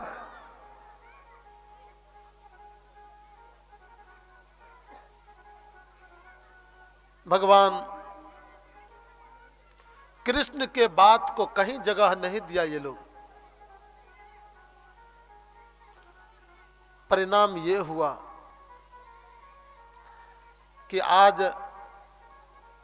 यदुवंशियों ने सबके सब मिल करके समुद्र के किनारे घूमने के लिए गए जंगली क्षेत्र में। उस जंगली क्षेत्र में जब घूम रहे थे तो घूमते वक्त ये यदुवंशियों ने देखा कि अनेकों हजारों महात्मा ये जंगल में बैठे हुए हैं, आपस में कुछ चर्चा कर रहे हैं। महात्माओं के झुंड को जब देखा ना तो भगवान कृष्ण के वंशज ने, परिवार के लोगों ने कहा, देखो यही महात्मा का बड़ाई हमारे पिताजी आजकल ज्यादा करते रहते हैं कि संत मेरा प्राण है, शास्त्र मेरा प्राण है, इसका अपमान मत करना। चलो ये संत पक्के संत हैं कि कोई ढोंगी है, खरिया पलटन है, चल करके हम लोग परीक्षा लेते हैं। क्या किया? भगवान कृष्ण के पुत्र जाम्बती का बेटा सांब के पेट पर एक कपड़े का पोटला बांध दिया और कपड़े के पोटला को बांध करके नारी के साड़ी को पहना दिया और नारी के साड़ी पहना करके उसको सवा हाथ घूंघट नीचे लटका करके लेकर के महात्मा के झुंड की ओर चला। महात्माओं के पास में जाकर के कहा, बाबा हम मेरे पिताजी आपका बड़ा बड़ाई करते हैं, संत मेरा प्राण, संत मेरा जीवन, संत मेरा धन। महाराज आप तो महात्मा हो, त्रैकालदर्शी हो, तीनों काल के भूत भविष्य वर्तमान तीनों काल के बात को जानते हो। बताओ ये जो बहू है ना आजकल दुरागमन करके नई नई आई ही है, गर्भवती है, ये चाहती तो है बेटा, लेकिन बेटा है कि बेटी, कृपया आप बताओ। दुर्वासा का नजर पड़ा और जैसे दुर्वासा का नजर पड़ा, दुर्वासा का है अभागा, कृष्ण के संतान के पेट पर कपड़े के पोटला को बांध करके नारी साड़ी पहना करके तुम मेरा उपहास कराने के लिए आए हो। जाओ, इसके पेट से जो निकलेगा वो तेरे जजवंश को नाश कर देगा, पूरे वंश को नाश हो जाएगा। श्राप दे दिया।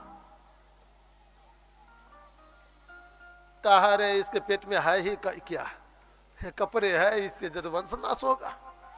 सुरसन से जाकर के कहा वैसे महात्मा सब बोलते हैं, ऐसा करो ना, जैसे कपड़ा को खोला सो खोलने के बाद में लोहा का एक इतना बड़ा सर गिरा। लोहे के जो सर गिरा सो गिरने के बाद में कहा रे ये लोहा तो हम पेट में बांधे नहीं थे, लोहा कहां से आ गया, ये लोहा कहां से आ गया।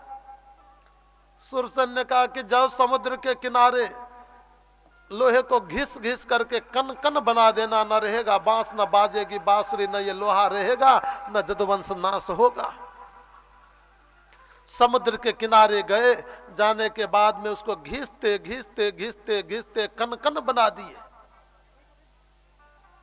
छोटा सा जो टुकड़ा बच गया उसको लिया और समुद्र में फेंक दिया। जितने कण धरती पर गिरा सब एक एक बीज का काज किया।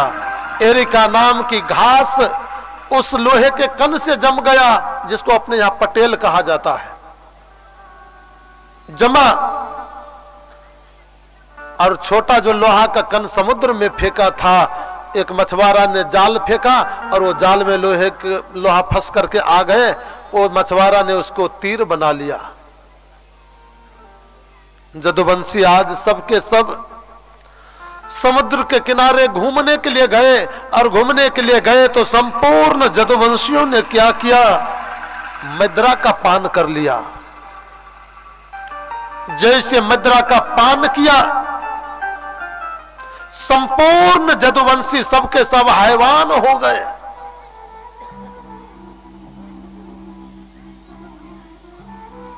मदिरा तो एक क्षण में लोगों की बुद्धि भ्रष्ट कर देती, बर्बाद कर देती।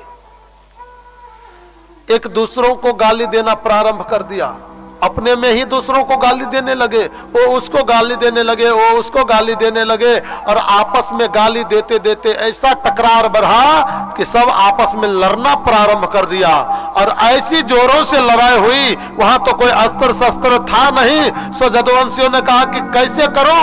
एरिका नाम का घास था, उसका जो फूल होता बड़ा मजबूत होता, उसको तोड़ करके लाया और उसी से आपस में लड़ना प्रारंभ किए। एक क्षण में 99 लाख से ज्यादा जदुवंशी लड़ झगड़ करके समाप्त हो गया, सबके सब मर गए।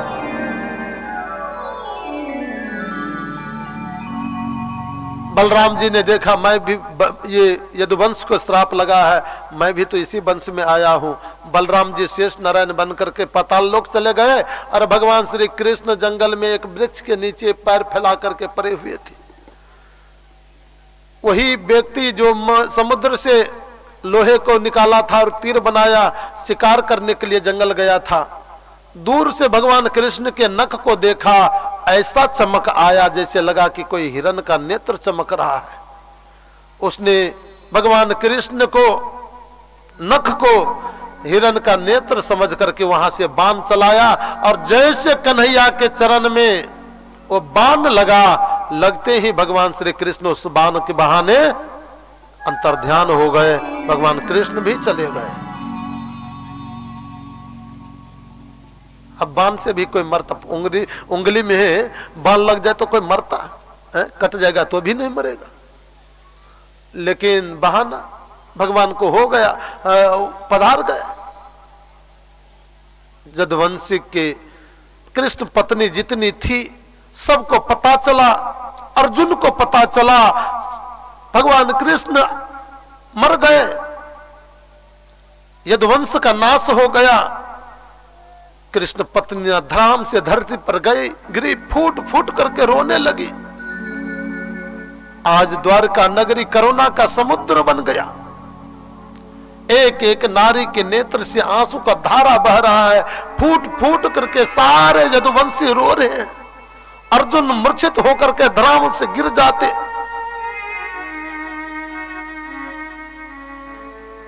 अर्जुन ने देखा कि ये कृष्ण पत्नियों की ये विचित्र दशा है कि वो अपना प्राण परित्याग देगी। जैसे तैसे अर्जुन ने उसको धैर्य धारण कराया, देवी धैर्य धारण करो, मां चिंता मत करो, मां के तरह मैं आपके चरण का सेवा करूंगा, आप मेरे हस्तिनापुर चलो, वहां रहना, किसी प्रकार का परेशानी तकलीफ आपको नहीं होने देंगे। अर्जुन सारे कृष्ण पत्नी को लेकर के जा रहे थे। जैसे नगर से बाहर हुए, एक क्षण में प्रलयकालीन ज्वार आई, समुद्र में सारे द्वारका विलीन हो गए। भगवान कृष्ण ने ही भील के रूप को धारण किया।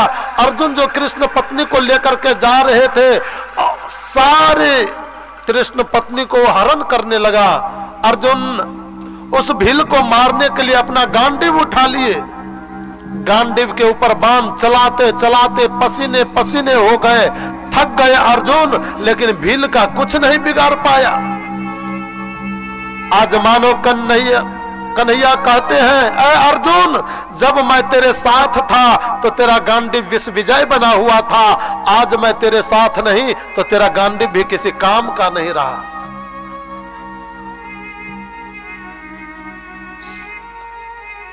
निहत्थे होकर के अर्जुन वहां से लौट करके जा रहा है। युधिष्ठिर जी महाराज चिंता करते, अर्जुन को गए इतने दिन हुआ, अभी तक अर्जुन आया नहीं, चिंतित रहते। विदुर जी आए, धृतराष्ट्र को जंगल भेज दिए, और भेज देने के बाद युधिष्ठिर बहुत चिंतित है कि अभी तक अर्जुन नहीं आया। अचानक अर्जुन को देखा, जैसे अर्जुन को देखा सो देखने के बाद में अर्जुन के नेत्र से देखा कि आंसुओं की धारा बह रही है, फूट फूट करके ये अर्जुन रो रहा है। अर्जुन की ऐसी विचित्र दशा है मानो इसके जीवन का सब कुछ लूट गया हो। युधिष्ठिर ने पूछा, बताओ अर्जुन क्या हुआ, क्यों रोते हो? अर्जुन की करुणा तो और बढ़ गई, फुट फुट करके और रो रहे हैं। अर्जुन बताओ आखिर क्यों रोते हो, हुआ क्या? अर्जुन को धैर्य नहीं आता। अर्जुन, आज तेरे चेहरा को देखने के बाद मुझे लगता है कि ये 3 कारण में से तुम्हारे साथ कोई घटना घट गई है। ये 3 घटना में से कोई घटना ना तो घट गई।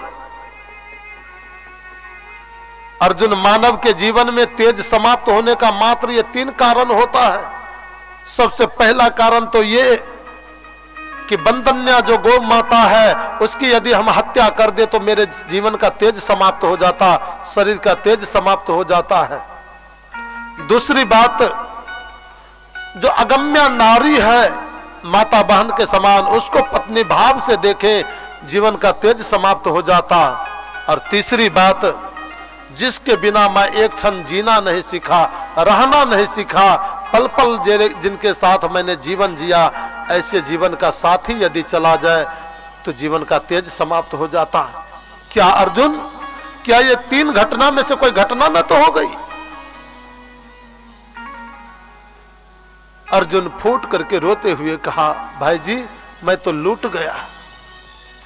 वंचितो अहम महाराजा हरिना बंधो रूपेना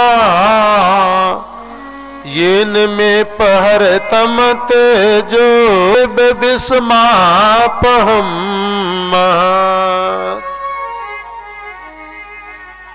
महाराज, भाई जी मैं लूट गया, मेरे जीवन का सर्वस्व लूट गया। मेरे जीवन का प्राण, मेरे जीवन का सर्वस्व, वो पल पल के रक्षक द्वारकाधीश मुझे छोड़ करके चले गए। मैया कुंती चौकट के पास खड़ी है, अर्जुन के दशा को देख रही है। युधिष्ठिर जी महाराज पूछ रहे हैं, अर्जुन कहते हैं कि मेरे जीवन का सर्वस्व द्वारकाधीश मुझे छोड़ करके चले गए। अर्जुन कहाँ गए? कहा वो सदा के लिए छोड़ करके हमें चले गए। जैसे मैया कुंती ने सुनी, कृष्ण कृष्ण कृष्ण कृष्ण कृष्ण कृष्ण कहा, 6 बार कृष्ण शब्द का उच्चारण की और उच्चारण करके ध्राम से मैया कुंती गिरी और अपना प्राण परित्याग कर दी। कुंती की मृत्यु हो गई। एक ओर भगवान के जाने का वियोग, दूसरी ओर मां के मरने का वियोग। पांडवों के ऊपर तो दुख का पहाड़ टूट चुका। पांडव की बड़ी विचित्र दशा हो गई, फूट फूट करके सब रोते। जैसे तैसे अपने मातृ कर्म को किया, दशगात कर्म किया और दशगात कर्म करने के बाद जैसे कर्म संपन्न हुए, युधिष्ठिर जी महाराज ने नन्हे से बच्चा परीक्षित को गोद में उठा लिया और उठा करके जाकर के राज सिंहासन पर बैठा दिए। और जैसे परीक्षित को राज सिंहासन पर बैठाने के बाद में परीक्षित को अपने सिर का मुकुट उतार करके पहना दिए। राज तिलक जैसे करने लगे, परीक्षित जी महाराज ने कहा, बाबा ये क्या करते हो? दादाजी ये क्या करते हो? कहा इस राज का राजा बनाता हूं। बाबा मैं तो अभी बहुत छोटा हूं, राज चलाने के लायक कहां। कहा बेटा अब कृष्ण के बिना मैं एक क्षण यहां नहीं रहना चाहता, राज तुम्हें संभालना ही होगा। कहा बाबा मैं कैसे संभाल पाऊंगा, बच्चा हूं। कहा मेरी प्रजा, जब तक तुम बड़े होगे ना तब तक मेरी प्रजा संभालेगी, चिंता मत करो। बड़े होने के बाद तुम राजपद को संभालना, लेकिन राज का राजा तो तुम्हें बनना ही होगा। राज तिलक कर दिया परीक्षित को। और राज तिलक करने के बाद में परीक्षित जी महाराज ने युधिष्ठिर जी महाराज ने परीक्षित से कहा, बेटा खुशहाल पूर्वक जीवन जीना चाहते हो, आनंदित पूर्वक जीवन जीना चाहते हो, तो ये 3 बात का याद रखना। सबसे पहली बात ये कि एक बार शत्रु भी यदि शरण में आ जाए तो उसको क्षमा कर देना, क्योंकि राजा हो। और दूसरी बात, अतिथियों का सेवा करना। अतिथि मतलब जिनको आने का कोई तिथि निर्धारित नहीं हो, अचानक जो मेरे घर में आ जाए वो अतिथि होता। ये नहीं कि कल फोन कर दिया कि कल मैं 12 बजे आ रहा हूं और 12 बजे आ गए, तो ये सही मायने में अतिथि नहीं हुआ। अतिथि वो जो 12 बजे रात्रि में भी आ जाए ना, तब फिर उसके लिए चूल्हा जलाओ, रसोई बनाओ, सोने की व्यवस्था, खाने की व्यवस्था, सब कुछ करो, सही मायने में वो अतिथि माना जाता है। उसकी जो सेवा होता है ना, वो भगवान का सेवा माना जाता है, भगवान के सेवा से कम नहीं माना जाता। अतिथि देवो भव वेदांत दर्शन का सूत्र है। अतिथि देवता के रूप होते हैं। अतिथि जिस किसी के घर में आता, मानो भगवान के प्रेरणा से आता है। इसलिए अतिथि का कभी अपमान मत करना। अतिथि का अपमान साक्षात भगवान का अपमान माना जाता है, परमात्मा का अपमान माना जाता है। जिस घर में अतिथि का सेवा होता, उस घर में धन और लक्ष्मी अपने आप आती है। लेकिन जिस घर में अतिथि का अपमान होता, आई हुई लक्ष्मी भी उनके साथ चली जाती। अतिथि लौट करके नहीं जाता, आपके घर के लक्ष्मी को लेकर के चला जाता है। इसलिए जीवन में अतिथियों का कभी अपमान मत करना, अतिथि का सेवा करना। अतिथि का सेवा भगवान का सेवा माना जाता है। हमारी मिथिला तो अतिथि में थोड़ा प्रधान है ही। यहाँ तो बड़ा ही सुंदर 12 बजे रात्रि में भी आ गए तो कहते हैं कि महाराज खाए हो कि नहीं, खा लो, रहो। हाँ, सो व्यवस्था कर देते हैं अपने यहाँ। बाहर जो जाओगे ना, तो जाने के बाद में महाराज 9 बजे 10 बजे के बाद में गेट बंद हो जाता है। फिर तो भर रात्रि वहां परे रहो, कोई सुनने वाला नहीं। गेट खुला है तब ही अंदर प्रवेश कर सकते हो। ऐसे श्रीमान जी भले भर रात्रि शीतलहर में वो मरते रहे, गर्मी के ताप को सहते रहे, प्रवेश वर्जित। और कहीं कहीं तो सुबह जाने के बाद गेट में प्रवेश भी मिल जाता, और कहीं कहीं तो गेट में ही लिखा रहता है कि अंदर प्रवेश करना मना है। क्यों? क्योंकि अंदर कुत्ता है, सावधान, अंदर कुत्ते हैं। बेचारे अतिथि दूर दरार से चल करके आते, गेट पर जो लिखा देखता ना, तो कहता कि ये महल आदमी का नहीं, इसमें कुत्ते ही कुत्ते वास करते हैं, चलो यहां से लौट चलते हैं। सब कुत्ते ही वास करते। हाँ, 4 पैर वाला कुत्ता तो थोड़ा समझदार भी होता, 2 पैर वाला कुत्ता बड़ा खतरनाक। हाँ, बोलो बांके बिहारी लाल की जय। अतिथियों का सेवा भगवान के सेवा से कम नहीं माना जाता। इसलिए बेटा, अतिथियों का सेवा करना। और तीसरी बात कि आंखों से होते हुए पाप को मत देखना, क्योंकि बेटा मानव के हृदय में पाप को प्रवेश करने का मात्र 2 रास्ता है। एक तो ये आंख और दूसरा कान। आंख से गलत दृश्य देख लेते हैं, इससे हृदय में पाप का प्रवेश होता। और कान से गंदे गीत को सुन लेते, गंदी बात को सुन लेते, इससे हृदय में पाप का प्रवेश होता है। ये पाप को हृदय में प्रवेश करने का मात्र 2 रास्ता है, आंख और कान। आंख और कान को जिसने बस में कर लिया ना, वो कहीं दुनिया के किसी कोना में रहेगा, वो आनंदित रहेगा, वो दुखी नहीं हो सकता है। बेटा, आंखों से होते हुए पाप को मत देखना। ये 3 बात युधिष्ठिर जी महाराज ने परीक्षित से कही। तत्क्षण युधिष्ठिर जी महाराज सब 5 पांडव और द्रौपदी के साथ स्वर्गारोहण कर गए। युधिष्ठिर का बीच में पतन हुआ, परंतु वो भी पुनः स्वर्ग को चले गए। यहां का राजा अब कौन हो गए हैं? परीक्षित जी महाराज। परीक्षित जी महाराज धीरे धीरे जब बड़े हुए तो परीक्षित जी का विवाह इरावती नाम के कन्या के साथ हुआ। और इरावती नाम के कन्या के साथ जब परीक्षित जी का विवाह हुआ तो विवाह होने के बाद में परीक्षित जी को 4 संतान जन्म लिए। ज्येष्ठ पुत्र का नाम है जन्मेजय। परीक्षित जी बहुत बड़े धर्मात्मा है और जैसे धर्मात्मा परीक्षित वैसे धर्मात्मा उनका बेटा हुआ।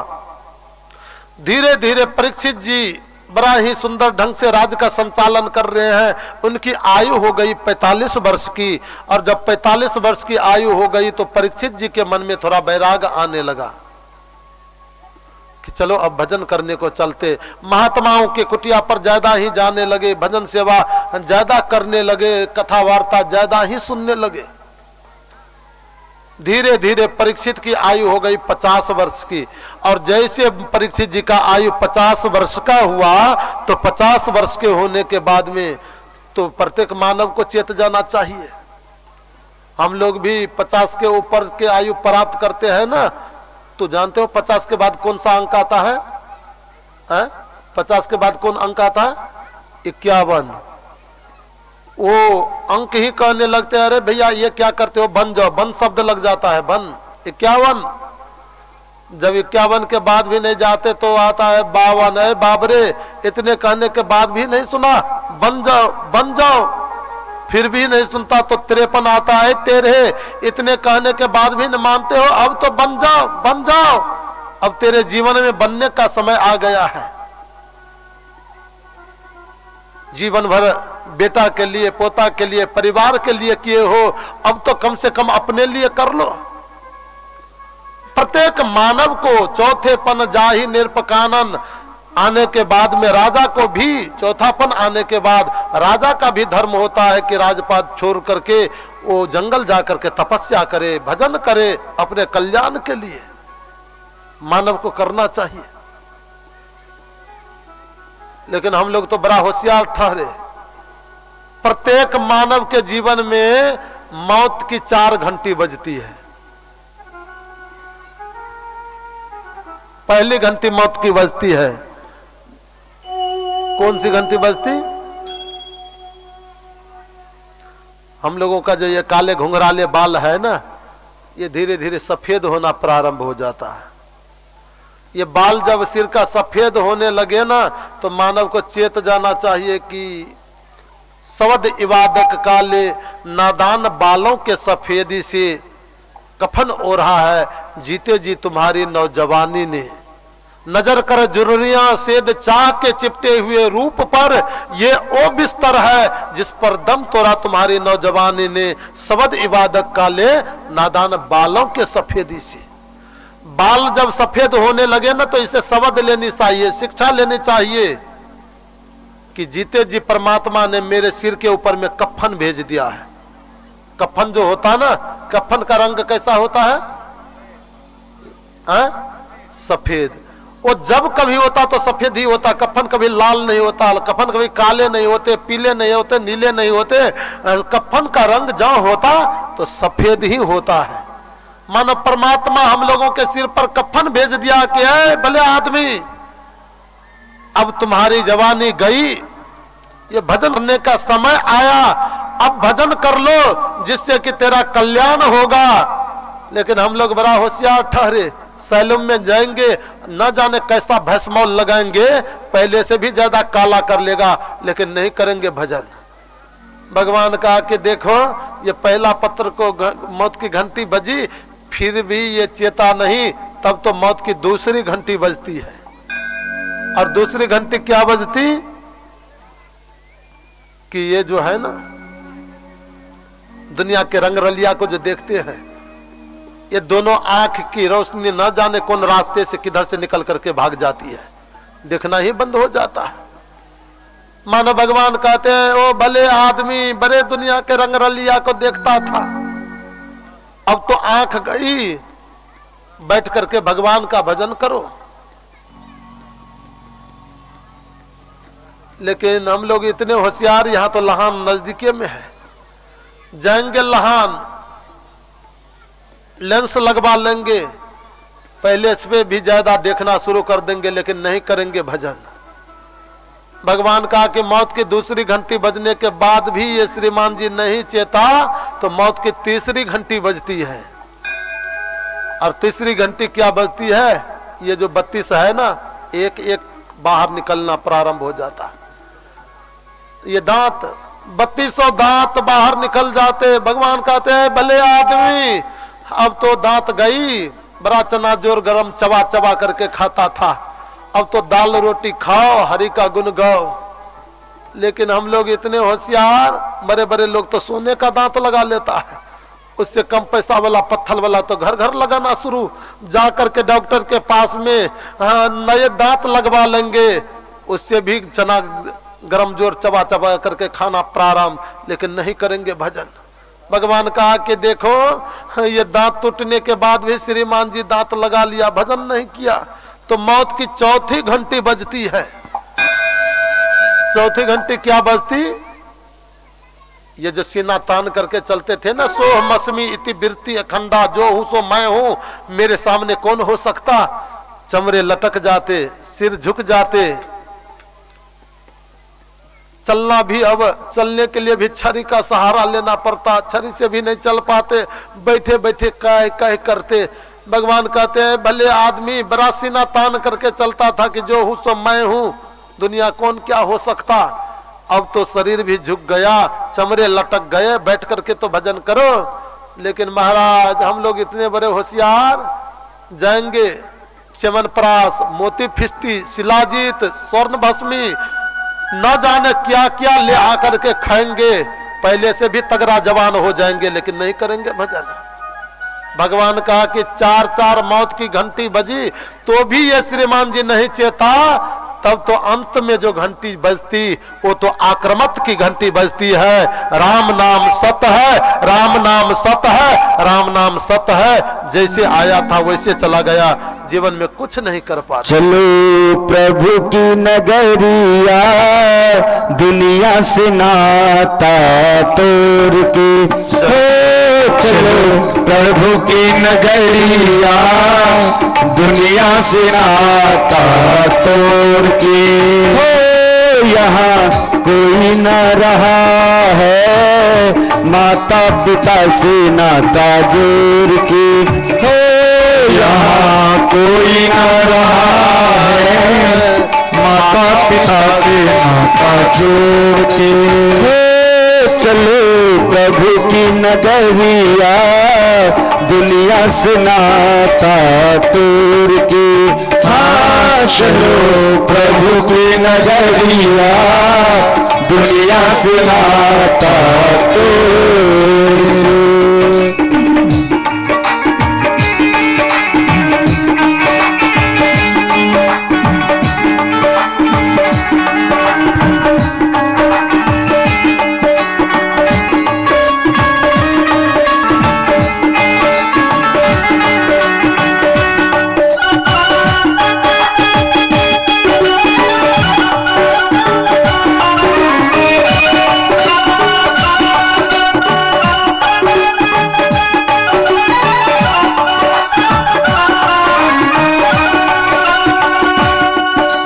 इस दुनिया से सबको भाई पड़ेगा एक दिन जाना, इस दुनिया से सबको भाई पड़ेगा एक दिन जाना, इस दुनिया से सबको भाई पड़ेगा एक दिन जाना, इस दुनिया से सबको भाई पड़ेगा एक दिन जाना।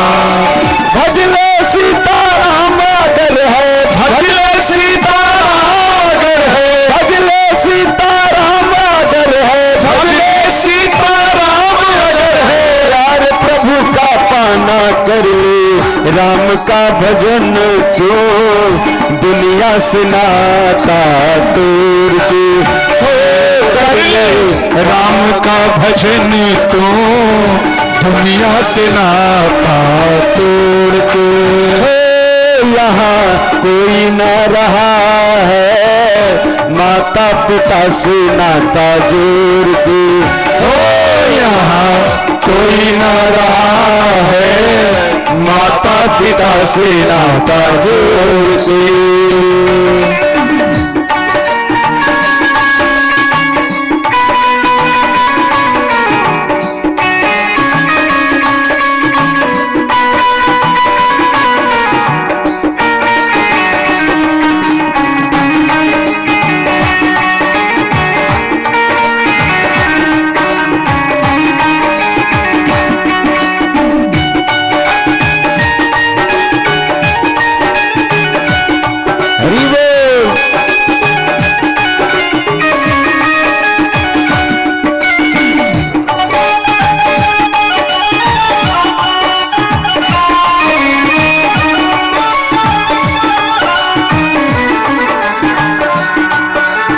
महल अटारी बाग बगीचे परे रहेंगे खाली, महल अटारी बाग बगीचे पड़े रहेंगे खाली, महल अटारी बाग बगीचे परे रहेंगे खाली, महल अटारी बाग बगीचे पड़े रहेंगे खाली। फुलवारी ऐसे ही रहेगी, फुलवारी ऐसे ही रहेंगे, फुलवारी ऐसे ही रहेंगे, फुलवारी ऐसे ही रहेंगे। बदल जाएंगे माली यहाँ रहा न रहेगा दुनिया से नाता जोड़ के, हाँ कोई रहा न रहेगा दुनिया से नाता जोड़ के। हाँ चलो प्रभु की नगरिया दुनिया से नाता तोड़ के, हाँ चलो प्रभु की नगरिया दुनिया से नाता तोड़ के।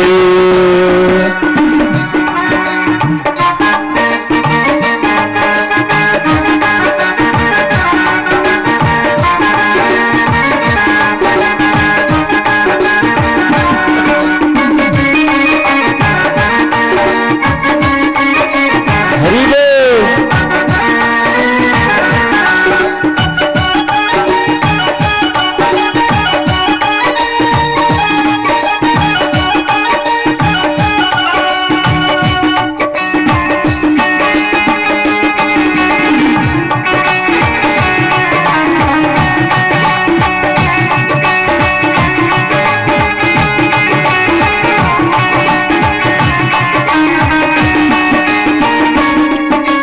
पेट पकड़ के माता रे वे भुजा पकड़ के भाई, पेट पकड़ के माता रोवे भुजा पकड़ के भाई, पेट पकड़ के माता रे वे भुजा पकड़ के भाई, पेट पकड़ के माता रोवे भुजा पकड़ के भाई, पैर पकड़ के तिरिया रे वे, पैर पकड़ के तिरिया रोवे, पैर पकड़ के तिरिया रे वे, पैर पकड़ के तिरिया रोवे। तुझे छोड़ कहाँ जाई सैया मत जा अकेला, लाली चुनरिया ओढ़ के, हाँ सैया मत जा अकेला, लाली चदरिया ओढ़ के। हाँ चलो प्रभु की नगरिया दुनिया से नाता तोड़ के, हाँ चलो प्रभु की नगरिया दुनिया से नाता तोड़ के।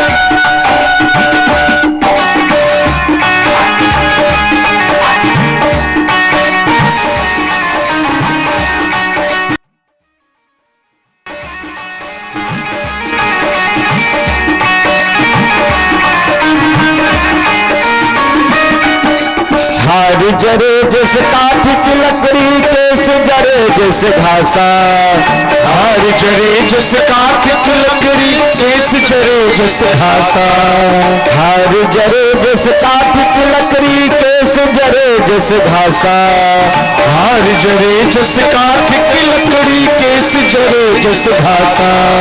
सोना जैसी काया जल गई, सोना जैसी काया जल गई, सोना जैसी काया जल गई, सोना जैसी काया जल गई। कोई ना दे पासा। एक बार सबके दुनू हाथ उठा लिया और ताली बजाते, हंसा जाएगा अकेला सबसे नाता तोड़ के। हंसा जाएगा अकेला दुनिया से नाता तोड़ के। हाँ चलो प्रभु की नगरिया दुनिया से नाता तोड़ के। हाँ चलो प्रभु की नगरिया दुनिया से नाता तोड़ के। हाँ यहाँ कोई न रहा है माता पिता से नाता जोड़ के। हाँ यहाँ कोई न रहा है माता पिता से नाता जोड़ के। हाँ चलो प्रभु की नगरिया दुनिया से नाता तोड़ के। हाँ चलो प्रभु की नगरिया दुनिया से नाता तोड़ के। बलवा के बिहारी लाल की जय हो। प्रत्येक मानव के जीवन में ये चेतनाएं आती है। ये परीक्षित को 50 वर्ष से ऊपर का समय हो गया, ज्यादा ही वैराग्य आने लगा। आज परीक्षित 2-4 सेना को संग में ले लिए, कुछ अपने प्रवासी को संग में ले लिए, स्वयं एक घोड़ा को सजा लिया और जंगल के ओर चल दिए। लेकिन सघन जंगल में जाने के बाद सैनिक कहीं बिखर गया, परीक्षित कहीं बिखर गए, प्रवासी लोग कहीं बिखर गए। परीक्षित सैनिक को खोजते, सैनिक नहीं मिलता, सैनिक परीक्षित को खोजते, परीक्षित नहीं मिलता। परीक्षित जी सैनिक को खोजते खोजते खोजते बड़े सघन जंगल में चले गए। उस सघन जंगल में जाकर के देखा तो एक विचित्र दृश्य दिखाई दिया। क्या देखा कि एक बैल उस जंगल में खड़ा है। वो बैल जो जंगल में खड़ा था, उस जंगली क्षेत्र में मात्र एक बैल को देखा, लेकिन वो बैल आश्चर्य का है। बैल को कितने पैर होते हैं? 4, लेकिन ये बैल का 3 पैर टूटा हुआ है, मात्र एक पैर पर वो बैल खड़ा है। अब सोचो 4 पाई पशु एक पैर पर खड़ा हो, उसको कितना तकलीफ होता होगा, दर्द होता होगा, दुख होता होगा। कभी इधर ढंडमना करके गिरता, कभी उधर गिरता, कभी उधर गिरता। गए वो बैल के नेत्र से आंसू की धारा जा रही है, फुट फुट करके रो रहा है। अचानक उसी समय एक गाय वहां आ गई और वो गाय ने बैल को जब देखा तो देखने के बाद कहा, हे भद्र, कश्चिद भद्रे अनामय नात्म नमस्ते भिक्षासि मल्यायते खन्मुखे न अलक्षय भवति मंत्रार्धि दूरे बंधु सोचसी कांचम्बा। हे भद्र, हे वीर, आप क्या सोच रहे हो? क्यों चिंतित हो? क्या 3 पैर किसी ने तोड़ दिया इसलिए चिंतित हो, या भगवान तुम्हें छोड़ करके चले गए इसलिए चिंतित हो? किसने आपके पैर को तोड़ा? क्यों आप इतना दुखी हो? गाय ने जब ये बात पूछी ना, तो बैल कहा कि गौ, मेरे ऊपर में जो दुख है, तकलीफ है, ये दुख का दोष मैं किसको लगाऊं? क्योंकि मनीषी कहते हैं, शास्त्र कहता कि संसार में कोई किसी को सुख नहीं देता, कोई किसी को दुख नहीं देता। अपने कर्म से ही मानव के जीवन में सुख व दुख आता है। संसार में कोई किसी को सुख दुख नहीं दे सकता। फिर मैं अपने दुख का दोष किसको लगाऊं? न भोक्तव्यम क्षीयते कर्म जन्म कोटि सतैरपि अवश्यम एव भोक्तव्यम कृतम कर्म शुभाशुभम। हमने जो कर्म किया उस कर्म का भोग हमें भोगना पड़ेगा। आज भोगे, कल भोगे, 100 जन्म के बाद भोगे, लेकिन वो भोगना पड़ता है। कोई गारंटी नहीं कि आज हम कर्म किए हैं ना तो इसी जन्म में हमें दुख भी, वो कर्म का भोग भी मिल जाएगा। आज के किए गए कर्म का भोग 100 जन्म के बाद भी मिल सकता है। अवश्यम एव भोक्तव्यम कृतम कर्म शुभम। जो कर्म हम किए हैं उसका सुख या दुख, पुण्य किए होंगे, धर्म किए होंगे, सुख मिलेगा, पाप किए होंगे तो दुख मिलेगा, लेकिन वो मिलता है। आज मेरे ऊपर में जो दुख आया, ये मेरे जीवन का कोई दोष होगा, इसका दोष मैं किसको लगाऊं? गाय माता फूट फूट करके रोने लगी और रोते हुए भगवान से प्रार्थना करती है, सत्य धर्म का नाश हो रहा है, जार जार रहती है धरा, कलयुग का आतंक भयानक, आके मोहन देख जरा। कलयुग में एक बार कन्हैया ग्वाल बन कर आओ रे। कलयुग में एक बार कन्हैया ग्वाल बन कर आओ रे। कलयुग में एक बार कन्हैया ग्वाल बन कर आओ रे। कलयुग में एक बार कन्हैया ग्वाल बन कर आओ रे। आज पुकार करे तेरी गैया, आज पुकार करे तेरी गैया, आके कंठ लगाओ रे। कलयुग में एक बार कन्हैया ग्वाल बन कर आओ रे। कलयुग में एक बार कन्हैया ग्वाल बन कर आओ रे।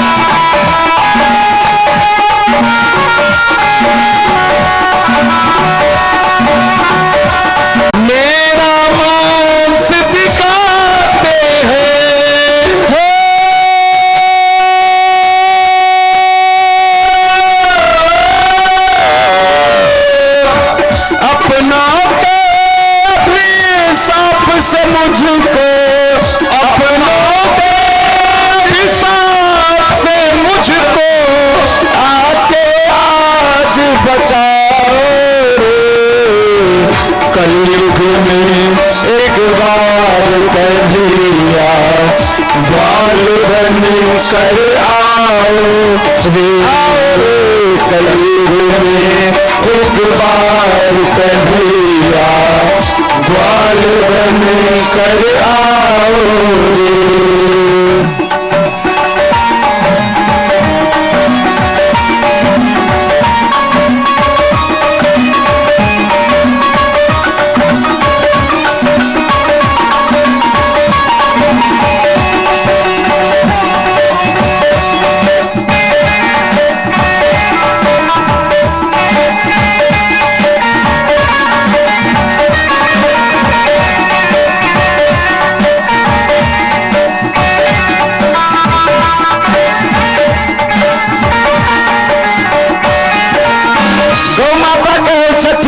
कन्हैया हमरा तो मारे बाद में जे हो, पहले तो कन्हैया 1 महीना खाए ला नहीं दैया और हमरा चमड़ा ढीला करे के लिए चाबुक से मारे पहले कन्हैया। ओकरा बाद गरम पानी हमरा शरीर पर दे दिया। गौ माता कहे छथिन भगवान से, चाबुक से जब पीटी जाऊं सहन नहीं कर पाती मैं चाबुक से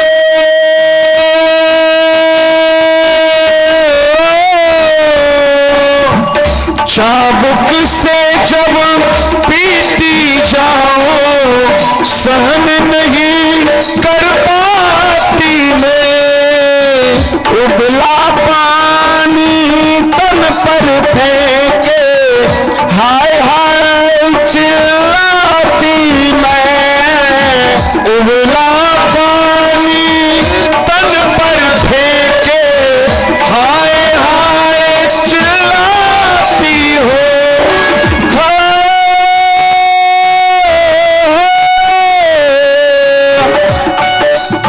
बिना काल में तिल तिल मरती बिना काल में तिल तिल मरती करुणा जरा दिखाओ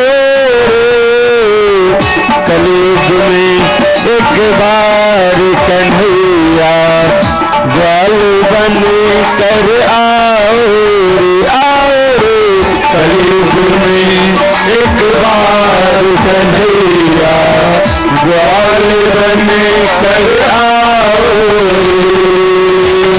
कलयुग में एक बार कन्हैया ग्वाल बन कर आओ रे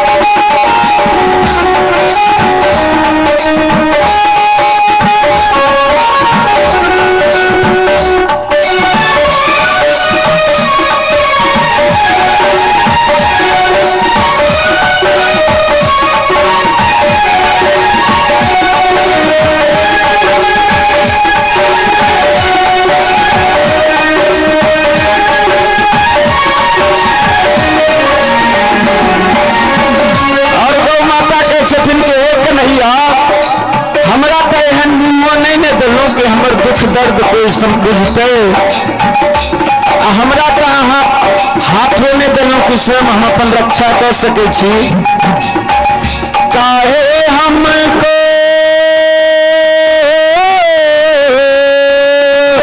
काहे हमको मुक्त बनाया घुट घुट करियो मरने को काहे हमको मुक्त बनाया घुट घुट करियो मरने को उस पर हाथ दिए ना तूने अपनी रक्षा करने को उस पर हाथ दिए ना तूने अपनी रक्षा करने को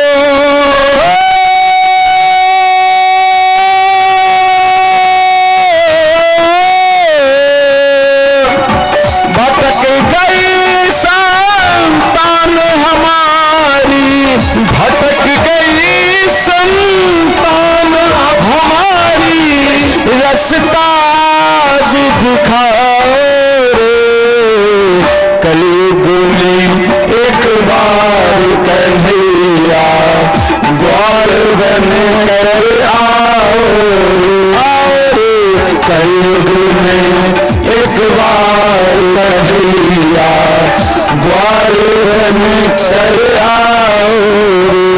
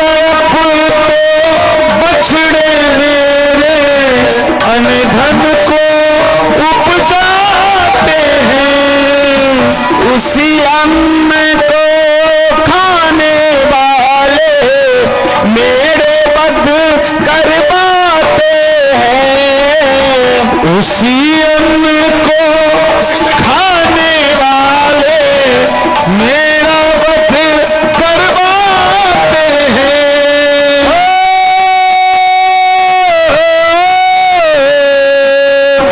हरस जरा तो माँ के वध पर, हरस जरा तो माँ के वध पर, आके रोक लगाओ रे। एक बार सबके दोनों हाथ उठा लिया और ताली बजा के, कलयुग में एक बार कन्हैया ग्वाल बन कर आओ रे। कलयुग में एक बार कन्हैया ग्वाल बन कर आओ रे।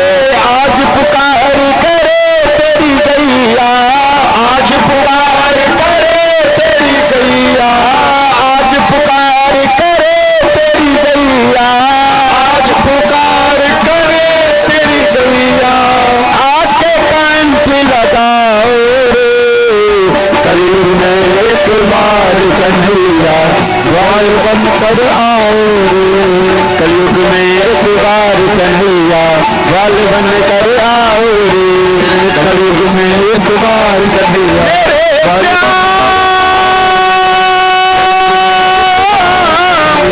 ग्वाल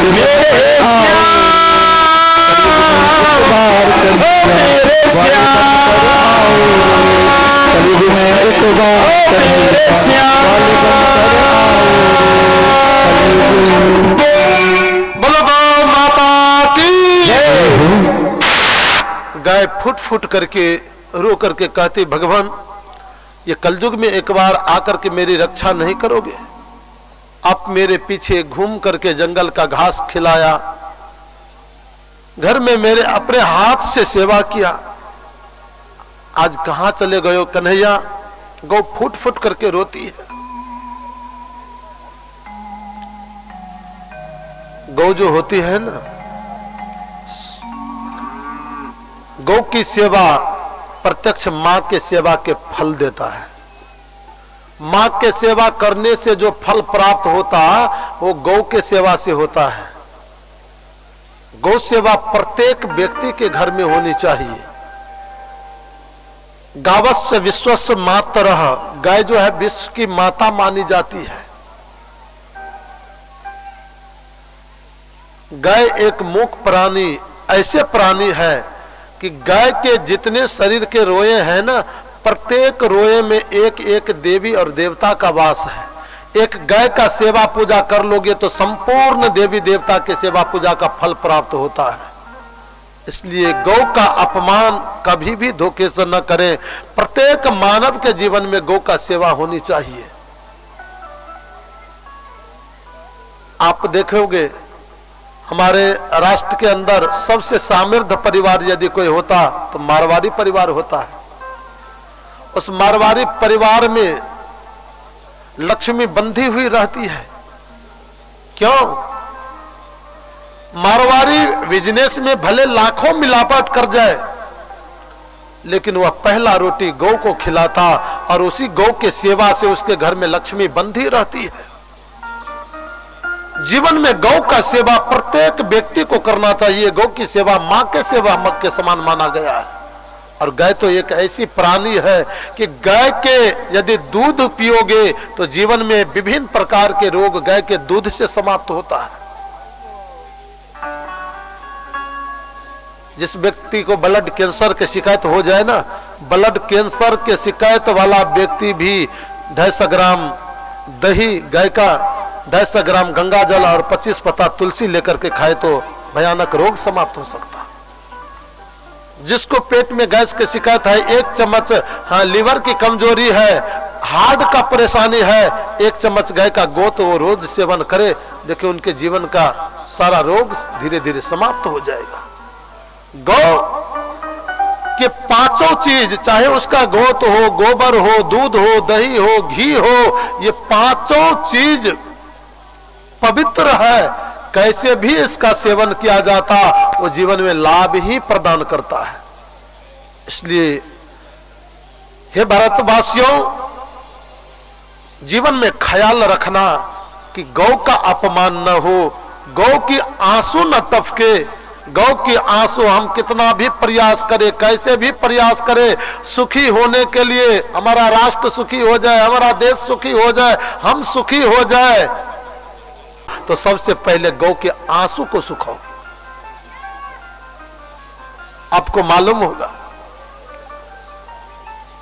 हमारे देश का राजधानी अभी तो वर्तमान में इंद्रप्रस्थ है, जिसको लोग दिल्ली कहते हैं, लेकिन इससे पूर्व हमारी राजधानी कलकत्ता थी, जिसको कोलकाता कहने लगा है, अब क्या कहने लगा। भारत के सबसे बड़े पदाधिकारी गवर्नर वहां रहता रहा। एक दिन एक मजदूर बेचारा अपने का एक चावल का बोरी लिया और 4-5 मंजिल ऊपर में जाकर के वो जो जहां रहता था गवर्नर पदाधिकारी, उसके पास में जाकर के वो बोरी को रख दिया। वो दंग से रह गया कि अरे तुम्हारे अंदर इतना बल कहां से आया, इतने बड़े बोरा को उठा करके लाए हो, क्या खाते हो, क्या पीते हो। उसने कहा कि महाराज मैं गरीब व्यक्ति क्या खाऊंगा पीऊंगा, मैं गाय का दूध घी खा करके जीवन जीता हूं। उसी दिन वह अंग्रेजों ने, यमनों ने अपने मन में निर्णय किया कि भारतवर्ष के लोगों के अंदर जो शक्ति है वो गौ से प्राप्त होता है। तत्क्षण उसने बुचर खाना खोलना प्रारंभ कर दिया और गौ हत्या को प्रारंभ कर दिया कि भारतवर्ष की शक्ति खिन गौ हत्या से ही हो सकता, गौ के समाप्ति से ही हो सकता। इसलिए उसने गौ हत्या को प्रारंभ करा दिया, जो आज के समय में जिस भारत में हम हिंदुस्तानी कह करके गौरव से जीते हैं, मालूम है जिस हिंदुस्तान में, जिस भारतवर्ष में राम ने अपने हाथ से गौ को खिलाया, कृष्ण ने अपने हाथ से गौ को खिलाया, जंगल में जाकर के चारा खिलाया, आखिर उस गौ में कुछ विशेषता नहीं थी तो भगवान राम ने गौ को सेवा क्यों किया, कृष्ण ने गौ का सेवा क्यों किया, परमात्मा ने क्यों किया। उस गौ की हत्या हमारे भारतवर्ष में 27 लाख गौ की हत्या रोज होती है। बगल में नेपाल है, हम लोग नेपाल पड़ोसी है हमारा, नेपाल में यदि गौ हत्या कर दे तो उसको फांसी का सजा मिल जाता, लेकिन यहाँ सरकार के आंख के सामने 27 लाख गौ की हत्या रोज होती है। हम लोग सोए हुए हैं, पड़े हुए हैं। जब तक गौ की आंख का आंसू नहीं सूखेगा तब तक यह भारत सुखी नहीं हो सकता। सुखी करना चाहते हो तो सबसे पहले गाय का आंसू पोंछो।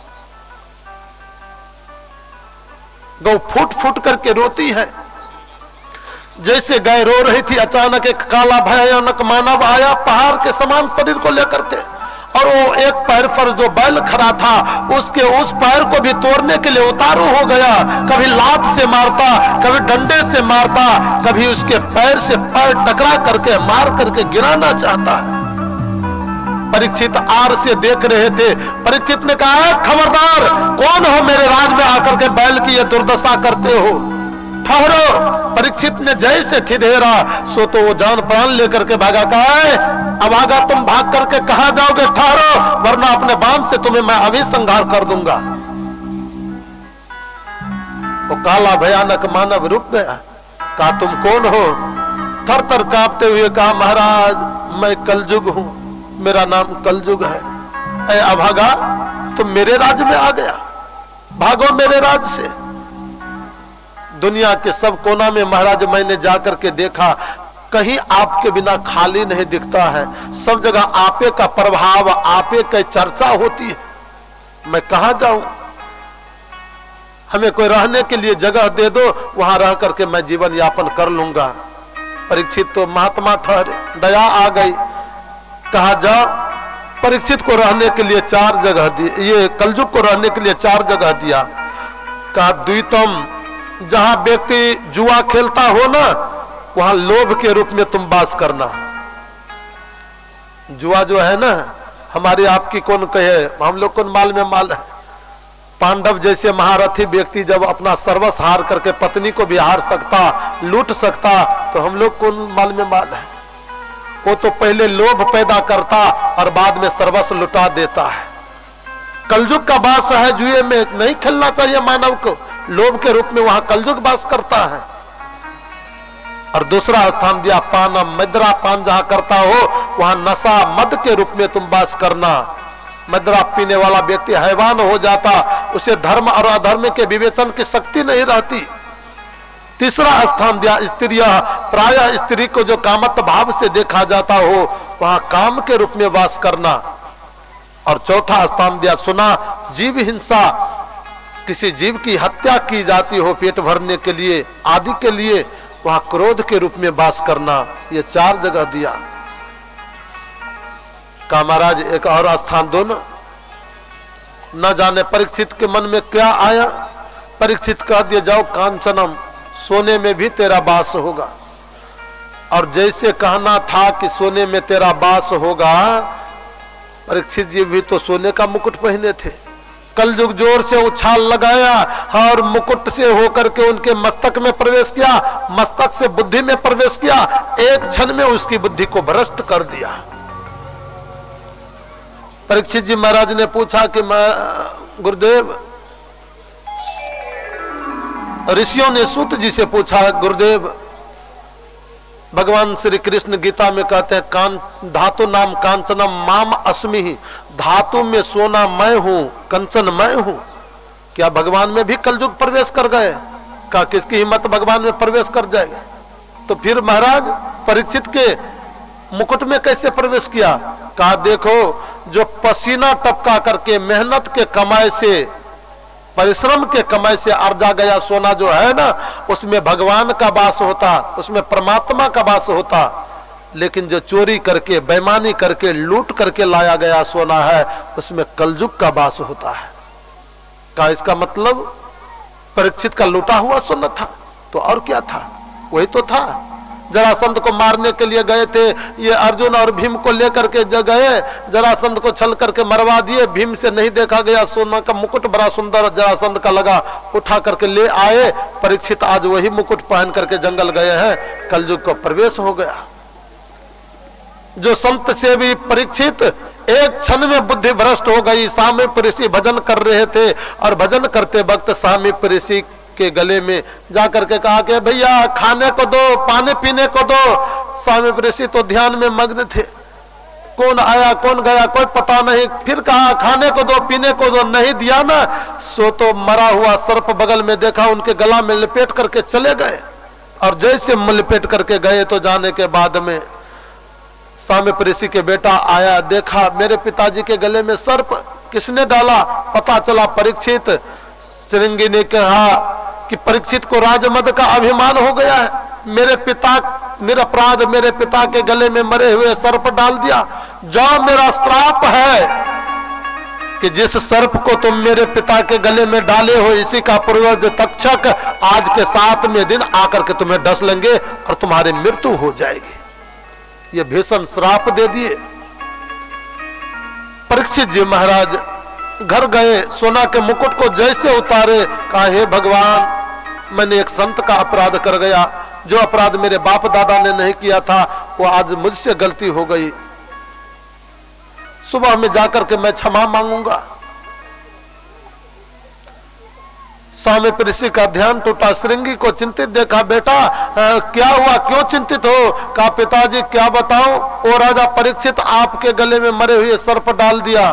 कहा इसके लिए चिंता?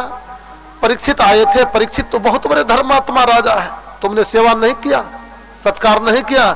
कहा पिताजी मैं तो ऐसा सत्कार किया हूं ना कि जीवन भर अब परीक्षित ऐसा गलती नहीं करेगा जैसा दंड मैं दिया हूं। क्या किया? कहा आज के 7वें दिन के बाद उसे तक्षक सर्प डस लेगा। कहा ए अभागा, इतने बड़े धर्मात्मा राजा को श्राप दे दियो, वो राजा नहीं रहेंगे, धर्म का संचालन कौन करेगा? तुमने गलती किया। गौरमुख से कहा जाओ जाकर के कह देना, श्राप तो श्राप होती है, मिथ्या नहीं होगा। स्वामी ये परीक्षित को अपने मुक्ति का कोई उपाय ढूंढ ले। गौरमुख जाकर के बोले, और बोलने के बाद गौरमुख जब परीक्षित को कहा, परीक्षित तत्क्षण अपने सारे आभूषण को उतार लिए, वस्त्र को उतार लिए, वस्त्र को उतार करके अपने बेटा जन्मेजय को राजा बना दिया, और राजा बनाने के बाद सीधे जंगल में आ गए। वृक्ष के नीचे बैठ करके ध्यान लगाया, और ध्यान लगा करके देखा तो हजारों महात्मा देवता लोग रूप बदल करके सबके सब आगे में खड़े हैं। संपूर्ण ऋषि महात्माओं से पूछा कि जल्दी से मरने वालों की मुक्ति का उपाय क्या है। किसी ने निर्णय नहीं कर पाया। थोड़े देर के बाद सुखदेव स्वामी आए। सुखदेव स्वामी को देखने के बाद उठ करके राजा महाराज खड़े हुए, चरण में साष्टांग प्रणाम किए और ऊंचे सिंहासन पर बैठा करके उनका वंदन करते हैं। हरे नाम सुनाने वाले, गोविंद कथा सुनाने वाले, तुम्हें लाखों प्रणाम, तुम्हें लाखों प्रणाम, तुम्हें लाखों प्रणाम, तुमको लाखों प्रणाम। हरि नाम सुनाने वाले, हरि नाम सुनाने वाले, गोविंद कथा सुनाने वाले, गोविंद कथा सुनाने वाले, तुम्हें लाखों प्रणाम, तुम्हें लाखों प्रणाम, तुम्हें लाखों प्रणाम, तुम्हें लाखों प्रणाम। सबको ताली बजा करके हम लोग भी सुखदेव स्वामी का वंदन करें।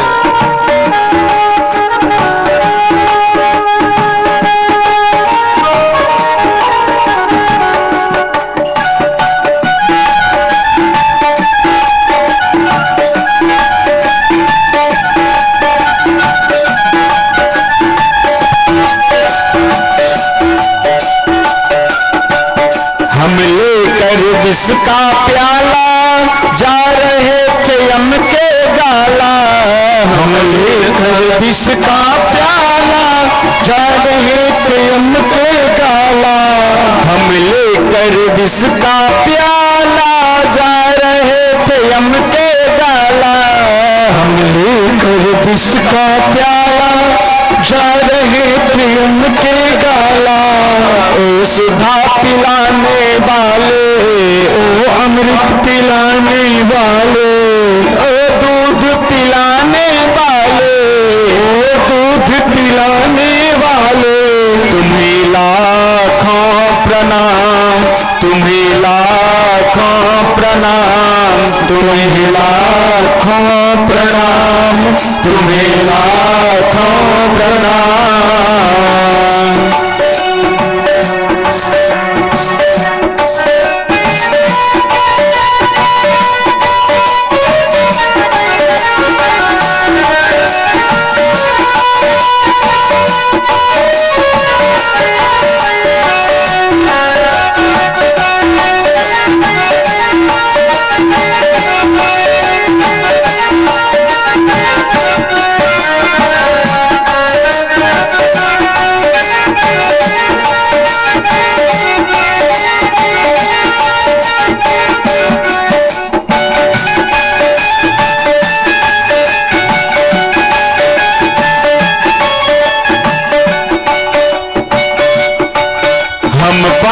तेरा क्या पावे, बस शीश झुका यही गावे, हम पार तेरा क्या पावे, बस शीश झुका यही गावे, हम पार तेरा क्या पावे, बस शीश झुका यही गावे, हम पार तेरा क्या पावे, बस शीश झुका यही गावे।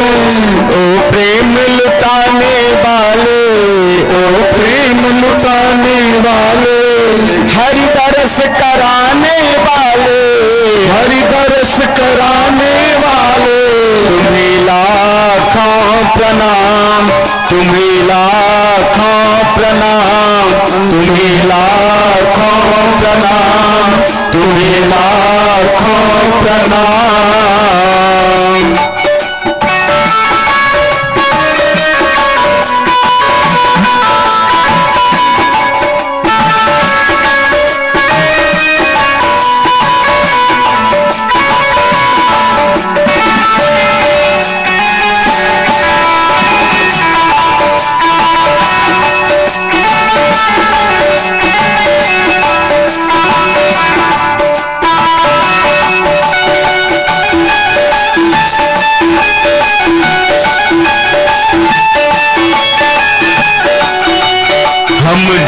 रहे थे वन में, तुम तो बैठे मेरे तन में। हम ढूंढ रहे थे वन में, तुम तो बैठे मेरे मन में। हम ढूंढ रहे थे वन में, तुम तो बैठे मेरे तन में। हम ढूंढ रहे थे वन में, तुम तो बैठे मेरे मन में। हरि मार्ग दिखाने वाले, हरि मार्ग दिखाने वाले, राधा माधव दरस कराने वाले, राधा माधव दरस कराने वाले। तुम्हें लाखों प्रणाम, तुम्हें लाखों प्रणाम, तुम्हें लाखों प्रणाम, तुम्हें लाखों प्रणाम। तुम घट घट अंतर्यामी, हम पतित और अज्ञानी। तुम घट घट अंतर्यामी, हम पतित और अज्ञानी। तुम घट घट अंतर्यामी, हम पतित और अज्ञानी। तुम घट घट अंतर्यामी, हम पतित और अज्ञानी। ओ कृष्ण मिलाने वाले, ओ प्रेम लुटाने वाले, गोविंद कथा सुनाने वाले, गोविंद कथा सुनाने वाले। एक बार सबके दुनिया हाथ उठा ली और ताली बजाकर तुम्हें लाखों प्रणाम, तुम्हें लाखों प्रणाम, तुम्हें लाखों प्रणाम, तुम्हें लाखों प्रणाम। हरि नाम सुनाने वाले, हरि नाम सुनाने वाले, गोविंद कथा सुनाने वाले, गोविंद कथा सुनाने वाले। तुम्हें लाखों प्रणाम, तुम्हें लाखों प्रणाम, तुम्हें लाखों प्रणाम, तुम्हें लाखों प्रणाम, तुम्हें लाखों प्रणाम, तुम्हें लाखों प्रणाम, तुम्हें लाखों प्रणाम, तुम्हें लाखों प्रणाम। बोलो सुखदेव भगवान की जय। ऊंचे सिंहासन पर सुखदेव स्वामी को बैठा दिए।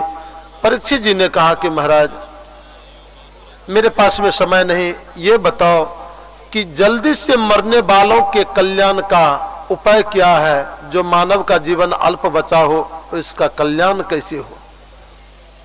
राजा परीक्षित सुखदेव स्वामी ने कहा कि राजन, वार्या नेस्ते प्रश्न कृतो लोक हितो नृपः आत्मवित्त समता पुंसाम श्रोतादव्यस्यो निर्मल श्रोतादव्यसो यह पर। तुम्हारा प्रश्न बहुत श्रेष्ठ है, संपूर्ण लोक मात्र के हित के लिए प्रश्न किए हो, आओ इसलिए मैं तुम्हें बताता हूँ। सबसे पहले परीक्षित जी महाराज ने पूछा कि मन को कैसे बस में किया जाए। मन को बस में करने का 4 तरीका बताए। जितासनो, जित श्वासो, जित संगो, जितेंद्रिय। स्थूले भगवतो रूपे मना संधार ये दिना। मन को वश में करना है तो एक आसन से ज्यादा देर बैठना चाहिए। श्वास को जीतना चाहिए, कुसंग को त्याग करके सुसंगत करना चाहिए और इंद्रिय जीत होना चाहिए। ये मन को जीतने का 4 तरीका है। पुनः परीक्षित जी महाराज ने सृष्टि विषयक प्रश्न किया कि सृष्टि कैसे बनी। कहा देखो राजन, सबसे पहले भगवान नारायण के नाभि से कमल के फूल का जन्म हुआ और उससे ब्रह्मा जी के जन्म हुए। ब्रह्मा जी का बेटा ही सनकादिक ऋषि हुए। मानसिक सृष्टि करने को कहा, नहीं तैयार हुए। बाद में 11 रुद्र को जन्म दिए। भोले बाबा को कहा जाकर के सृष्टि करो। भोले बाबा भूत प्रेत का सृष्टि कर दिए। उन्हें मना कर दिया, डांट दिया। बाद में ब्रह्मा जी ने अपने दाहिने अंग से मनु को और बाएं अंग से शतरूपा को जन्म दिए। वहां से मैथुन सृष्टि प्रारंभ हुआ, जिसमें 3 बेटी हुई, आकहुति, देवहुति और परसुति। 2 बेटे हुए, प्रियव्रत और उतानपाद। आकहुति का विवाह रुचि नाम के प्रजापति के साथ हुआ। देवहुति का विवाह कर्दम ऋषि के साथ हुआ और परसुति जो है वो परसुति का विवाह दक्ष प्रजापति के साथ हुआ। आकहुति के गर्भ से भगवान जग का जन्म हुआ, अवतार हुआ। देवहूति के गर्भ से स्वयं भगवान कपिल जन्म लिए और प्रसूति के गर्भ से ही महारानी सती जन्म ली, जो सती भगवान के राम में भ्रम करने के कारण सीता का रूप धारण कर ली थी। भगवान का रामा अपराध किया, भगवान शिव को पता चला, देखा कि ये मेरे मां के रूप को धारण कर लिया, इसको पत्नी भाव से अब मैं स्वीकार नहीं कर सकता हूं। यही तन सती ही भेंट मोहि नाही, शिव संकल्प किन मन माही। वो सती को 87 वर्ष तक के लिए त्याग करके समाधि लगा लिए। बाद में समाधि टूटी, कथा कहने लगे। आकाश मंडल से विमान जा रही थी, जाते हुए विमान को देखा तो देखने के बाद में कहा कि ये विमान कहाँ जा रहे? कहा तेरे पिता के घर यज्ञ है। भगवान शिव ने मना किया, हट करके सती पिता के घर जाने को तैयार हो गई। बाद में 2 गन दिए और वहां गए तो पति के अपमान को देखा, जोगानल अग्नि में शरीर को जला करके सती जल करके भस्म हो गई। वही सती दूसरे जन्म में पार्वती हुई, जो हिमालय की बेटी हुई। भगवान श्री गोस्वामी तुलसीदास जी महाराज कहते हैं, त्रेता का युग था बड़ा ही सुंदर पावन। एक बार त्रेता युग माही, शंभु गए को भजरी सिपाही। एक बार त्रेता जग माही, एक बार त्रेता जग माही। शंभु गए को भजरी सिपाही। एक बार त्रेता युग था। भगवान शिव अगस्त ऋषि के पास में गए। अगस्त ने उनको बहुत बड़ा भव्य स्वागत किया, परंतु पार्वती उनके सेवा को दुरुपयोग में ले ली। सोचा कि जो हमें सेवा कर रहा है वो कथा कैसे सुनाएगा। उनको न्यून समझ गई, छोटे समझ गई। परिणाम ये हुआ कि अगस्त जी महाराज कथा कहते रह गए, पार्वती को समझ में नहीं आया। कथा में जत्र तत्र चंचलता बरकी। बाद में राम के प्रति उनको भ्रम हो गया, और राम के प्रति जब भ्रम हुआ तो भ्रम होने के बाद ये बोले बांके बिहारी लाल की। वो पार्वती जब जन्म ली तो जन्म लेने के बाद में मैया पार्वती धीरे धीरे जब बड़ी हुई, नारद जी ने आकर के कहा कि इसको तपस्या करना होगा तो ऐसे वर प्राप्त होंगे। पार्वती जाकर के बहुत कठिन तपस्या की। कछु दिन भोजन बारे बतासा किए कठिन, कछु दिन उपवासा। बेलपात्र मही परे सुखाई, 3 सहस्र सम्मत सोई खाई। विशाल तपस्या जब ये पार्वती ने की तो करने के बाद में सनकादिक ऋषि ने जाकर के उनको जगाया और कहा कि आप अपने घर जाओ। अब भोले बाबा विवाह करने को तैयार हो गए हैं। देवता लोग जाकर के भगवान शिव के तपस्या को तोड़ा, कामदेव का प्रयोग किया, कामदेव को जला करके भस्म कर दिए। और भस्म करने के बाद भगवान शिव से आकर के भगवान राम ने आदेश किया कि तुम विवाह कर लो। भगवान राम के आदेश को मान लिए और मानने को भोले बाबा तैयार हो गए। बड़ा ही सुंदर भोले बाबा के विवाह का सुंदर मुहूर्त खोजा गया। शिवरात्रि का पावन मुहूर्त है। शिवरात्रि के पावन मुहूर्त में भगवान श्री शिव का विवाह होना है। संपूर्ण गण लोग उनका सुंदर श्रृंगार करने लगे। कुंडल कंकन पहिरे ब्याला, कुंडल कंकन पहिरे ब्याला। विभूति पट के हरि छाला, तन विभूति पट।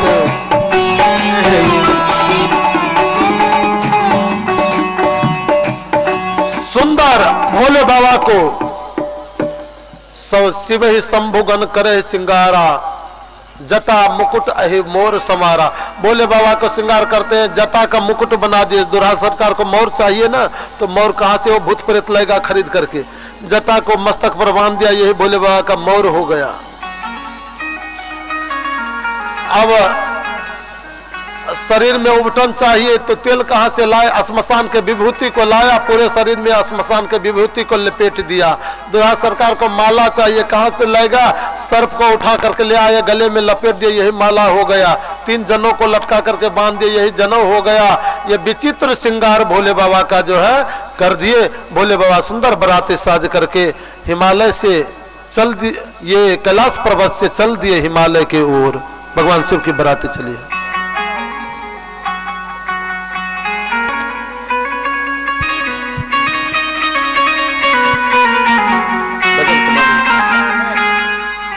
एक बार जोरदार जयकारा सबको दोनों हाथ उठा के प्रेम से बोले बाबा भूतनाथ की जय हो। चल ले भोला के बरतिया हिमाचल नगरी, चल ले भोला के बरतिया हिमाचल नगरी, हिमाचल नगरी ओ हिमाचल नगरी, हिमाचल नगरी ओ हिमाचल नगरी। चल ले बाबा के बरतिया हिमाचल नगरी, चल ले बाबा के बरतिया हिमाचल नगरी, चल ले भोला के बरतिया हिमाचल नगरी, चल ले भोला के बरतिया हिमाचल नगरी।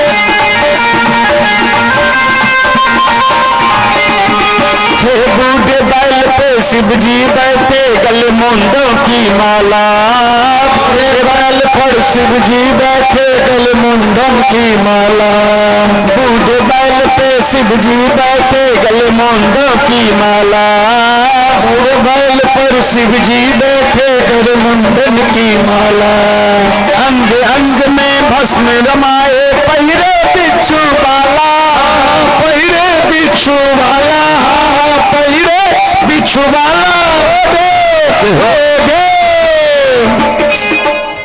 एक बार सबके दोनों हाथ उठा लिया ना। हो दे काली रे कमलिया हिमाचल नगरी, ओ रे काली रे कमलिया हिमाचल नगरी, हिमाचल नगरी ओ हिमाचल नगरी, हिमाचल नगरी ओ हिमाचल नगरी। चली बाबा के बरतिया हिमाचल नगरी, चली बाबा के बरतिया हिमाचल नगरी।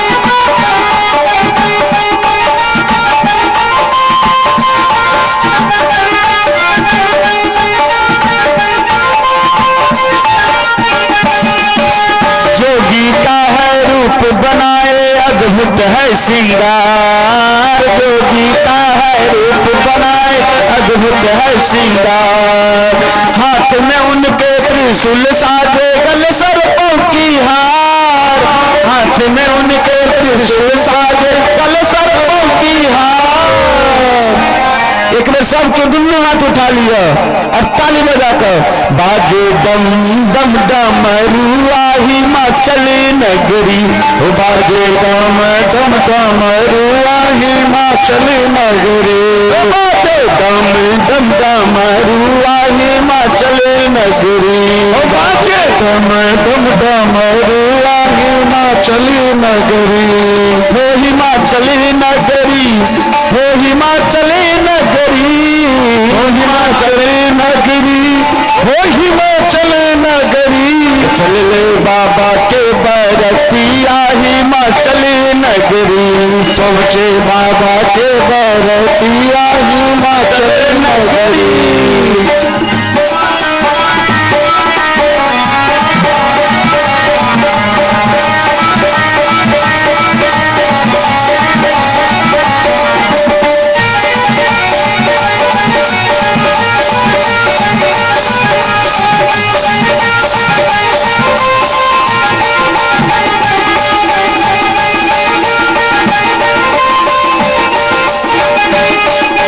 कोई बराती कद में लंबा, कोई छोटा मोटा, कोई बराती कद में लंबा, कोई छोटा मोटा, कोई बराती कद में लंबा, कोई छोटा कोई मोटा, कोई बराती कद में लंबा, कोई छोटा कोई मोटा, किसी का तन है चार भुजा का, किसी का तन है लोटा, किसी का तन है चार भुजा है, किसी का तन है लोटा। एक सब तो दोनों हाथ उठा के ताली बजा कर टेढ़ी लेढ़ी सी कमलिया हिमाचल नगरी, आए बाबा के बरतिया हिमाचल नगरी, हाँ हिमाचल नगरी, हो हिमाचल नगरी, हिमाचल नगरी, हो हिमाचल नगरी, चल ले बाबा के बरतिया हिमाचल नगरी, चल ले बाबा के बरतिया हिमाचल नगरी, चल ले बाबा के बरतिया हिमाचल नगरी, चल ले बाबा के बरतिया हिमाचल नगरी। बोलो भोले बाबा की।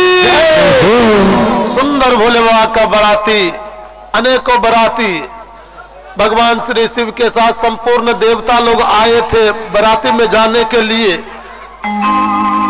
लेकिन भगवान शिव जब बराती में जाने लगे ना, ऐसे बैल पर बैठ गए कि बैठ जाने के बाद में बैल आगे की ओर चल रहा है, भोले बाबा पीछे की ओर मुड़ करके बैठ गए। भगवान विष्णु ने देवताओं से कहा भैया भैया अपना अपना समाज अलग कर लो, नहीं तो हमारी भी प्रतिष्ठा चली जाएगी, ये सबको हंसी उड़ाएगा। देवता सब के सब अपने समाज को अलग कर लिए। बोले बाबा कहा नंदी से नंदी क्या करोगे, अब तो एक भी बराती नहीं बची, देवता लोग अलग हो गए। नंदी ने कहा कि जी अभी मैं व्यवस्था करता हूं।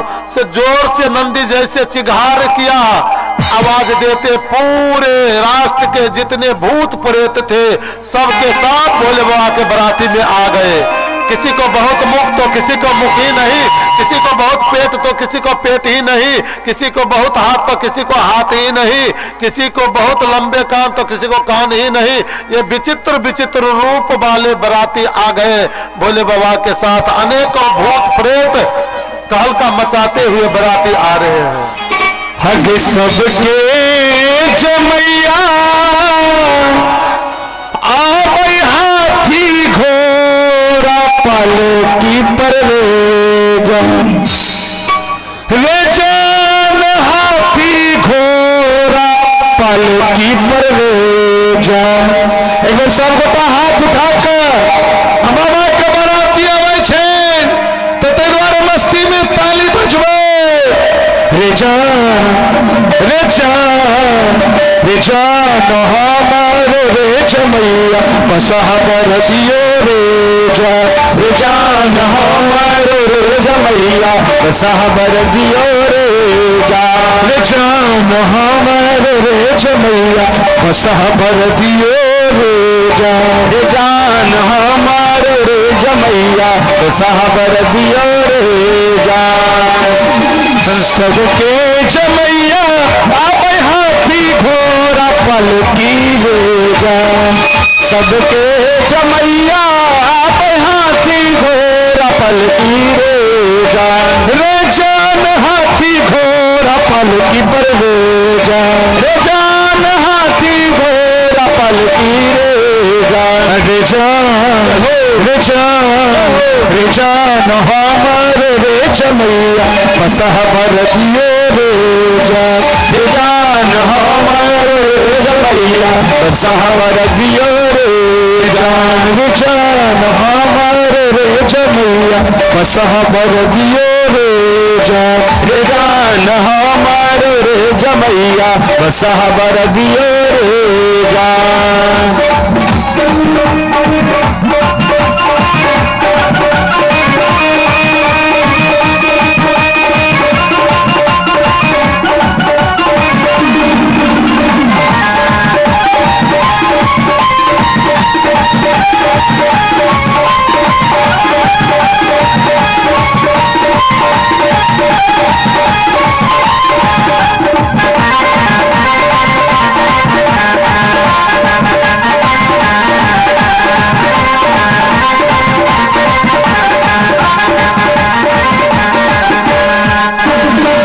सबके जमैया खाई छ पूरी और जिलेबियो रे जान, सबके जमैया खाई छ पूरी और जिलेबियो रे जान, सबके जमैया खाई छ पूरी और जिलेबियो रे जान, सबके जमैया खाई छ पूरी और जिलेबियो रे जान पूरी और जिलेबियो रे जान पूरी और जिलेबियो रे। एगो पूरा पूरा हाथ उठाकर सबको हड़ताली बजाकर रे जान हमार रे जमैया ऐसे घन गुल रे जान हमार रे जमैया ऐसे घन गुल जान हमार रे जमैया ऐसे घन गुल जान हमार रे जमैया ऐसे घन गुल जान।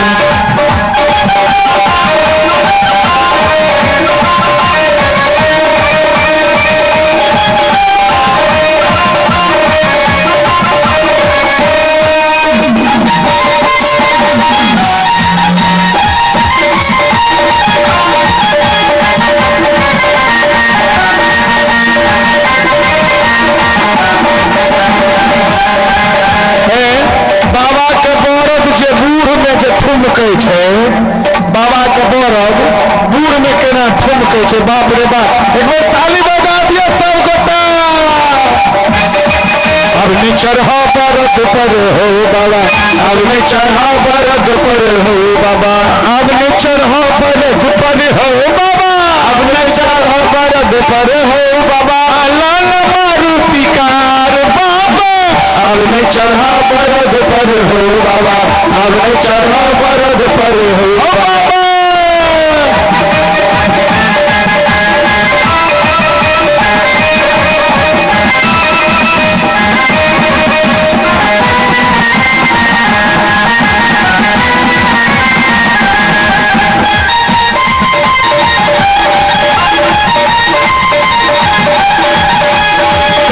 हो बाबा फैशन के जमाना, हो बाबा फैशन के जमाना, हो बाबा फैशन के जमाना, हो बाबा फैशन के जमाना।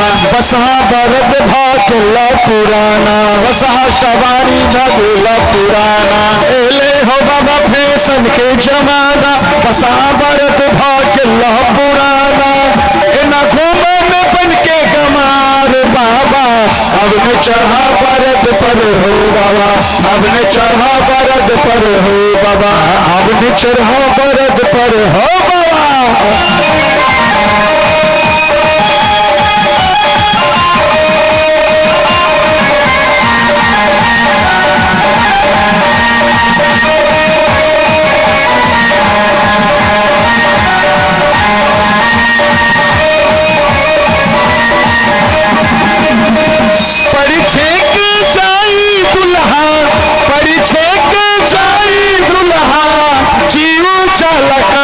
अरे बाप रे बाप, अरे बाप रे बाप, घर में लटकल बारे सांप, अरे बाप रे बाप, घर में लटकल बारे सांप, अरे बाप रे बाप, घर में लटकल बारे सांप, अरे बाप रे बाप, घर में लटकल बारे सांप।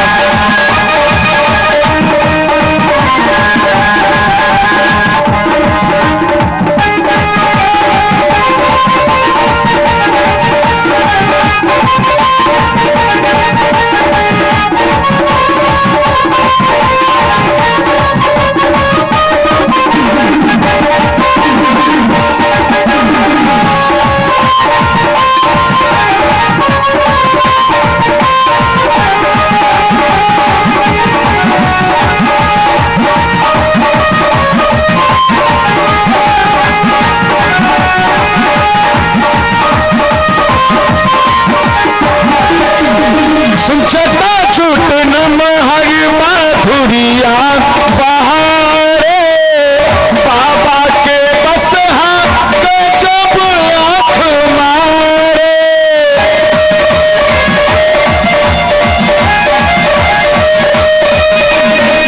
चटा छूट नमहर माधुरिया बहारे, भोला के बस हाथ गजब आँख मारे, भोला के बस है गजब आँख मारे, दुल्हा के मुंह से निकले, दुल्हा के मुंह से निकले, दुल्हा के मुंह से निकले, दुल्हा के मुंह से निकले गाजा के भाप, अरे बाप रे बाप, अरे बाप रे बाप, पूरा पूरा हाथ उठा के सब बेटा, पूरा पूरा हाथ उठा के, अरे बाप रे बाप, घर में लटकल बारे सांप, अरे बाप रे बाप, घर में लटकल बारे सांप, अरे बाप रे बाप, घर में लटकल बारे सांप, अरे बाप रे बाप, घर में लटकल बारे सांप।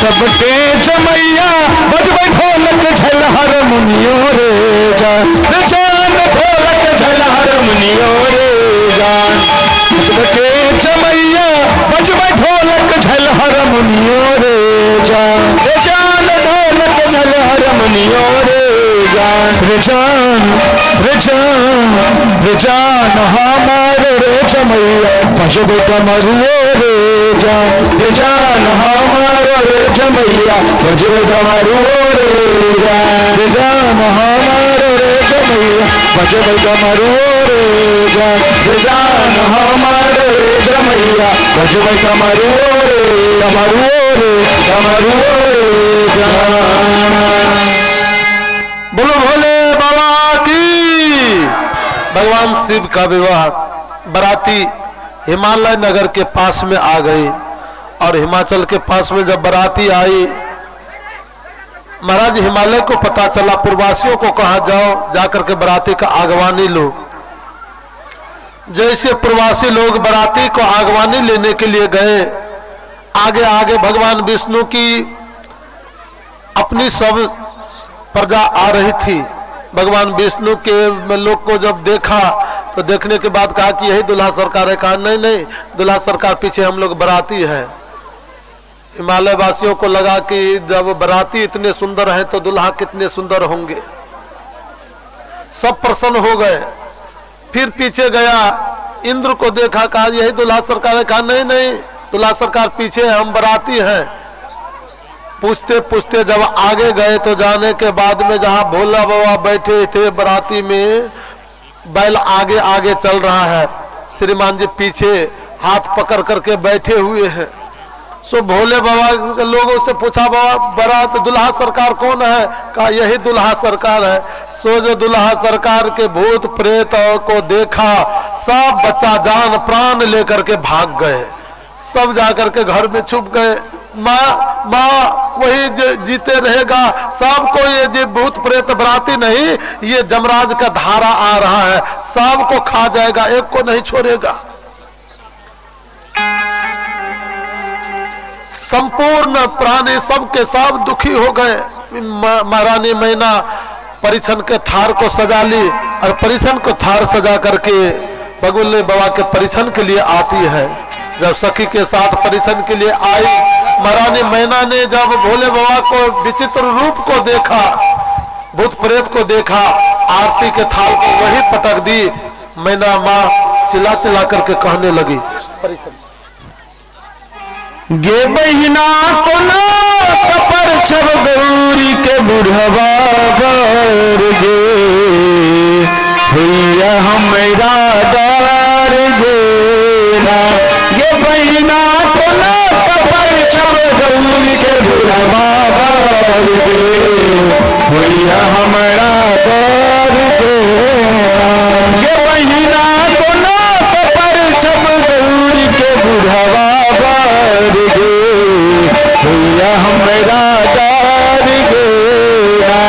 ये महीना बना खबर छब गौरी के बुढ़वा बार गे, भैया हमेरा डार गेना।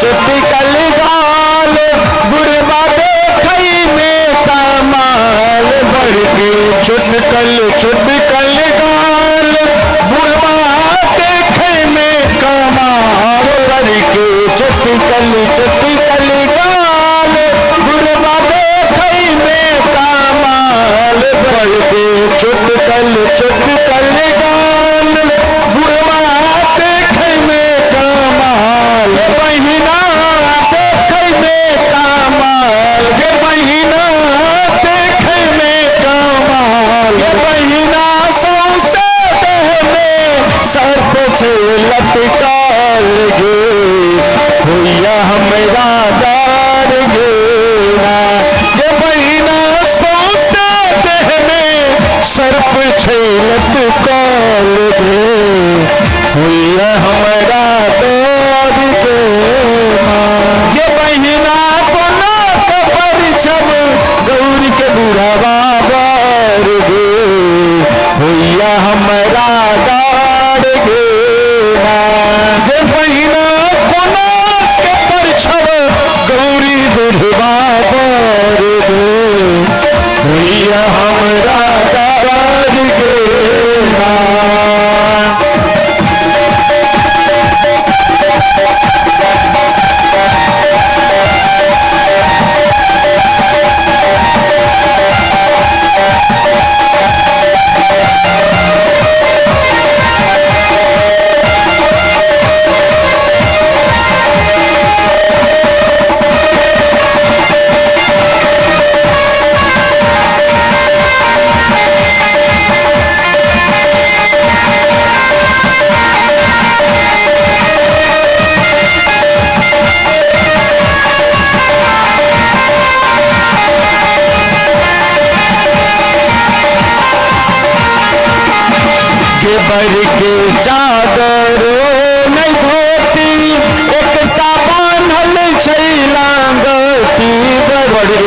चादर रोने धोती एकटा बांधल छैला गोटी बड़ी के चादर रोने धोती एकटा बांधल छैला गोटी बड़ी के चादर रोने धोती एकटा बांधल छैला गोटी बहिना बांधल छैला गोटी बहिना बांधल छैला गोटी बहिना सौसे देह में भस्म छैला गाल गे भैया हमरा डार गे जे बहिना सौसे देह में भस्म छैला माल गे भैया हमरा डार गे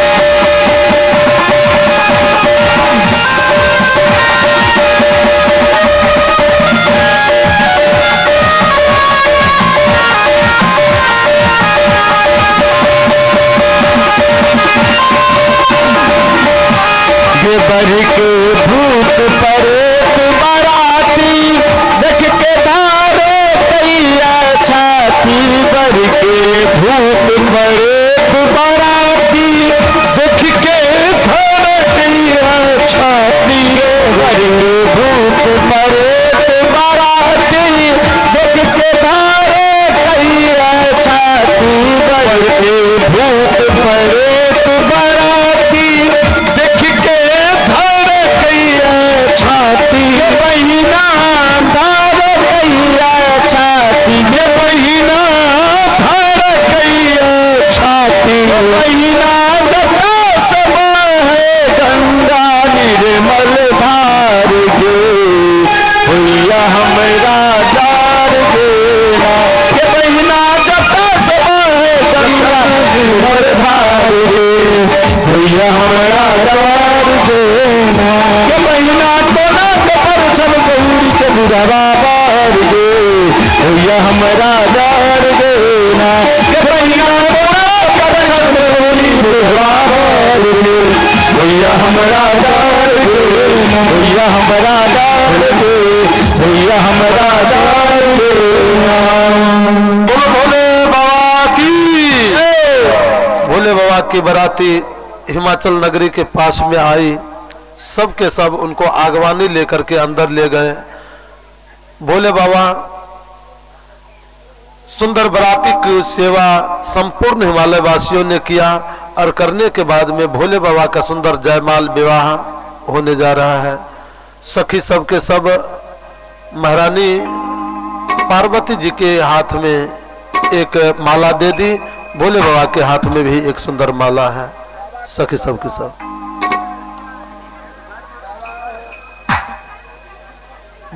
बोलो भोले बाबा की जय।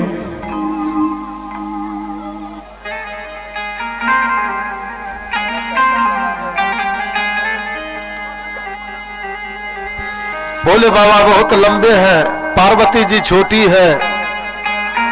पार्वती जी खड़े हो जाइए।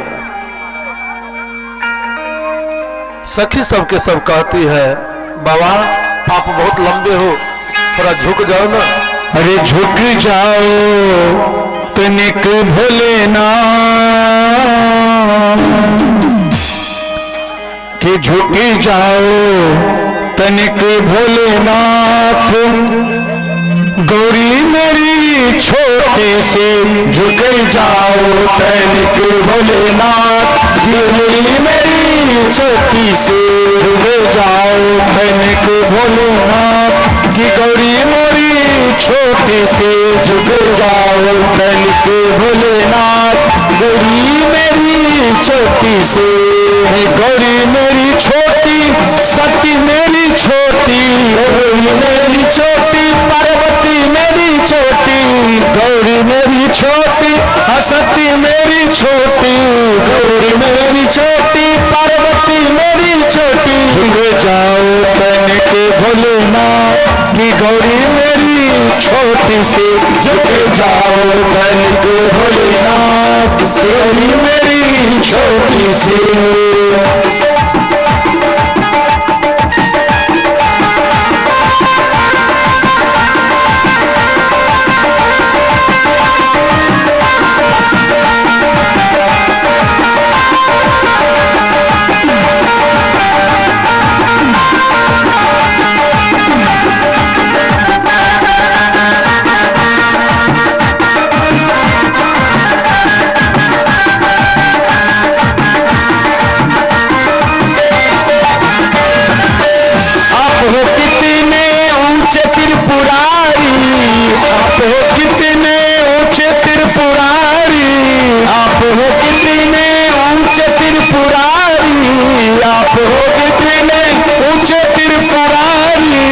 छोटी सी मेरी राज दुलारी छोटी सी मेरी राज दुलारी छोटी सी मेरी राज दुलारी छोटी सी मेरी राज दुलारी लाले गले जय मां कैसे डाले गले जय मां पार्वती मेरी छोटी सी कैसे डाले गले जय माल किशोरी मेरी छोटी सी झुक जाओ तनिक भोलेनाथ गोरी मेरी छोटी सी झुक जाओ तनिक भोलेनाथ लली मेरी छोटी सी।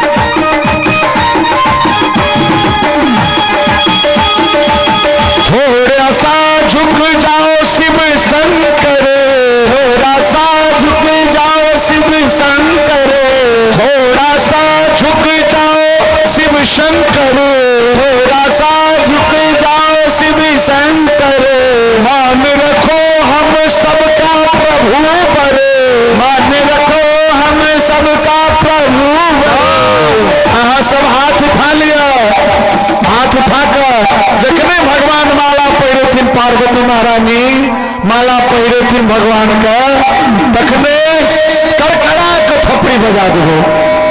अरे सखी सब करे पुकार लली मेरी छोटी सी हाँ सखी सब करे पुकार लली मेरी छोटी सी झुक जाओ तनिक भोलेनाथ लली मेरी छोटी सी झुक जाओ तनिक भोलेनाथ लली मेरी छोटी सी झुक जाओ तनिक भोलेनाथ लली मेरी छोटी सी झुक जाओ तनिक भोलेनाथ लली मेरी छोटी सी झुक जाओ तनिक भोलेनाथ लली मेरी छोटी सी झुक जाओ तनिक भोलेनाथ लली मेरी छोटी सी लली मेरी छोटी सी किशोरी मेरी छोटी सी। बोलो भोले बाबा की जय। सुंदर जयमाला माँ पार्वती ने भोले बाबा को पहनाई, भगवान श्री शिव ने पार्वती को पहनाया। भगवान का सुंदर जयमाल विवाह हुआ। सखी सब के सब सुंदर मंडप पर ले गए। वैदिक विधि के अनुसार भगवान श्री शिव का विवाह माँ पार्वती के साथ में हुआ। जब भगवान शिव का विवाह पार्वती जी के साथ में हुआ, ठीक तो है, ठीक तो पार्वती जी उधर रहेंगे।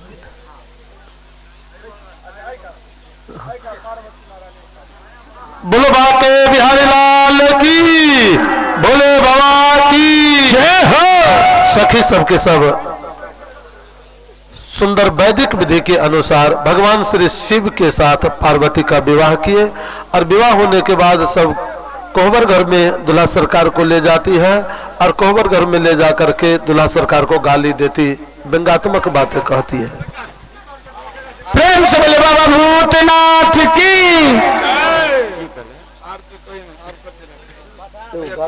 गाली एगो दे।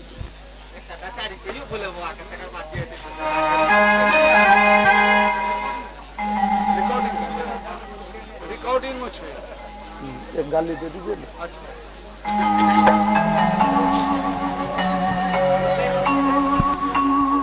कि गर्दन में नाग बाबा जटा में गंगा